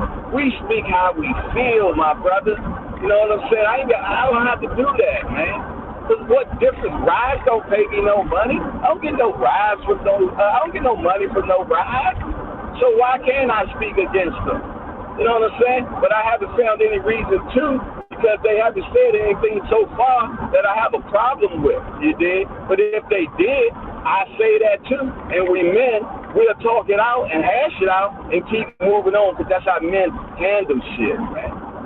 So no, I can't agree with your comment right there, my brother. But it's all love. I love when you come on here, man. But I would the same way I just addressed you, the same way I would address the rise, my brother. Hey, appreciate that, JJ. Let me say this real quick, and I think, and shout out to Val. Val love his guy Shakur. I think, oh yeah, we got Remo in Yeah, here too. no, I had to jump on because I just want to say this. Jay already chopped it up, but I don't rock with no yes man. You know what I mean? I'm already a tough enough cookie. You got to be a man to deal with me. You know what I mean? Ain't no if that Jay feel one way, that's how he feel. I can't. One thing we can do is agree to disagree, man. We ain't gotta start that. Don't start that bullshit, Val. Don't start it. Yeah, don't come with that, What you was man. That's talking not about, even B3? appropriate.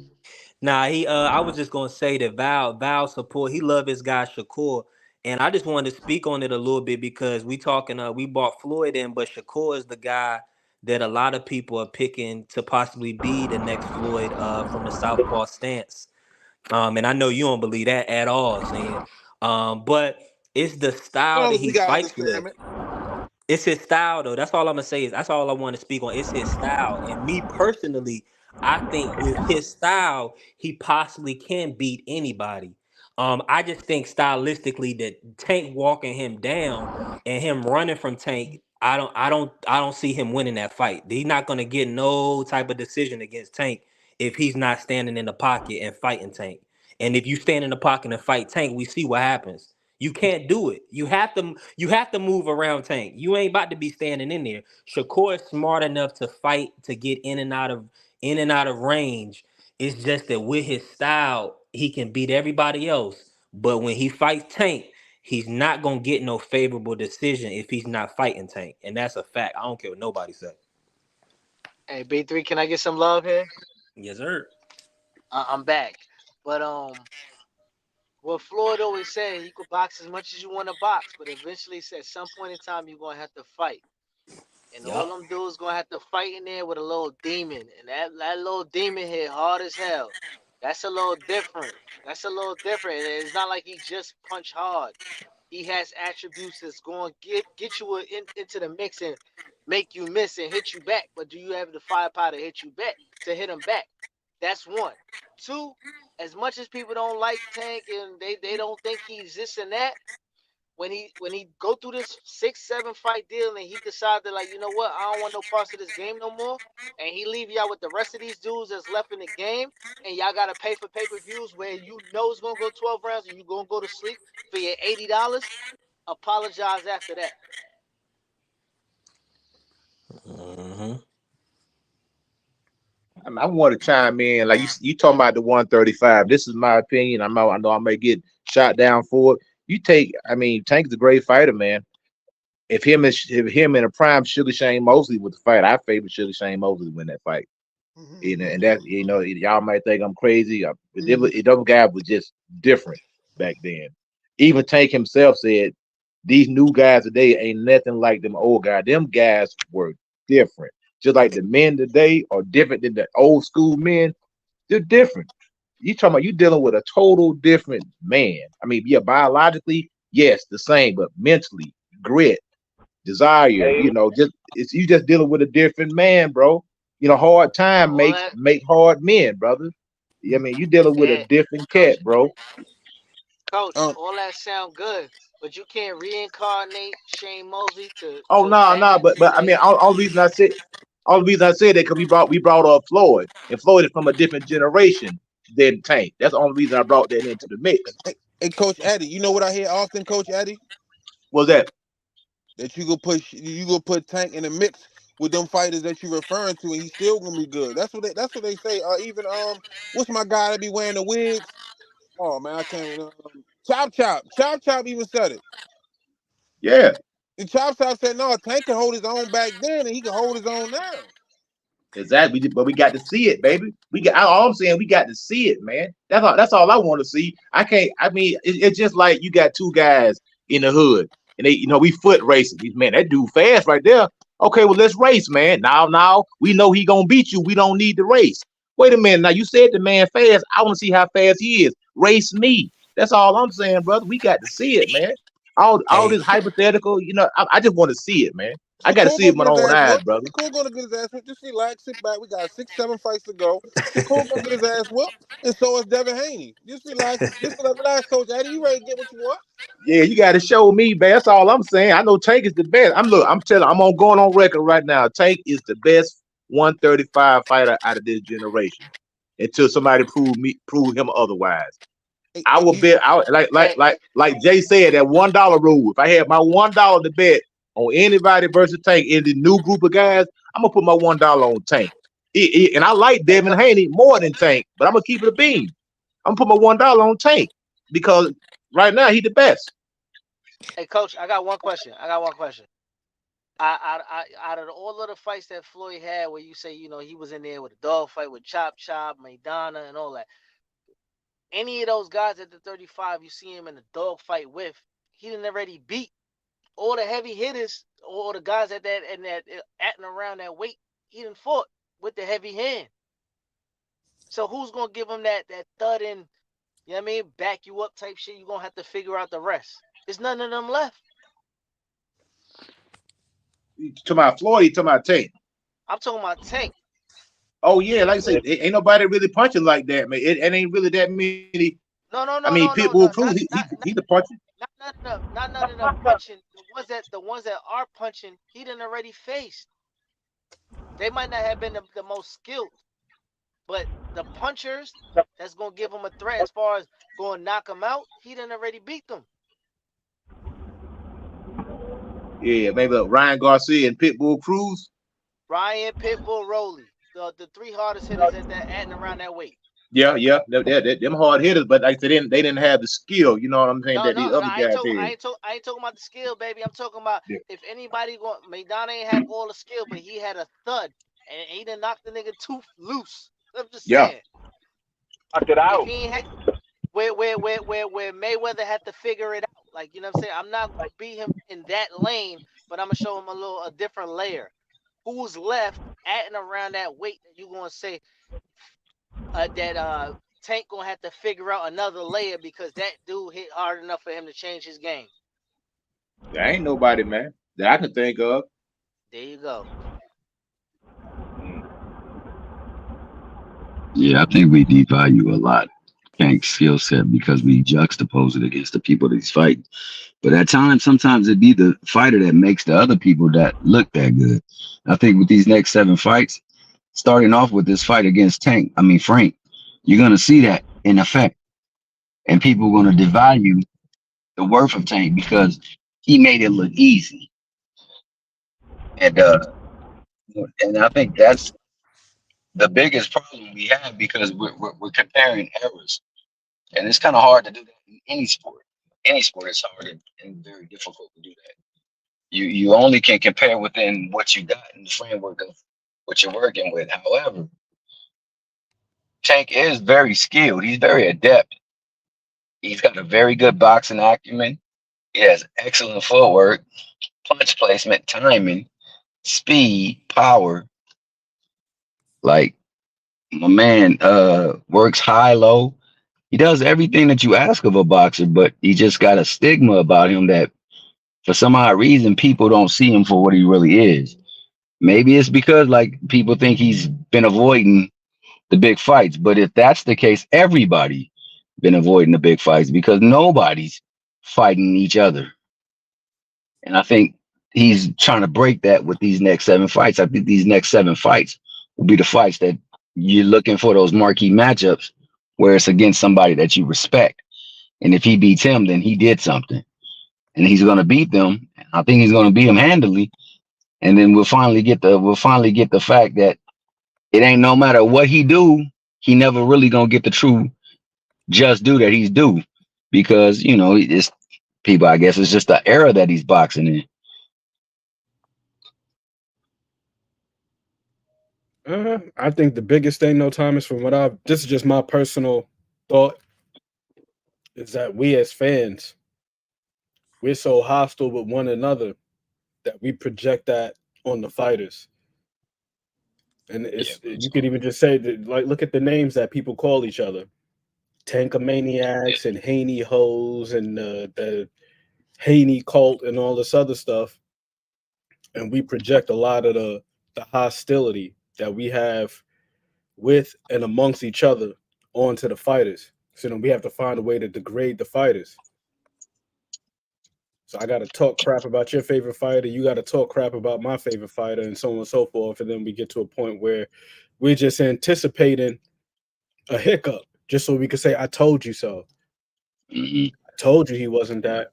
I told you. Well, when the dude was when he was undefeated for 30 plus fights, everything was good. So that's ultimately what it comes down to. I think someone spoke about it yesterday. I don't know if it was Thomas Hill or Ant McQueen, talked about the rhythm of the fighters. Black fighters versus European fighters versus Mexican fighters. It's a different rhythm, a different style. And Tank really doesn't have that many African Americans on his resume. So I think he gets a lot of pushback for that, for fighting a certain style, not dealing with that athletic style, not dealing with that other brother that's on the other side of you.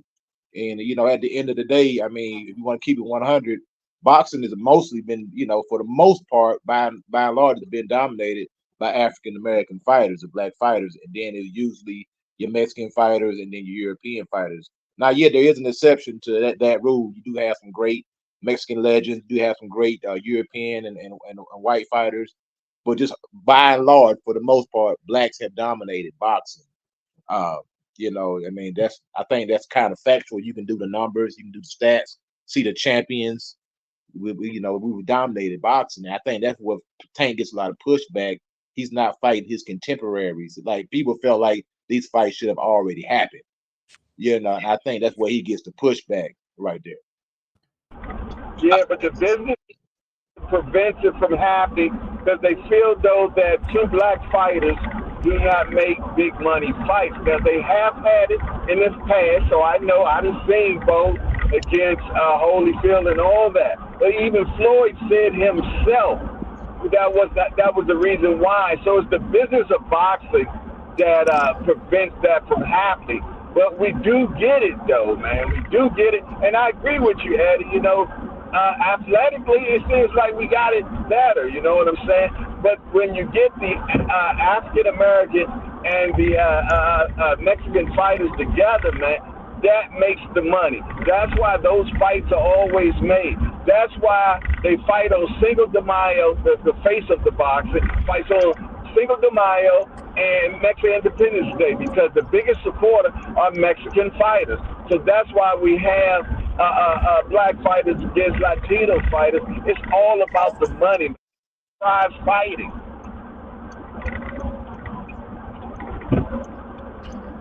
That's pretty much all I had, No, But fights, we're gonna get them. With Floyd last fight, what was it? Andre Berto. You know what I'm saying? And it did horrible numbers, man. I was there. You know what I'm saying? But for some reason, we pay more for mixed fights like that, man. And it's been like that, man. But history has proven some of the hugest fights were black on black fights, man. You dig it? It is what it is, man. You got Holyfield, you got Ali against Foreman. You got Ali against Joe Frazier. So those fights do make money sometimes, but it's not the norm. That's all it is, man. And the way Tank advisors moved them, they moved them with the bag, man, and making sure that he got a nest egg to be able to take care of his family. And you're going to get some of those fights later, you dig? And I think we're going to get them in this 6 and 7 deal fight. But keep in mind, it's always profit first, man. It's always. Go ahead, D3. No, I want to put some sauce on that real quick. Like, I think people say, like, we're not getting these fights and this person avoided this person, but you got to remember, like, if it was one entity like the UFC where it was one umbrella and there was no PBC, it was no Top Rank, it was no Matchroom, there was no Golden Boy, it's a little bit more easy to say somebody ducked somebody. But somebody, unfortunately, is the A side. Somebody is the B side. Somebody has the weight advantage. Somebody doesn't. Like, they trying to find the even medians in all these fights, and it's just not straight business where one entity making all these fights. So it got to make sense on all accords, not just the money, but the weight, the class. Everything has to make sense in this boxing shit. So the duck talk is kind of irrelevant until everybody's on the same side and everybody's calling on each other, and like now there's no division of entities to even put into play. I'll say this though, Remo. See, and here's where it gets a little bit murky because we oftentimes we use the UFC example, right? But UFC is also just a faction of MMA. You still got all of these other companies out there, like Bellator and Shodu or whatever that is. That's out in Korea. And you got a couple of other ones, PFL. So we, to some degree, we don't even know who the hell is the best in MMA. We know who the best is in UFC or the best is in PFL or who the best is elsewhere. But it's not like all of these guys are mixing it up. Well, I agree with you on that, of course. I don't even know all of those other factions. I just know the main one. But yeah, it's the same kind of situation. But it's like unless you have like one unified like NBA, you can only get one champion in a situation like that. Like, you know what I mean? Because who say that? All right, Tank says I got a 6-fight deal, and then Shakur says, oh, I'm reading up on Top Rank for my like life security. Who's at fault in that situation? I blame the promoters on that because they can't come together and make the fight, man. These guys got to be willing to work together, to make the good fights that the fans want to see. I agree with that. And all views right now, it looks like everybody say, oh, PBC don't like to play with anybody, but PBC sends a lot of their fighters to other factions more than anybody. But them B-side fighters, PBC, they only send their B-side fighter. They don't send no A-side fighters over there. Most time when they send the guys somewhere, they send them over to get beat, man. Keep it 100, brother. You know what I'm saying? Those guys are expendable. If you want to keep it 100. And what happened with this business model is that if it's not a big enough fight, then you're going to miss out on a lot of great fights with guys that maybe necessarily don't have a name, but they really can fight, like your Gary Antoine Russell, who's not going to get his shot because he doesn't have a big name, but the kid can fight his butt off, man. You know what I'm saying? So now you got guys that are going to fall into that Marvin Hagler type of deal or that Tan Crawford type of deal where they're going to be in obscurity for a while till somebody decides to pick them for a fight. And then they can necessarily make a name for themselves. I think the problem is every time these guys lace up, they think they're supposed to make $100 million. And that's just not the case. Every fight is not a pay-per-view fight. And they keep trying to push it as it is. I mean, I don't understand this pay-per-view thing. Every fight can't be pay-per-view. You had fights that are pay-per-view, and you have Mike Tyson. Every time Mike Tyson fought, it wasn't pay-per-view. Every time Holyfield fought, it wasn't pay-per-view. But the pay-per-view was reserved for special occasions where you had two top guys. That's what the pay-per-view was for. Now we getting hog head cheese versus whoever. That's pay-per-view, and it's not. Pork chop Willie versus Hobo Sam. That ain't no pay-per-view fight. That should be on Hey, regular folks, I really TV. selling. Let me just rewind it back though. I want to make sure that we do due diligence to make sure that it's accountable for everybody. Because Tank isn't the only one that's not fighting people that they say he need to be fighting. All of the fighters are doing it. All of them are mostly laden with their resumes are laden with like Mexican fighters and very little at that division because the weight class very little of African American fighters. They all need to fight one another. They all need to hold themselves to that standard of fight. And like you said, the promoters they need to get on the same page so that they can go. And I believe that's why Al Heyman implored the Turkey Al Sheikh dude. So that we can have a platform where we can get everybody the money that they're looking for and still put on the fight and make money. So I mean, I'm hoping that like these six, that's part of the deal that he signed that was pretty lucrative is the fact that because of this we get to make these fights and we get to see these fights because I don't believe that these guys are scared to fight one another. I refuse to believe that. I just believe that the opportunity to do it in a spectrum that allows for the businesses to make the money that they're accustomed to make has not yet been bridged together. And I think this might be the bridging that we get to see those fights because everybody wants to see fights. I think when you get to that level, it's up for the B side guys to prove themselves in the eyes of the public. That a lot of times, we as hardcore fans, we be thinking guys is in position and they should get the fight. And definitely like with the Devin and Tank situation, when Devin had all the belts and me as a Tank fan, I wanted Tank to fight Devin for all the belts. I wanted to see Tank with all the belts. You know what I'm saying? Just to keep it hot. But see that like which everybody understand the same thing. The business had to make sense. So these guys like Shakur, Devin, Ryan had so much popularity that's why that fight with Tank was made. So these guys, it's up to them. It's up to them and it's up to their promoters. We've heard Bob Arum come out in the past say certain guys wasn't promoted right. He said Devin wasn't promoted right. Um, Devin was in position to fight Loma, when he was like 19, 20 years old. But, Bob Arum wasn't trying to make the fight at that point because there wasn't no money in the fight. So these guys, so it's up to Shakur, man. It's up to whoever now. Like we all gonna know. I know the counter argument will be, well, who is Frank Martin, who is Rowley, and all these other guys, or whatever the case may be. The company that you fight for has the right to make in-house fights. We can't knock them because Shakur has won a lot of vacant titles, and those are the fights that his company has put him in with. So we can't knock Tank for fighting in-house fights. That's just what they do.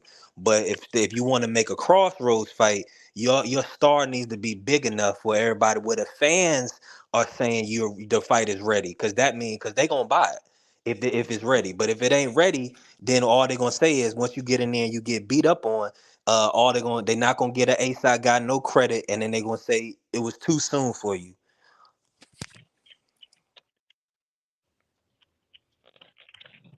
See, that's my problem though. Is the too soon thing has got to be. It got to stop that moniker because I'm tired of waiting until they 31, 32, and you put them in there with a live dog, and then they really show you that they're a kitten. Like, I don't want that. Let me see what you got at 24, 25 years old. Now I can figure out if I want to follow you for 5, 6, 10 more years. Put them in there. But Yeah. Remo, the only thing I'm gonna say is this: are you gonna take whatever your market value determines at that age? See, Shakur. See, that's the thing that people not getting. They got a whole team behind them that has to get paid off the facilitation of the fight. So if they can't put that guy up in there, if they not gonna have no return on investment. So that's the only thing. These guys got to generate the amount of revenue that make it make sense for Okay, all right, That's all why right. Al told Devin and them, we'll call you We'll call you when we if and when we ready to make the fight. And I mean that's understandable. It's because these guys are running a business. But So B yep. three, these dudes that are the marquee guys are fighting 1 to 2 times a year, maybe three at the most. You really get that, right? If you really concerned about funding your family and all that, you wouldn't look to fight 4 or 5 times a year. It's 12 months in a year. If you're not really taking the beating, what's your reason? What's your core reason for not fighting 4 times a year? Realistically, who he really breaking his hand on, who really putting a whooping on him? But here's the thing though, Remo, we only see the end product. These got those training camps, that's wear and tear on the body. So if you my promoter, you're not gonna want me in there 4 times a year with 4 killers, because it comes to a certain point where let's say for instance the fans, if you take it, let's say if Tank go up and fight Shakur, or Tank, let's say Tank fight Devin, the fans not gonna want Tank to fight Frank Martin. They gonna be like, why you taking a step back to Frank Martin?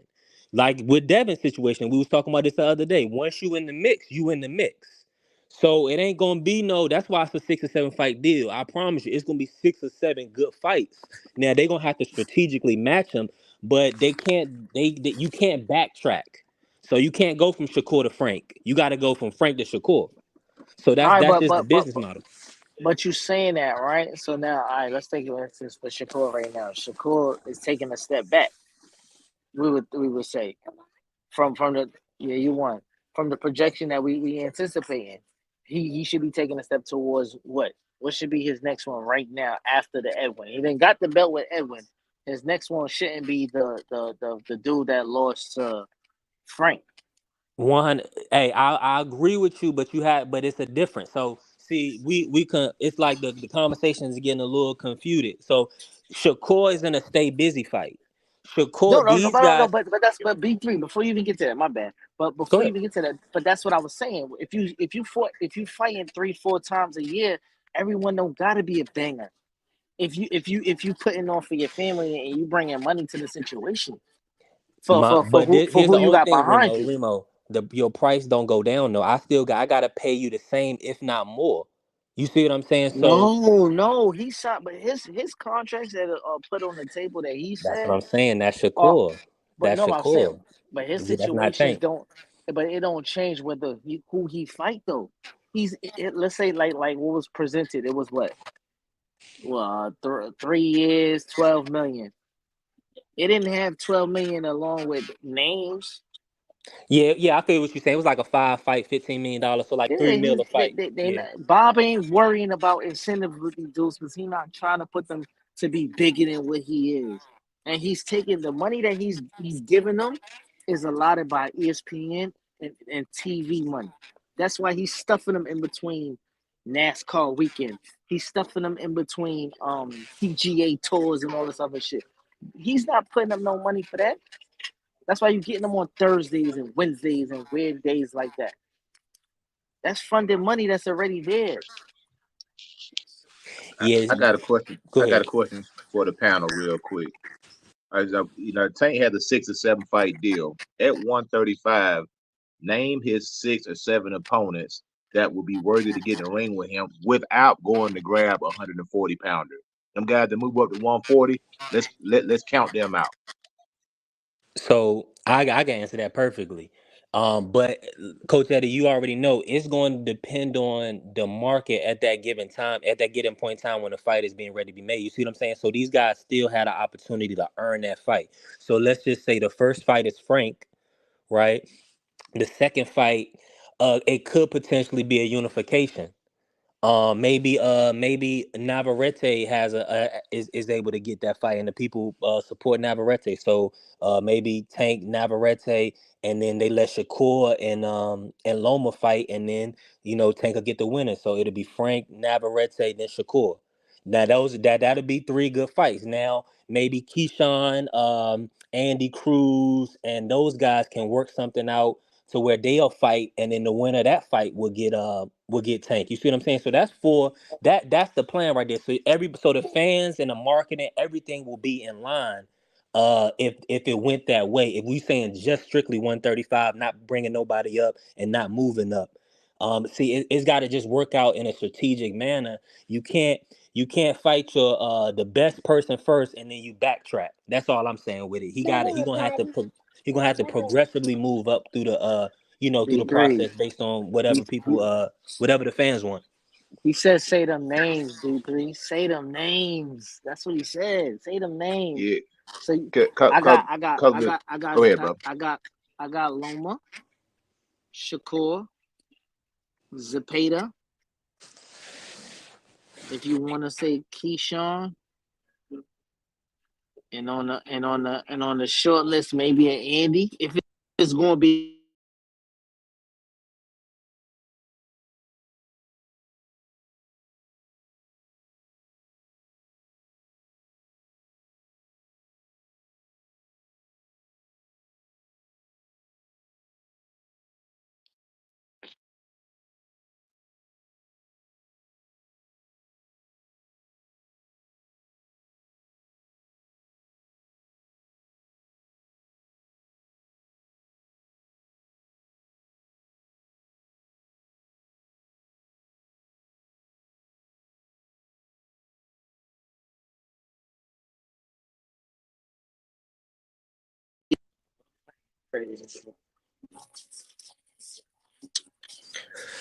Yo, y'all can hear me?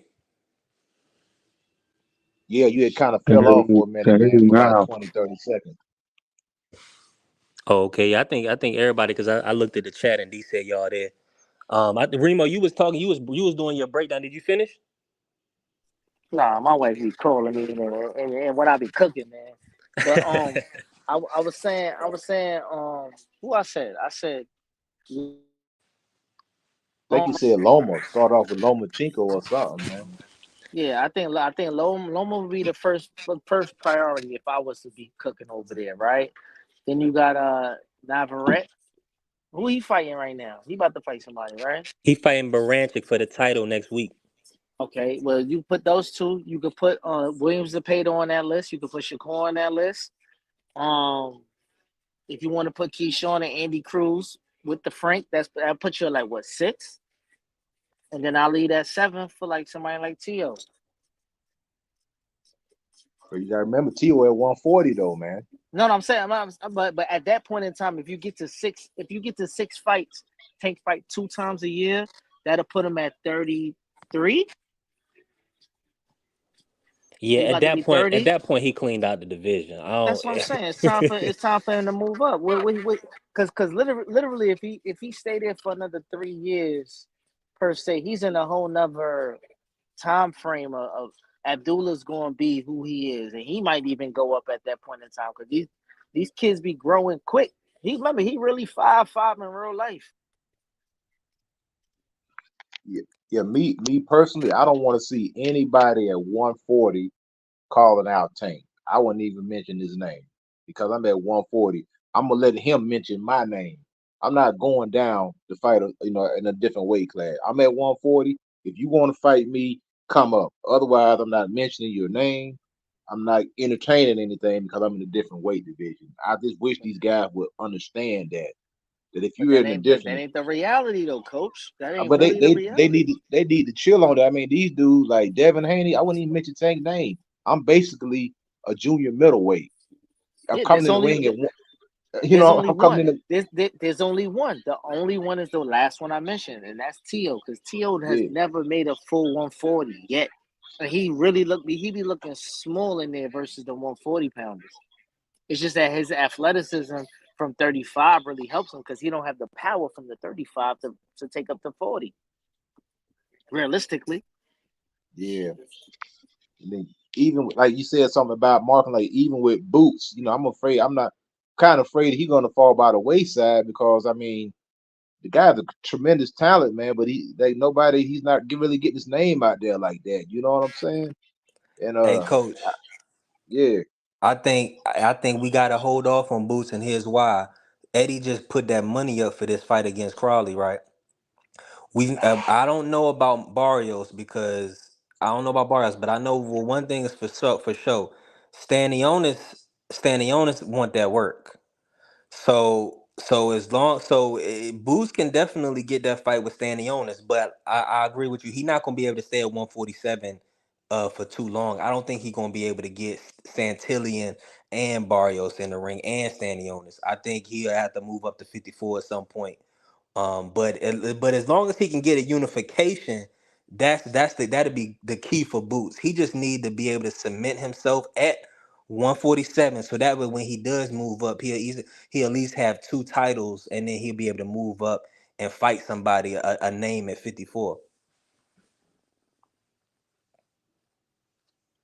Yeah, that makes sense. Yeah, for sure. Well, It's just gonna be difficult to get it's gonna be difficult to get all the belts one by one by one. You gotta have a Julius and Dongo type of situation. You see what I'm saying? Like who nobody knew really who Julius was like that, but he had two belts. So Top True Rank was like, sports yeah, talk let me go ahead and tonight. get that fight. You know what I mean? It's Yo, gonna be difficult for Boost to get four like three, much four like fights.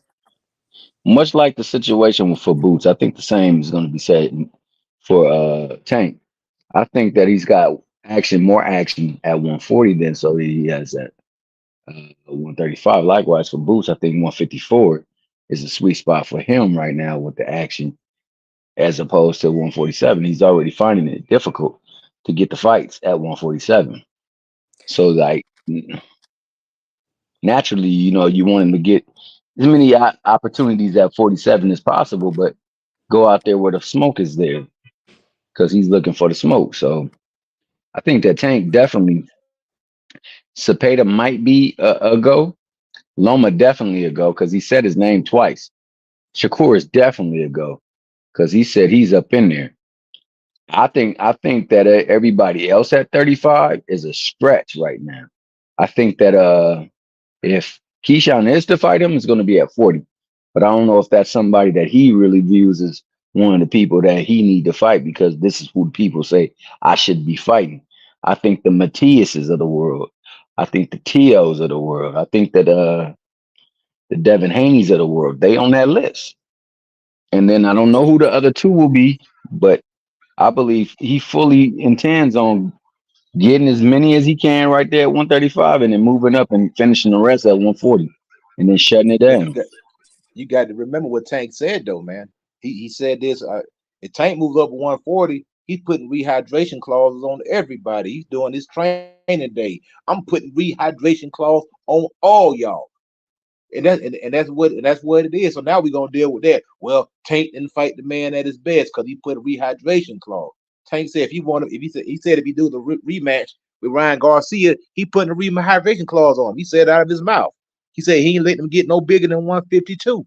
So if you putting rehydration clauses on guys, you need to stay out of the division, man. You know what I'm saying? I mean, that's how I look at it. You stay at 135. Don't go Coach up to Eddie, 140 and then start putting rehydration clauses on people, man. Coach Eddie. Yeah, yeah. Let's be realistic though. Ryan was calling him out. He was calling him out, told him he want to run it back. He should But know. I mean, Ryan's a bigger right, guy. I wouldn't call Tank. I wouldn't call Tank out. I'm but freaking that's what I'm. But that's what 170 I'm. pounds, man. I'm not But calling this little guy out, man. but that's what I'm saying. Ryan ready to fight somebody at 54. Would it be reminiscent if he be like, all right, you know what I mean? Like, we can fight again if you really want to run it back. But you know what I mean? We're gonna meet at a weight that makes sense for me as well. He about to go play with somebody at 54. He even said 60 on the tweet. So would he be ignorant not to do that? Thank you. I wouldn't take the Realistically, fight. I wouldn't take realistically. the fight if I was Ryan. I would just leave that alone, man. I said I'm not killing myself. I'm not gonna, dehydrate myself to accommodate you. The man said he walked around 170, 175 pounds. Why the heck Ryan want would you that. shrink your? I mean, I know you wanted the money and everything, He man, but want that why you bread. I'm gonna about to kill say this? that. Yeah, That's what why he you gonna want. kill He want yourself that to pay. make and deplete yourself, man? I He don't want see. that. You know what I'm He want saying? that payola, baby. It comes with the territory, man. Hey, Coach Eddie, these guys can take an L to Tank because it's like Michael Jordan beat you in the finals. It's like I mean, the shit. It is what it is. I Hey mean, fellas, I'm about to end this, man, so I can start working. So everybody, already, it's Jay. been a pleasure. Enjoyed y'all. We've been cooking like crazy. I'm gonna try to go back live in a minute, but right now I got to get to work, man. So Hey, I'll Jay, holler at thanks y'all for the fellas. platform, brother. Thank It's you. your boy Jay Salute, Hardcore, salute, Hardcore salute. Boxing News, and I'm out of here. Peace.